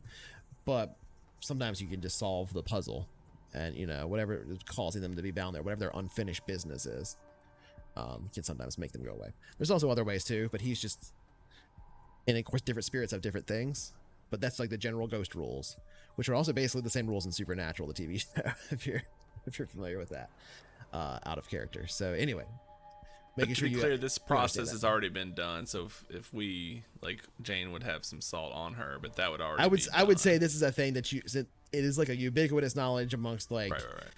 anybody that's initiated enough to call themselves a hunter would know this kind of thing. So it's probably not a thing Gideon just pulls out of his pocket in his van, but right. it's definitely a thing that Jaeger has in his Yeah. hideout somewhere. Yeah. And probably a thing that you've like done as part of rituals and magics and potion brewing yourself. The very first time we met Jane, she was like huddled down in the graveyard, and then she was collecting graveyard dirt, in a satchel. Right. So yeah. I'm not gonna make you. But I'm saying, so yeah, as soon as I read that paper and be like, maybe some ghosts will be involved today, I would have obviously brought some salt. Okay. Yeah, that's totally fine. So anyway, going on, I was delivering this little bit of exposition as from his perspective, but Hugh goes on. Just remember, those are the only rules that apply to all of them. They're all different, so be careful. But if it's a child, they're particularly mean. Thank you, Hugh. That's very helpful. Children are very cool. It can be. I think it's, like I said, about the potential curdling within their souls, but I don't know. You said the process was already done? He talked about how to make salt, so which is like to take full crystals, smoke it, break it up, and then you have salt. I'm just saying we don't have to do that like in the moment. It's already pre-done. That's just how you make it. I'm just letting you know how to like. Yeah, right, like you if you were reading the novel, yes, we it's not table salt. We would talk like, about Like you can't run into a diner and be like, I got this. So if it's a spirit child, I'm thinking that. So if it's a spirit of a child, then we gotta find their bones.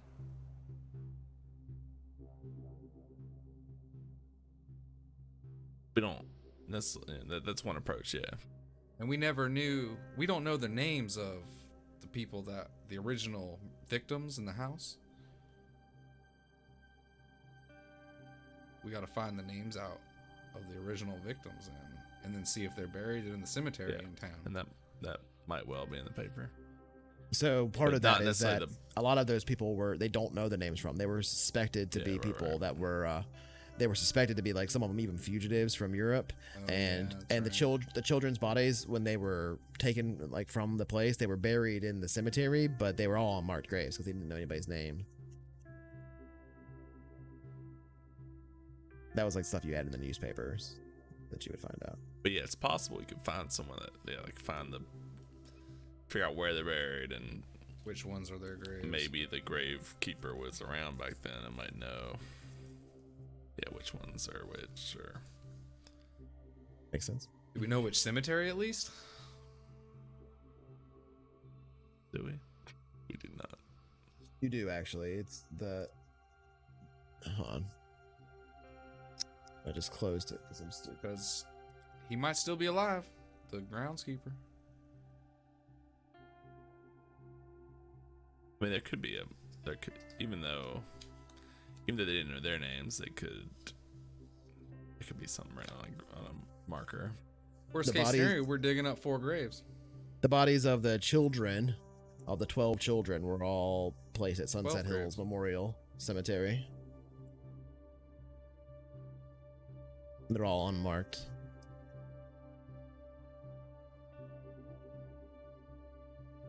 That's right down the street from my house. Well, Hugh, could I trouble you for a favor? And I'll like lean in close and kind of touch his arm. He leans in curiously. I know an investor such as yourself is likely to keep some gold or silver coins around. Is there any way I could purchase 3 of them from you? I suppose that's fine. Yeah, you can't trust cash. You know, it's paper. It's just paper. They Absolutely. don't back it up with anything. It's something. Not Oranges anymore. sometimes. Oranges you could trust, but paper you can't trust. And he walks in the back and comes out with a big jar that he sits down and pulls the top off, and you can see through it, but it's like marbled glass, so it's that kind of like it's all wavy looking when you look through it, but you can tell it's full of coins. And he starts pulling out 50-cent pieces and stuff. You know, back in the 60s, they used to make these with real silver, worth more than 50 cents. They were. Some of these are even. And there we go. There's one, and he sits down, $3 silver, and pushes them over to you, and takes the rest of the 50-cent pieces and puts them back in, and kind of dusts off the jar and puts the top back on, and walks in the back and just pushes them over to you. Yeah, it's okay.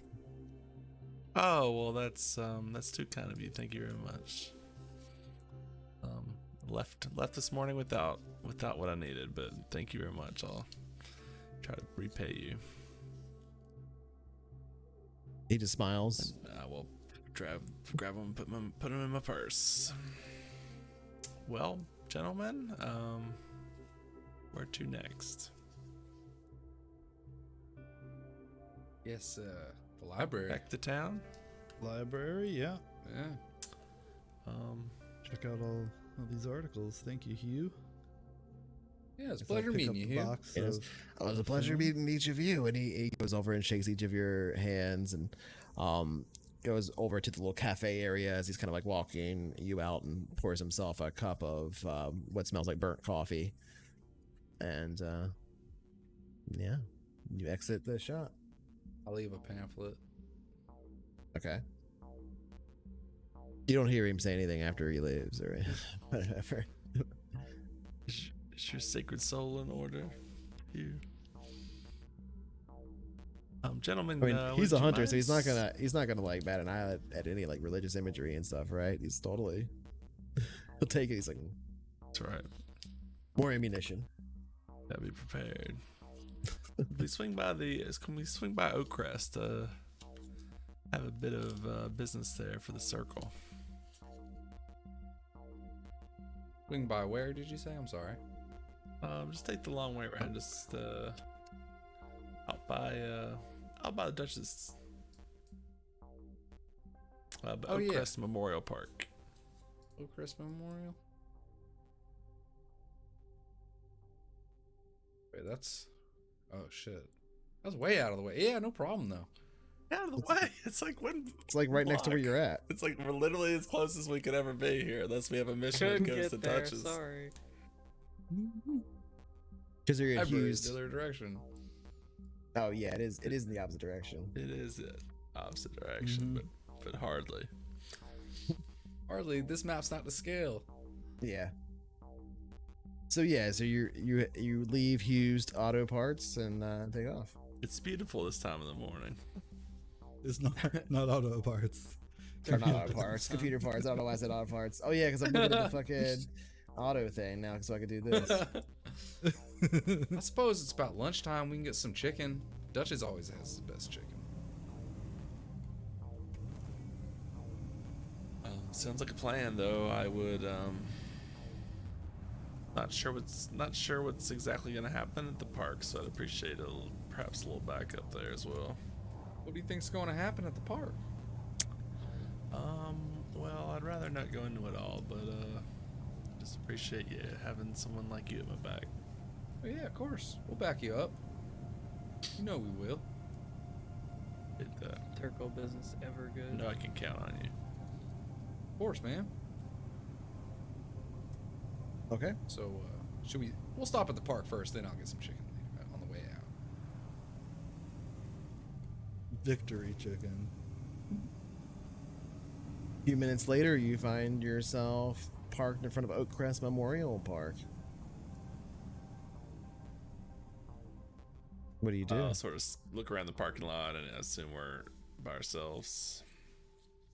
I would say there's probably like one other vehicle in the parking lot, and you can see kind of in the distance in the parking in the park in the cemetery. It's a cemetery, everybody.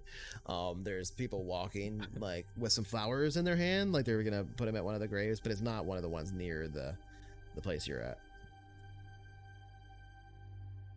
All right. Well, I will. But it's not like completely deserted. I will sort of ready myself for any whatever, however I can. Kind of knowing, thoughts of things that might protect me against spirits or the hatted man, and I'll head out to the stump. Okay, it takes you a little bit to walk through the interior of the park. Are you alone inside, or is everybody staying outside the park and coming in with you, or are they going in with you? I'll follow behind her. Okay. Unless she tells me not to. Sounds good. Okay. You make your way through the many gravestones here at Oakcrest, and again find yourself before this square patch of land with about a 2-foot high cold iron fence that reaches around the entirety of the perimeter. Each of the 5 points, or each of the 4 points on the thing, holding a 5 dotted emblem, a large gnarled trunk of what once would have been an ancient oak tree, similar to the ones in Hushwood, sits here, fallen down. It looks like it was probably struck by lightning long ago. And there's now the rotted stump there that has the hole in the middle that you previously pulled the thing from.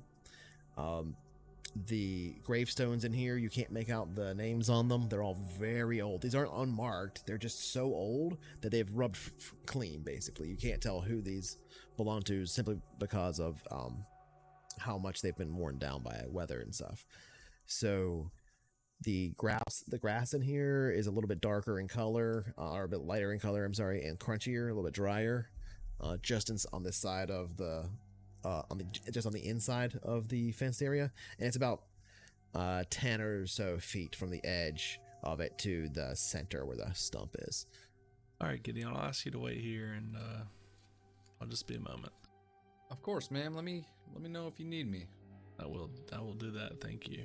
And I'll step over the fence. Gideon's looking pretty confused, but yeah, I mean, from your perspective on the outside of this fence and everything, Gideon, it's just like it's noon in a graveyard, right?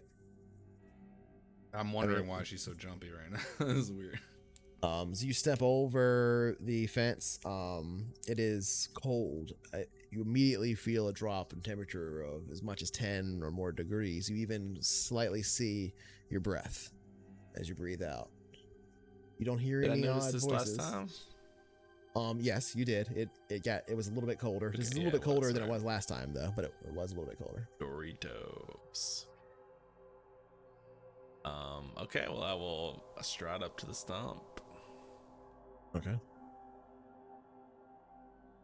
And perhaps extending my sort of sixth senses to, for any kind of trouble, but I will look into the hollow of the stump to see if there's anything there. It sounds like you're trying to read a bad situation. Oh, so it is a bad situation, though. If you're trying to read it, otherwise it's not. The Schrödinger situation. I want to roll for the good situation. Can I read a good situation, please?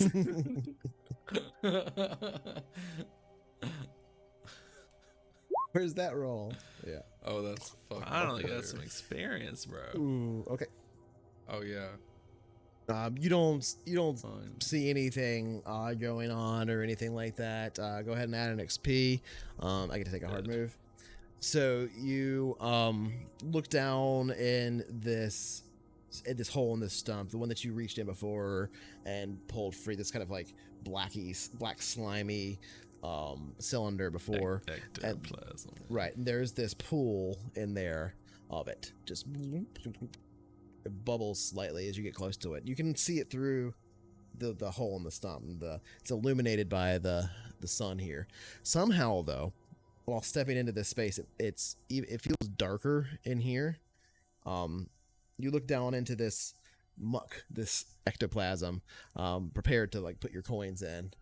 And as you get close and you go to place the 3 coins inside, you catch a reflection in it of a hatted figure directly behind you from your perspective in this, as though they're looking over your shoulder, like straight down.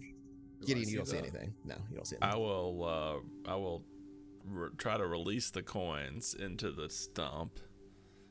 Okay, there's a as they're taken by the ectoplasm. First. And then kind of like leap and do kind of a 180, like just kind of leap to the side and flip around. Okay, you would see that, Gideon. You would see her jump back. Even more perplexed. All right. You all right, ma'am? I'm just like scanning anything.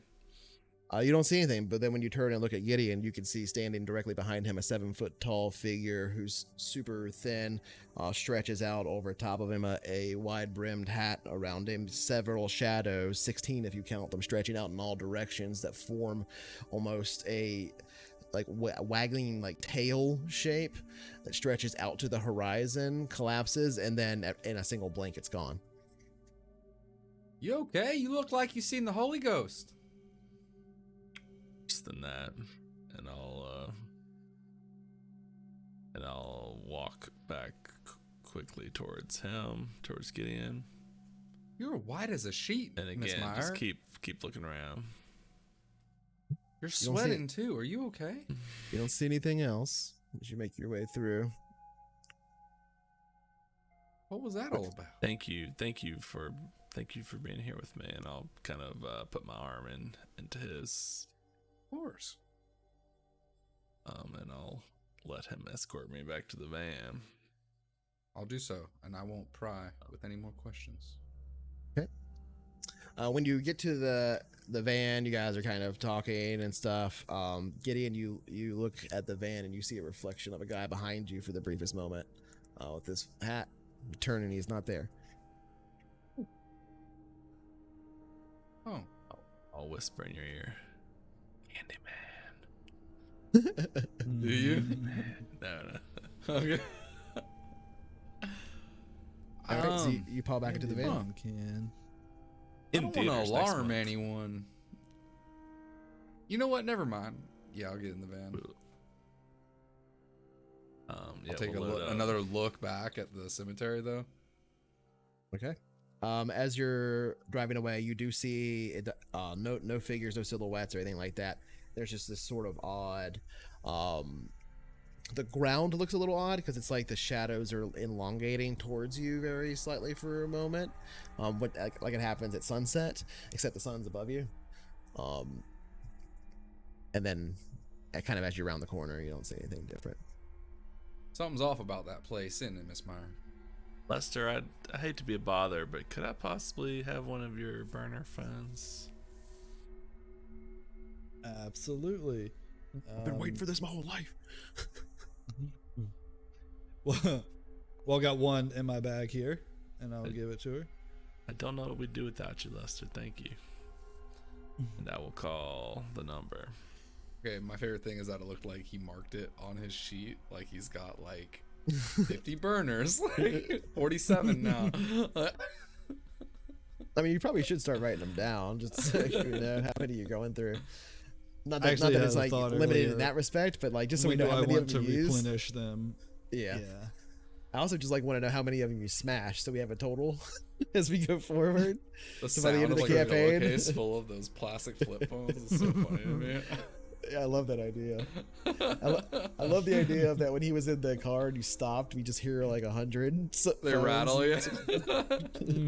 Definitely. All right, so you dial the number. As you requested, Jinx is reporting in. We've seen him again. In the sorry, where are we? Oakcrest. In Oakcrest. The coins have been placed, but he appeared again several times. There were this time near Gideon as well. And with more corporeal form with tentacles. Wait, so that thing was real? When you say that, well, I don't think you saw the tentacle stuff at all. You just saw like a guy behind you for a second. But when you say that part, a voice cuts in, interrupting you in the middle of your speech. Exercise extreme caution, initiate. Do not call this number. We will contact you. It hangs up. Okay. I will break the phone in half, and once we start moving, toss it out the window. All right, write that down on your sheet. We gotta get your total too by the end. All right, where do you guys drive off to? I guess I'm gonna head down back towards the coastal highway and take us back towards downtown. Go to the library. Okay. Well, Get first some I'm stopping chicken? at Dutch's. Yeah, stopping at Dutch's Yeah. first. Sounds good. And And getting a that bucket. chicken. Oh yeah. All right. We went to Duchess in the first episode, if anybody out there remembers. But yeah, you pull up to Duchess, and we don't have to roleplay that, but like you can go inside and get yourself a bag of chicken. Whoever wants a good bag of chicken. And yeah, you pull out a minute later after just having been kind of like pseudo terrified. It's funny to think of Jane like getting a bag of greasy chicken, munching in it, and then driving back by the cemetery. Jane wouldn't eat the chicken. She would. Yeah, right. He's full of worms. Mm-hmm. Not that she doesn't. She's not one of the type to eat some greasy chicken. Oh, because worms get so much better. Bro. As much protein as an 8-ounce steak. Yeah. Yeah. All right, so you and you just have Don't let your your chicken. hang-ups. Don't let your hang-ups keep Jane down. Judge you. From a good meal, from a nice lean, complete protein. Also, swing by my house on the way back into town. I'm gonna grab another phone. All right, I gotta go the other way then. I was gonna go to the coastal highway, but turn around. Turn back around. Okay. Oh, wait, I have a thing for that, I think. You're For very U-turns? impatient for a homeless man. Oh shit, we're turning at full speed. Gideon!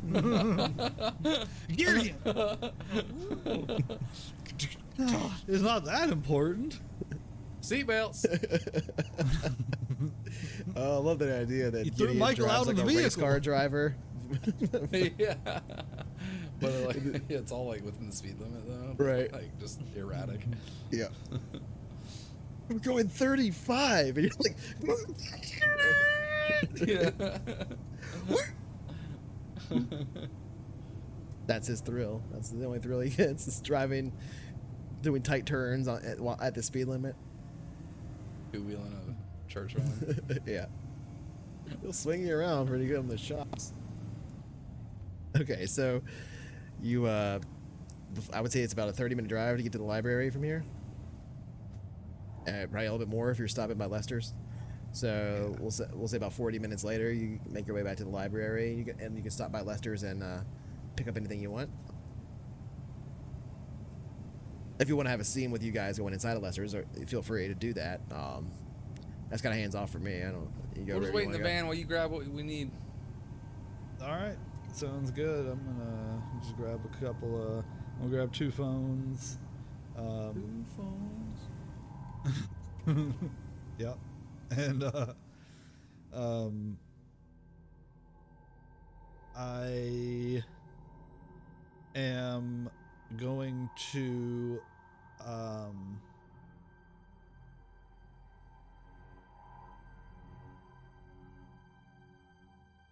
no, just those 2 phones actually. Yeah. Okay. So just those 2 phones. All right. A few moments later, you're piling back into the van and driving off to the library. And I think with that, we'll just skip ahead to the library. Yeah, you get to the library. What do you do?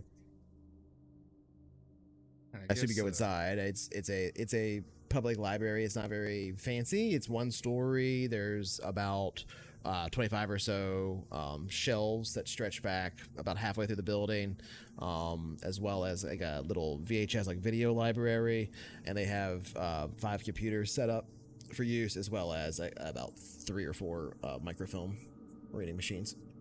And there's I forget what they're called. The big hanging racks where you hang newspapers over them. Oh yeah. Yeah, they have a bunch of those. I guess I'm gonna go start researching. Shh. Sorry. I guess I'm gonna go start researching anything I can on this cult of the sky, Brotherhood of the Sky. Brotherhood of the Sky cult, Brotherhood murder. of the sky. Most cults Kid don't call murder themselves cults. That'd be too obvious. Yeah. Yeah, I'm gonna investigate this cult of the cult. And Is this the cult? Do you mean the? Yep. This is the cult. All right. Yeah, if you want to go check out that microfilm, I guess I'll go dig up anything I can on these murders from the 60s and every decade after that. And like names of victims and all that. I'll just compile all the things that I can about all of them. Okay. Sounds like you're trying to investigate a mystery. Oh, I think I am. What are other people doing while you're doing that? Well, I mean, basically the same thing, but in microfilm. Okay. Yeah, I was gonna help with the microfilm thing. Okay. I'll say. So I think collectively we're kind of looking for like other newspaper like around that time. Obviously, might have gone in more detail on things. I'm also looking for like old records, like maps, where that might show the location of this house, and maybe something about this shack. I don't know. Gotcha.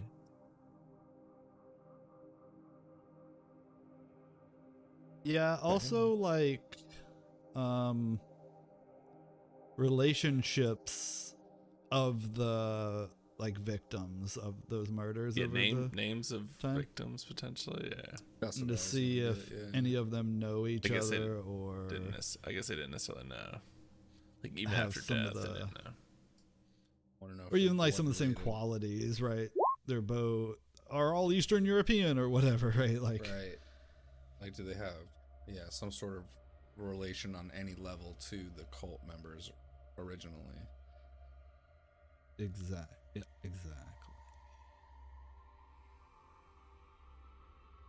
Mine like a help out role or Yeah, you can definitely do that. It's an action.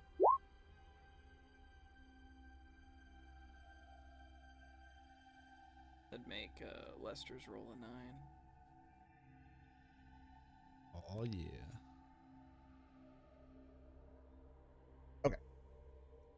So let me get to a thing here. The easiest way to do this is probably do this. So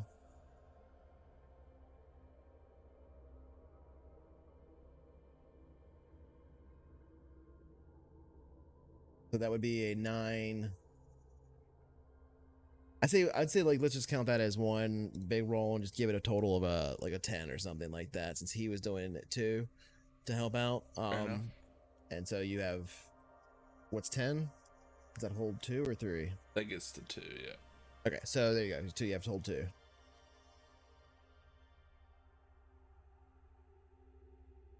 This might be, I think flexible alternative. because I we're not agree. I agree. Not really there yet in terms of the other one. Yeah. So we get 2 general questions or 1 specific question.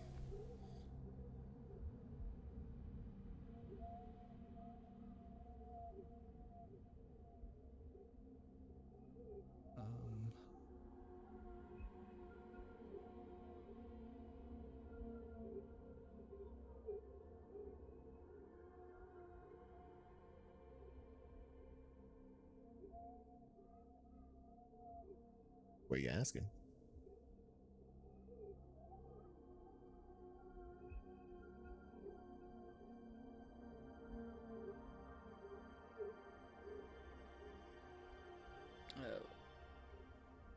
think we could figure out what the rituals we're going to do?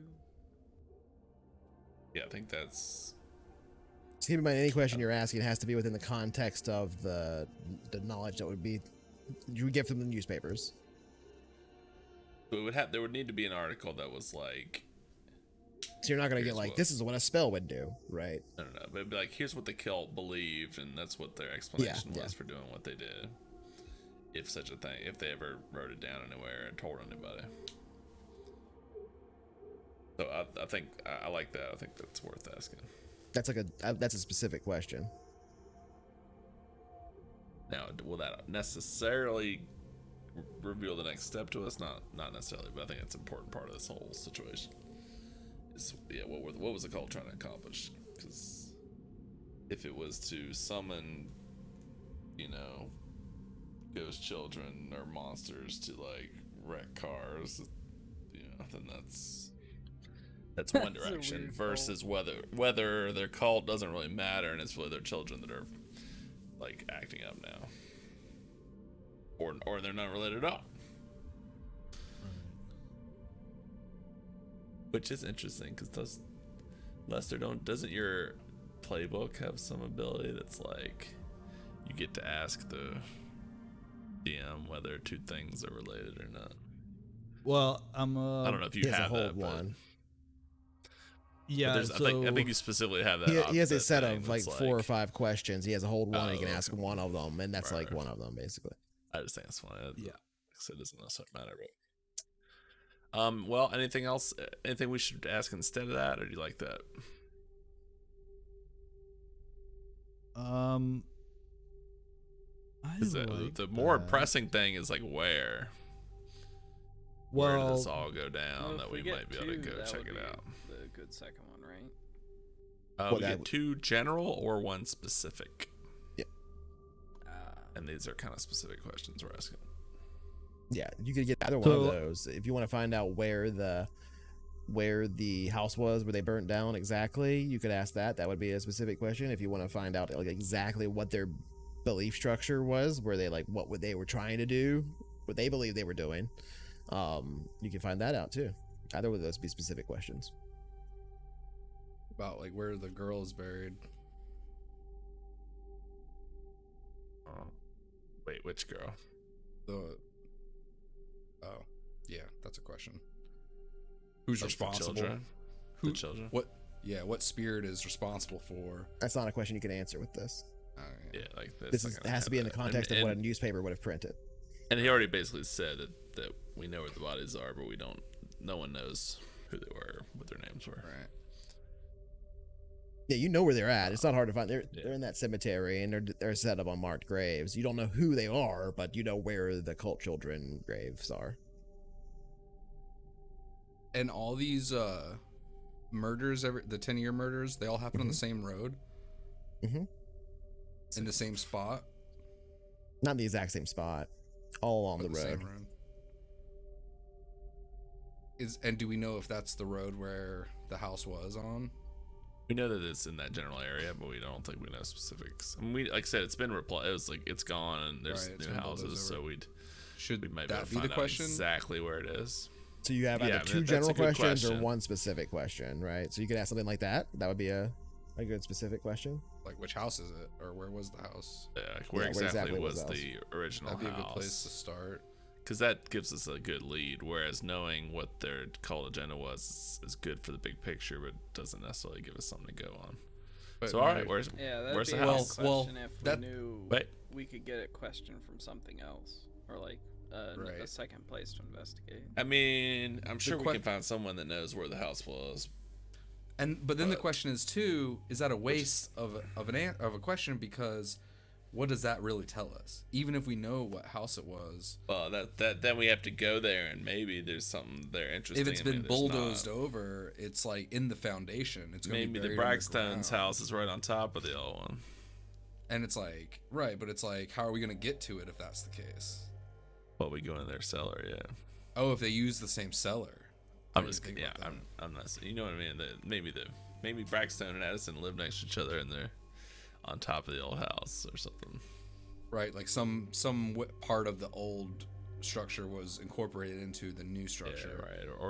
Or just on top, right? They just made I it. think that's the best Like bet. there was the house. Those were the houses that ended up like right there. Right. And now the kids are like killing them because they like think they might be their parents or something. Yeah, I like either one. I think it's gonna be harder to find out the cult like motive. manifesto, so to speak, and so this might be a good way to do that. Like maybe they wrote into the paper and be like, "Yo, this is what we about. Get with it." You know how cults are. Yeah. Because if we know the street, it wouldn't be too hard finding out which house it was. Right. I mean, I could go other door to people might door. know. Again, it was only 40 years ago, so there'd potentially be people in the older people that would know. You know, somebody on that street probably was there, like lived there at the time, like grew up there on that street and could tell us. So yeah, whatever, make a call. So the options are: what is the cult MO, or Yeah. which house was it? Yeah, where exactly was the house? Either of those seem good. What do y'all think? Yeah. But keep in mind, there were two separate locations that were listed. One was the house where the cult burned themselves alive in it, and Mhm. one was the site that they like bulldozed over where they were Yeah. sacrificing the children. Is that the Oh. shack? Yeah, that's the shack that Yeah. they were killing the kids in. Right. So, So you can find out either of those as a specific question. Mike, what do you think? Yeah, the shack. No, the shack attack. That's interesting. If you want the MO of the cult, that would probably be Yeah.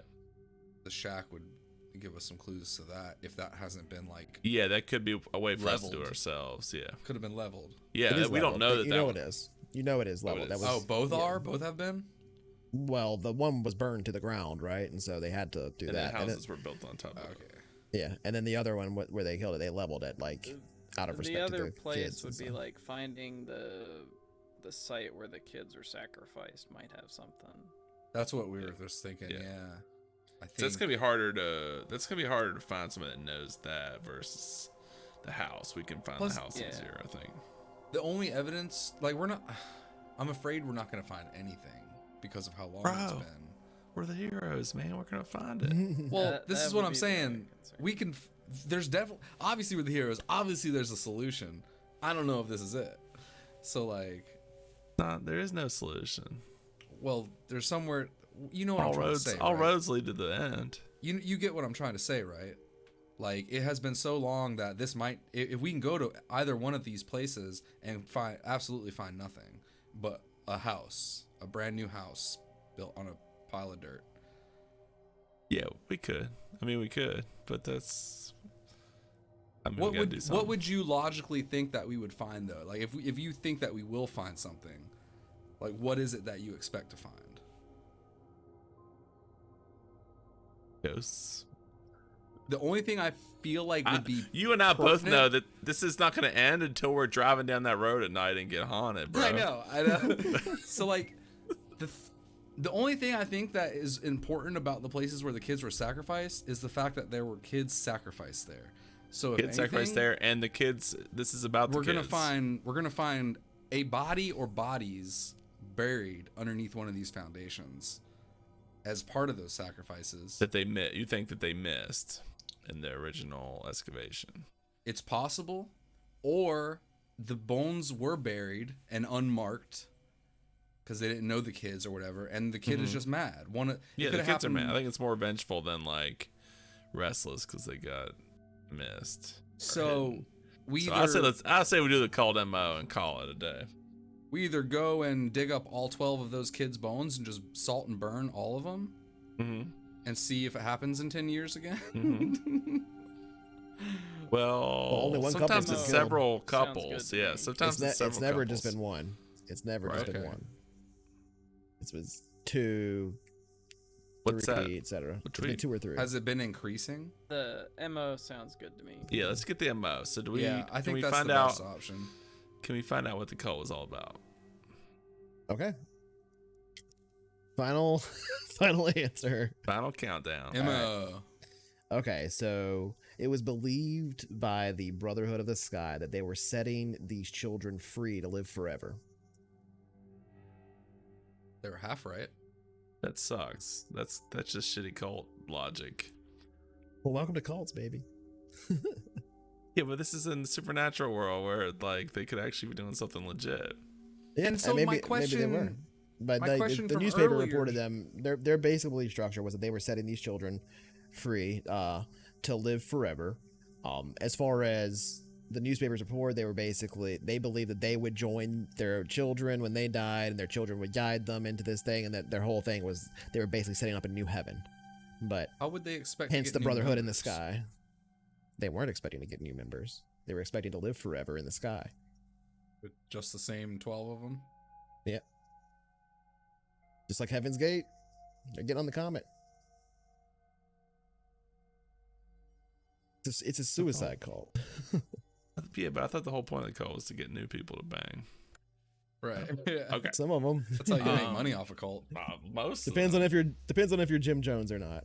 If you're trying to Most make of money off of it, yes. If you're literally crazy, that's well, that's some disturbing stuff. So we'll have to keep that in mind as we move forward. Okay. the Can I- witnesses say they saw a girl I want at to scene? connect some dots. Okay, you have a hold. Are you spending it?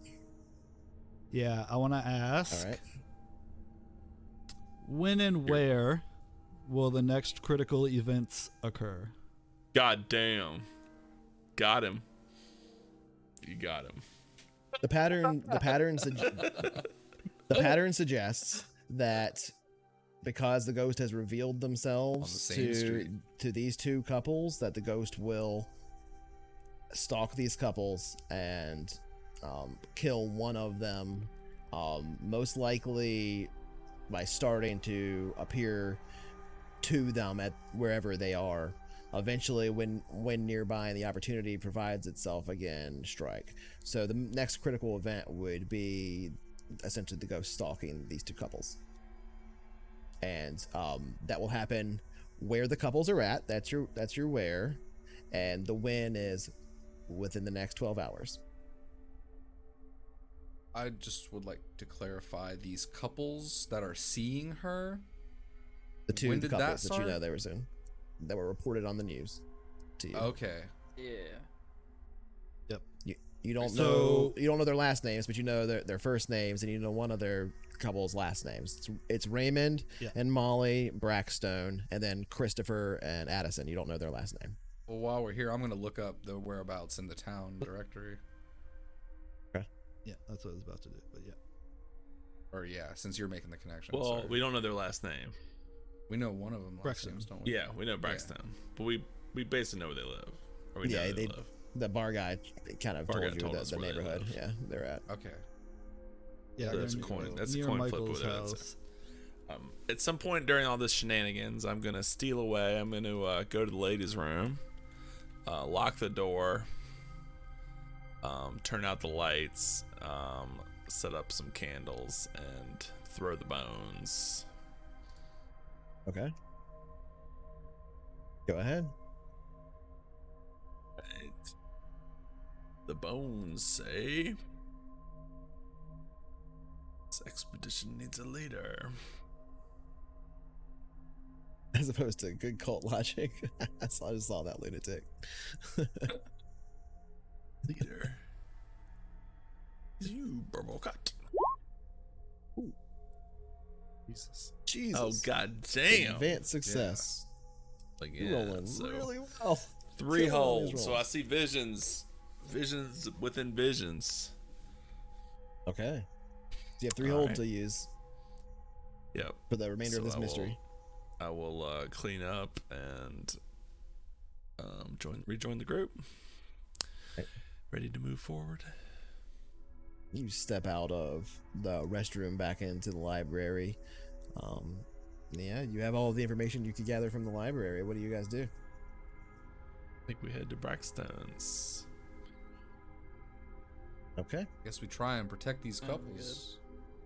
So a little bit later, you guys have kind of driven to Tweet's neighborhood, or sorry, not Tweet's, Michael's neighborhood, and have made your way to the address that I would say, like, you probably have to look them up, and given that you know their first and last name, you know the couple, you know the neighborhood, it's pretty easy to And just phone even book still exists. phone book. I was gonna say you can easily phone book that and Which find out libraries would have. exactly right which library would have, hence the directory that you were talking about. Even so, I would say you wouldn't have a hard time knowing the address to go to this house, and so probably and within a 20-minute period of time, you would be able to head that way. I do want to, as the GM, out of character, bring up, are you intending to do this without Jaeger still, because he's still at the tailor?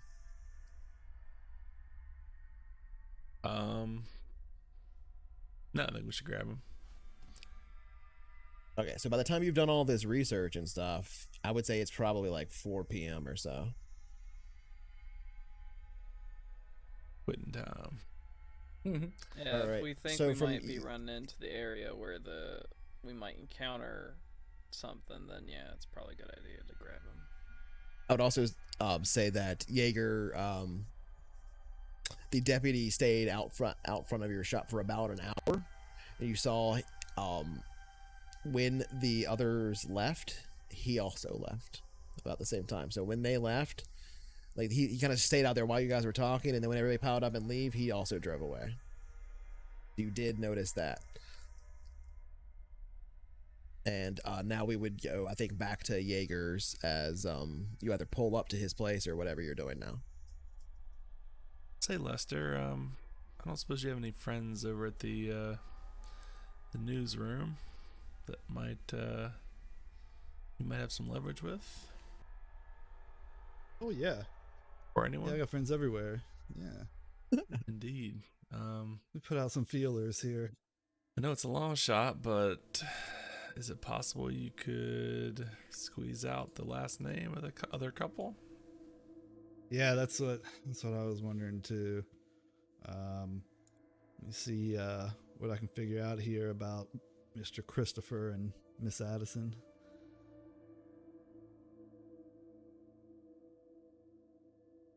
All right, what do you do? I'm going to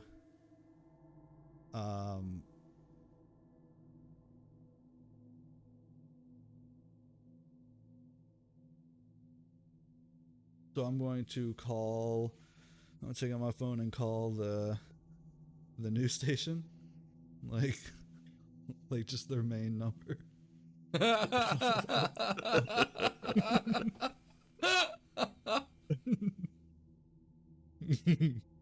Channel 7, how can I help you?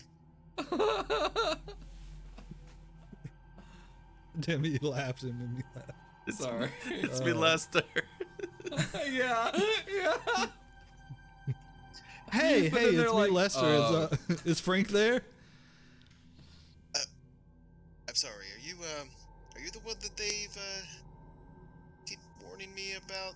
The guy that keeps calling? Absolutely not. You know Hushwood has public access, right? If you want to start your own show, you can just use public access. Well, I got my own show, but I don't need public access. I just got a question for Frank.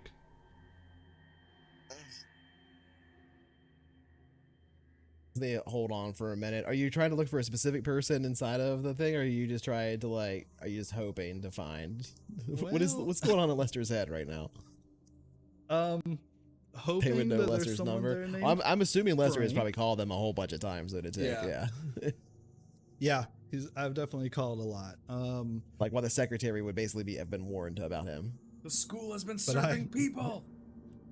My- Yeah, exactly. My thought is that I am pretty sure I've heard someone use say Frank before when I was calling, maybe Okay. in the back or something. I don't know anybody named Frank, but I'm pretty sure I heard somebody yell for Frank before in the past. It's covered wars, you know. Like you overheard in the background. Sounds like you're trying to manipulate someone. Am I okay? Am I? That's what this is. Yep. Yeah. Yeah, that's definitely what this is. All right, all right. I've never manipulated anyone before. He did do it last time. He Oh, actually man, I'm Yeah. crying. manipulated the deputy. Which is fun. Well, I manipulated the shit out of her, God. so You rolled a 13? Yeah, dude. What the fuck? What? oh you do man, I'm that? crying. Well, I'm sorry. I'll get programming director Frank. Before you run away. Hold on a second. Yeah, thank you. It's all good, guys. They're gonna get good guy Frank for me. You know, a moment later, you hear a very confused voice of an older man come over the phone. Hello, this is Frank, programming director, Channel 7.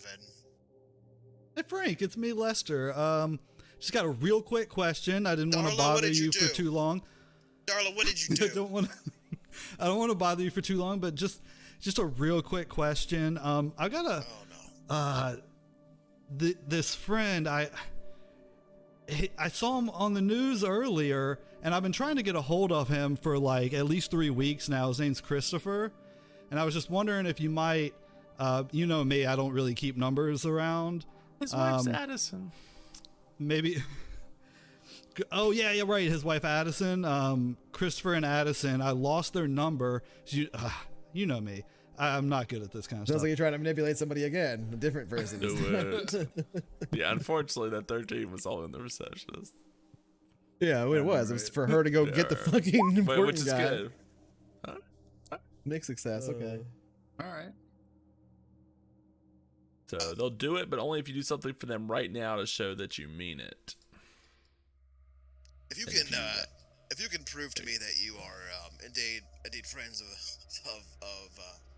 earlier Chris? witnesses, then I can provide you with Witnesses? information. What'd they witness? Well, they were on. Sorry, I didn't watch news the news. I broadcast. just saw. I didn't Well, watch it. I just saw him on the TV. Right. Well, if you can prove to me that you know him, then yeah, I'll definitely give you the information. That's fine, as long as we can make this quick. Oh, yeah, I he's a mean- busy guy.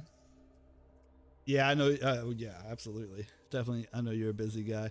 Well, it's kind of hard. I mean, how am I going to prove to you that I know Chris? I mean, do you know his brother? I mean, I kind of met him through his brother. So maybe you know Mickey, but I'm not sure. I guess. Like, What about if you their- could provide? Let's see.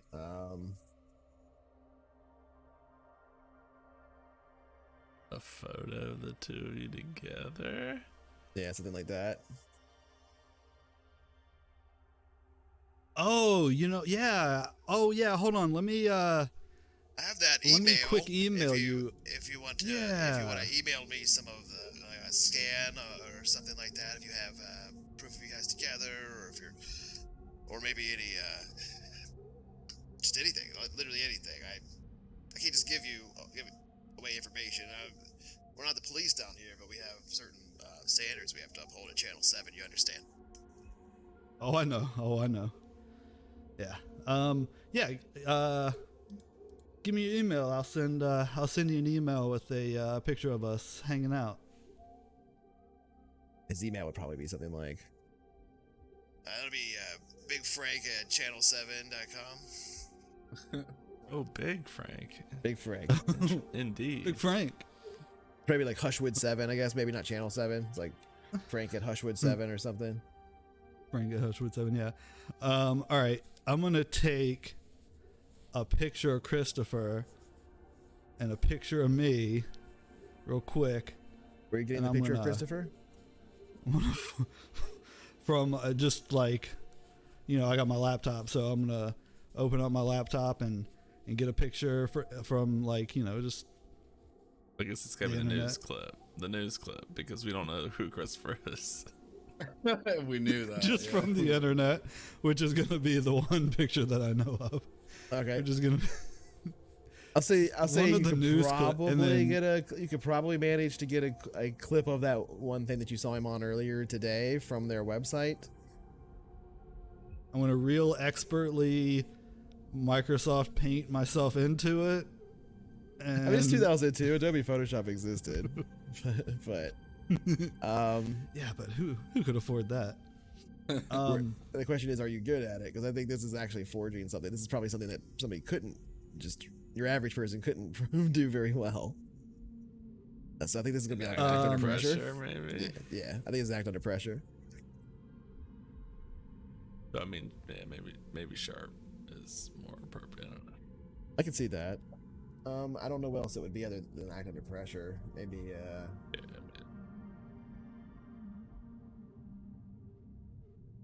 Let me see. Unless it's a specific move, like I mean, it's not. I mean, again, it's either. I think it's really about the fiction of whether or not you'd have that ability. Yeah, I mean, I think honestly, Just what said you would. right, you're the hacker guy. I think what you're really doing here is it is kind of an actor under pressure, but also maybe it's also technically qualifies as another manipulate someone role. And of course, as an expert, you roll sharp anyway for that, right? Because you have the see how it all fits together or whatever. Right. Move. So you could do that maybe. I'd be okay with either of those. Either act under pressure. I think act under pressure is probably, because that's cool. It's not so much about the skill. It's about like remaining. It's more about like you're like nervous about this guy asking for this, and you're like, Right. I know how to do it, but can I do it right now? and it's kind of like time sensitive, yeah. So Yeah. it's like, Yeah. So I think that's maybe the better one to do. I think that's the most dramatic one. The most interesting thing for you to roll for the story, I think, is act under pressure. So that's what I would go with. All right, mixed success. Okay. So yeah, you've done a rough 2002 Photoshop of you together at mixed quality, because it's like a recording from a standard definition thing at a distance, because he was literally in the background that you've like blown way up, and it's like you in the front, like I just something like this, like him in the background. It looks like somebody took the picture. It's passable. And you Hi, email Big it Frank. to, Here it comes. You email it to him. this was before All right, people well, like give me a minute to check my Ready emails. for it, looking for that. That's true too. Yeah. And a few moments go by, and he checks his email and comes back to the phone, because it's not a wireless phone, so it comes back to the phone. All right, well, I guess that's good enough. Yeah, so Let me pull this up for you. Bleep, bleep, bleep, bleep, bleep, bleep, bleep. Honestly, Chris didn't think it was good enough. He had us take another picture. You want that one too? Oh yeah, so, that yeah, one? that was his. That was Hey, that was Christopher and Addison Berg. They're locals. They pretty recently moved here. Burke. Berg, B-E-R-G, like an iceberg. Oh, that's right, Chris Berg. Yeah, okay. That's all coming back to me now. Yeah, Chris and Addie Berg. Oh, awesome. Oh man.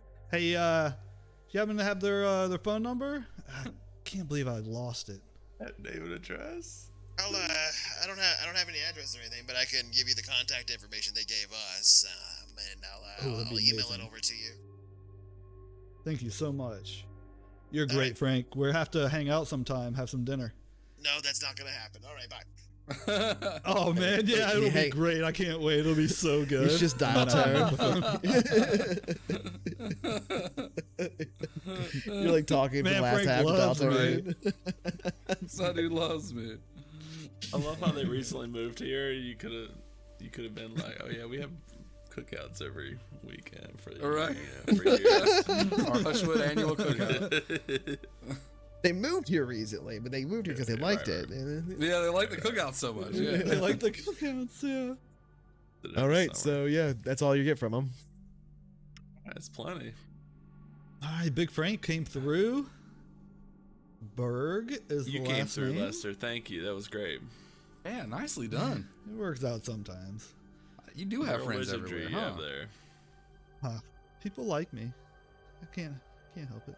Can't imagine. why. Yeah. So Berg, we and I'm gonna get an email here soon, also of some contact information. So And so yeah, you'll that be able does to that does get arrive a hold few of them. moments later, and it's You've got it's mail. It's just phone numbers and email addresses. Mail, motherfucker. Sweet. You got it. All right. They're probably like AOL email addresses, I would guess, basically, given the people in the time frame. And it's like Christopher Berg at AOL.com. Right, exactly. Exactly. Christopher.berg at AOL.com. Addison.berg. Yeah. All right. Well, let's go get go pick up Jaeger and decide where we want to go first. We got 2 places to go now. So let's hurry. I have a bad feeling. I know. I feel like these people's lives are in danger any minute now. Feel Yeah. the same. Zoom off to get Jaeger. Okay. So you swing by Jaeger's and yeah, well, what do you guys do when you pull up there? How's that play out? I'm gonna end the guys- session here pretty soon, by the way. Just letting you know. I guess. I also broke the phone. I forgot to mention it, right? but Okay. Okay. Mark it on I your sheet. keep- I want to know. I guess I'll keep the car running or the van running while you grab a Jaeger. Do we want to split up? There's 2 places to go to. Are they? No, I was wondering together? that too, but it's kind of scary to split up. But I guess they are I think relatively on, close. I think on that note, I'll just split you up because so yeah, you do decide to do that then since I have that move. Alright. Let's split up, gang. Vicious. So you'll so Easy so decision. in any order you want to do, half of you will go to one house, half of you will go to the other. Decide which those are now, and pile into your 2 vehicles. All right. Well, Gideon remains in his van. Someone else who has a vehicle will probably. yeah, I'll drive the Gremlin. How many people Alright. can fit in that? Oh, good old Braxton. I think 4. It's a 4-seater. 4. But you Yeah. have stuff in it. There's gonna be some stuff. It's a hatchback Maybe too. 3. Yeah, I can always put the phones in the back. They can sit on your lap. The phones Or you or can the sit on people? them. They're passengers? Nokia. Caress the phones. I don't know. Keep them safe. It's like a Alright, bag of rocks. Since there's a um, Nokia phone, so you can kill people with those things. Yep. So, I guess who wants to ride with me? Good music. Oh yeah, I will. However you want to do it. All I right, don't Miss really- I Meyer. don't really know how to I'll go there too. strategically break this up. Yeah. Right. Yeah. I don't know if that's like really a concern, honestly. I know. I love that. Like, I don't give a fuck, but it's like it's funny because it's like in D&D you'd think like that. Like, oh, let's put Right. the ranger and the Yeah, druid. it's like and- none of us have any skills or weapons that are really Yeah. gonna help. Mr. Totten, have a bad feeling, and I'm glad you're with us again.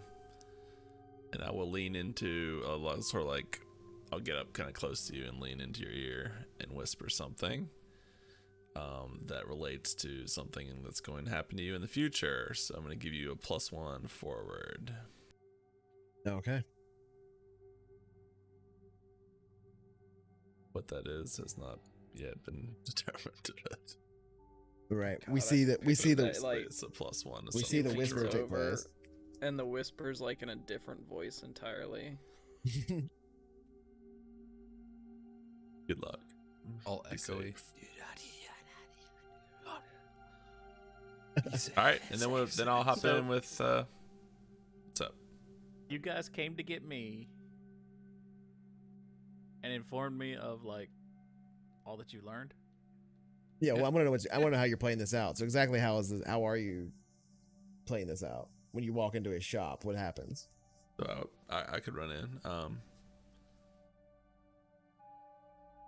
Hello, hello. Are you ready to join us? Yes, at the drop of a hat. But it's 4:30 Thank p.m. you. So, we have found two families that we think might be one or both of them might be soon be a victim. They have been on the news this morning. They've been seeing things. They've been seeing a child, and it seems to be children that are causing these crashes. We fear the next time they drive down that road will be their last. So please hurry. Hop in with Lester, and we are going to split up and try to talk to them and figure out what's going on. Sure. Tell you what. Let me close up shop, and I'll meet you over at my garage. Okay, great. Please hurry. You close So up the go- shop and head down into the. Close up the shop. Go through the subway station. Okay. Um, Grab anything like any of your books or any of your. probably Hunting grab equipment. like a rod of cold iron. Okay. Some salt.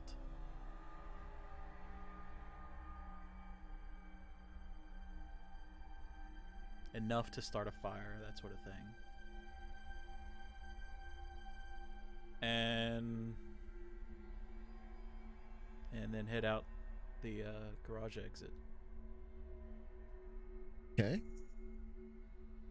So you get out at the garage exit, pile into the two vehicles, and drive off into the setting sun to the two locations. As soon as you two arrive, just tell me which one of you is going to which house. So you've got. Where are the two? Where are the two? Okay. I'll mark them for you on the map. That'll make it easier for us to talk about them. And I'll just do it through Roll20. It'll be easier. So let's do this. Let's drag you on. Let's drag you on to here where you're going. So I have Michael on there now, but I'm dragging people around the map.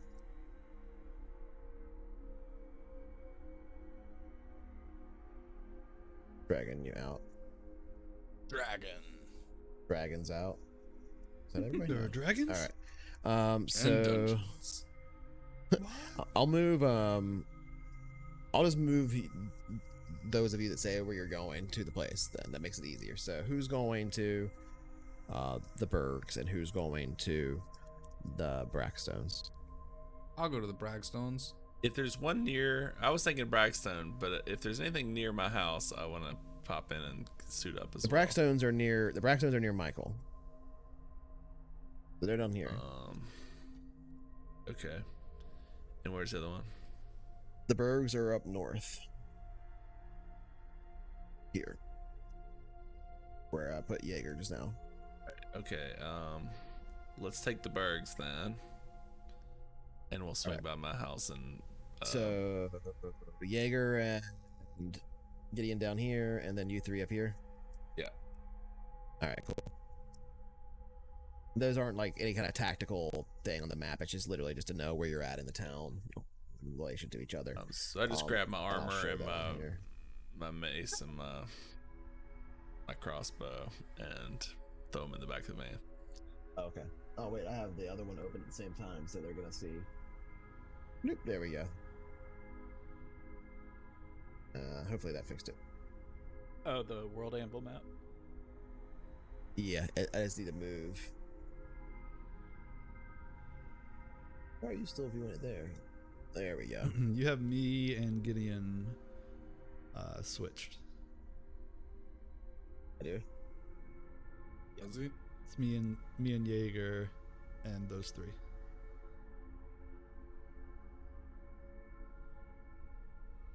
Oh, okay. Well, you can move yourselves. Just move yourself to the right place. Perfect. Gotcha. I don't know how visible that was on the screen, but at either rate, so you two split up and headed that direction. Now that I know who's going where, Jaeger and Lester. Well, first we have the three of you driving up. Gideon, Michael, and Jane, you all drive up to this place. This is actually a nice drive up through here. This is one of the nicer areas of Hushwood. This is up towards the vineyards, along the river. It's quite beautiful. Though it's very foggy here this time of year, and the fog is turning up quite a bit this week. And eventually you start to get into that neighborhood, but we are going to go to Lester and Jaeger first. And the fog here is thick as well. Here in the Bay Area of Hushwood, not the Bay Area of California, but this produces quite a bit of fog this time of year, especially in the mornings. But this week there's been a lot in general, and it's thick here. So you're kind of driving slowly as you get down the street, pulling up straight to the house. This is a kind of a low-income neighborhood for the most part. It's not too bad, but it's Hushwood, right? Not like, Los Angeles or a larger city, so you have kind of a different circumstances that apply there, but it's still, this is an area of town where there's a little less nice houses. They're smaller, they're a little more packed together, so you're kind of driving by them more quickly. Not all of them are well maintained, but some are very well maintained. And as you get into the neighborhood, the sun now setting at about 6 o'clock, making its way past the horizon, the sky blackening, the fog itself rolling in and down the street, almost visible in front of your car as you have to turn the headlights on to slowly make your way down the street. The unmistakable sight of two people running out of their house in front of the street, a man chasing a woman, running from the house that you are approaching. You see the woman kind of reaching out towards something in the street where you see a flash, and a child stands in the middle of the street. What's wrong? What's wrong? The gentleman chasing his wife. She turns back. She's crying, tears of blood down her cheeks. Raymond, we have to help her, Raymond. I walk away.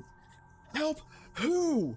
Who the fuck are you talking? And he turns, and the child is there. She leaps onto the back of the woman, who then immediately starts to try to walk in this trance-like state down the road, and goes down to her knees, unable to continue walking. The child's form getting larger almost on her back, swelling, but it's not the child, it's the shadow of the child. It's not even the shadow, it's this glow around it. It's very strange. Tendrils spark out from it, and she begins to dig her ethereal hands into the sides of the woman's skull. You guys are too late. She's still alive and walking forward in this trance-like state. I'm going to give you one. That was a soft move. I'm going to give you one opportunity to do something. This is the last thing you're going to get to do for the session. What do you do, Jaeger and Lester? I am going to pull out my juju bag and try and magically assault the spirit that's attacking this woman. Okay, let's look at your juju bag. What are the tags on your juju bag? Unharm, far, magic. Yeah. One harm, far, and magic. Yeah, act under pressure. I have a photon pack you can pull out. My ghost trap.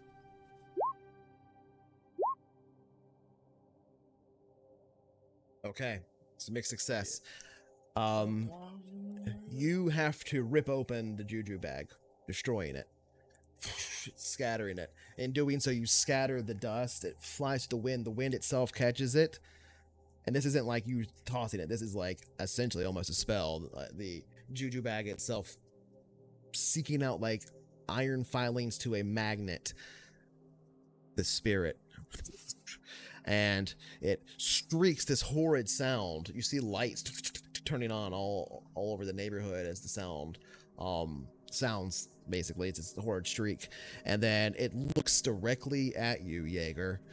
The eyes turn entirely black. The mouth turns entirely black. Streaks of black head pour from basically every orifice, and it flickers and disappears. The woman now collapses, bleeding slightly from her ears, coughing, her eyes blinking. She looks up at her husband.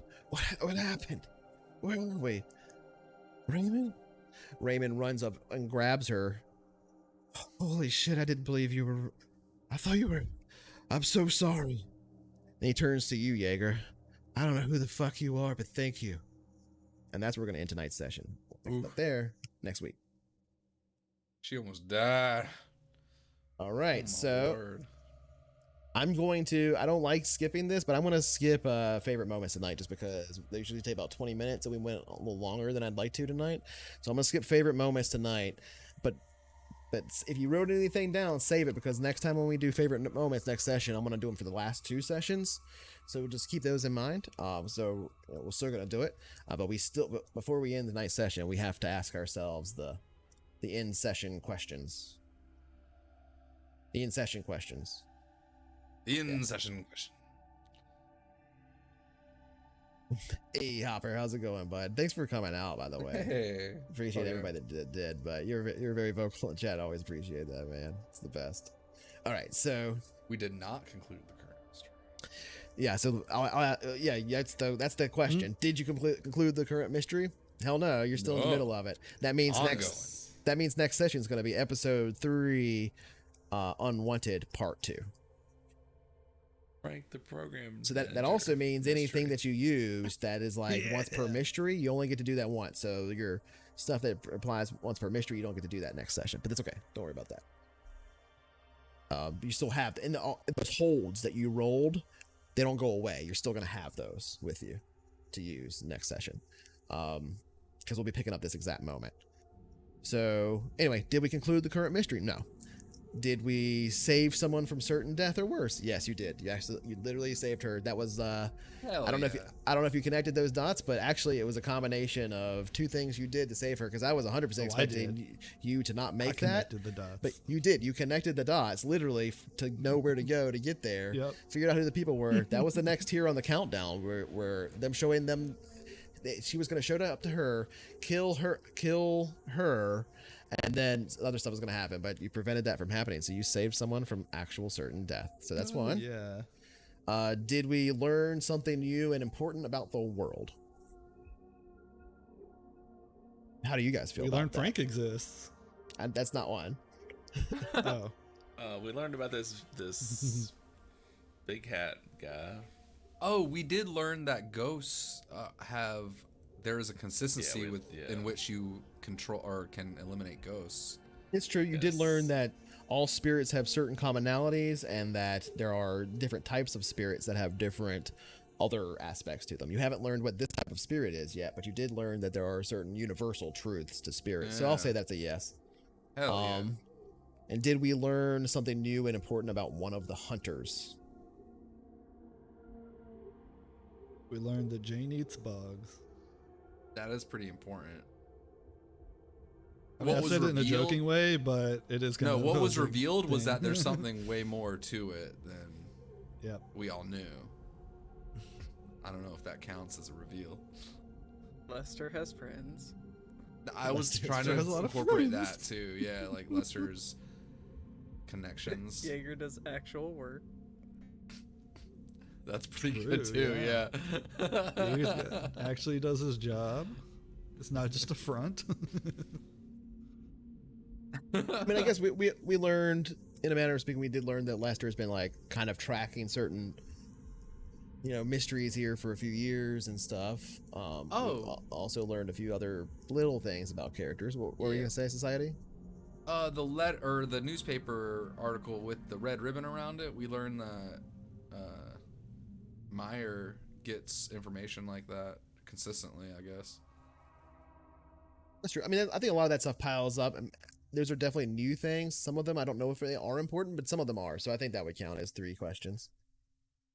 We learned that Lester got a new tape drive. Yeah, So that now would it be takes that would be a 4 hours new, instead but not of an important. Also didn't. What? It's also really learned important. that the subway connects the home and the workshop. Oh, I think we talked about that in the first session, Yeah, so a maybe little bit. that wasn't new, but it is important. But yeah. That's a good one to call out. If we hadn't done that, actually, I don't know if we did 100%.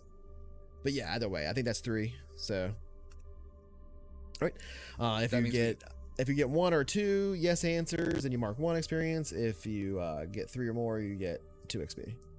Hell yeah. Oh, I leveled. It's Ding. Finally. So Level 2. Finally. 1 XP. What? 2. No. We gained 2 for 2 XP. The questions are posed to the group. Everybody gets session. the same amount of XP. They're not a per character thing. So, because you Every answered failure. yes to 3 questions, you get 2 XP. There's 4 total We all questions. level If you get staggered 3 or 'cause more, of it's 2. failing rolls. Yes, that happens on its own. Plus, other abilities give you XP sometimes. Yes. And you have a lot of that. Mundanes have a lot of that. I do, and I took your advice and altered it before we started the first Yeah. session to those Yeah, I other noticed. ones. Yeah. And then today I actually chose my new one, a new ability, and it see wasn't why one of that's the good, other right? 2 that I started. Yeah, I Mm. do. I picked Panic Button because I think that was fun. Oh, that was great. Yeah, yeah, I like that was so good. That's great. Yeah, these are all fun. I think all the mundanes are really fun. I know. I was trying to push me earlier going to the cemetery by myself. I get experience when I do that. Yeah, it's gonna be fun. You're gonna do so many crazy things. The mundane can level Why really don't we fast. split up? I basically. get more XP, gang. Yeah, I saw you trying to do that earlier. Yeah. You're like, I'll go check it out. And Jane was like, nah. And I was like, oh, he's trying to I know, I level was up. like, That's why I was like, didn't he fail a roll already? Wouldn't he have leveled? And that's why I scrolled up and was like, yeah, you failed a roll. You have an XP. Oh, that's funny. Yeah, that's so good. That was great. Well, anyway, on that note, I don't want to keep people here too late, but go ahead and apply any of your improvements if you have any. If anybody leveled up, go ahead and do it now. And let me close this. Get to the there we go. But A pretty Yeah. significant improvement. did you get anything super cool? You don't talk about it now if you don't want to. You can save it for later. But Yeah, that looked like a smile. It'll Someone be was- good for later. Yeah. all right, that was yeah, cool. save it. Definitely save them if they're cool and you want to do like a dope reveal or anything like that. But anyway, so thank you everybody that came out. Lunatic, Starhopper. We had a few others. I got some new follows. Ross gave me a follow. Richie at the helm. That's funny because that's you know it's a very apt name. Let's put it that way. Yeah, that's really funny. Mark of Cain also as well tonight. Appreciate those follows. That's a cool name for this campaign too. Mhm. It's reminds me of the like Dean had that thing in like season Yup. 8 or whatever. He had the Mark of Cain or whatever in Supernatural, or maybe it was a later season. I don't remember. But anyway, yeah, that was everybody that came out, appreciate it all. This is it's been really awesome. Next week we will meet like normal as long as nothing comes up, and we'll do a we'll try and do our proper favorite moments then, where we talk about each other's performances and stuff, and reward a little bit of creative confidence. But yeah, really appreciate everybody that came out tonight, and we will see you guys next week. It was awesome. See you then. It was. Thanks for hanging out. Yeah, absolutely.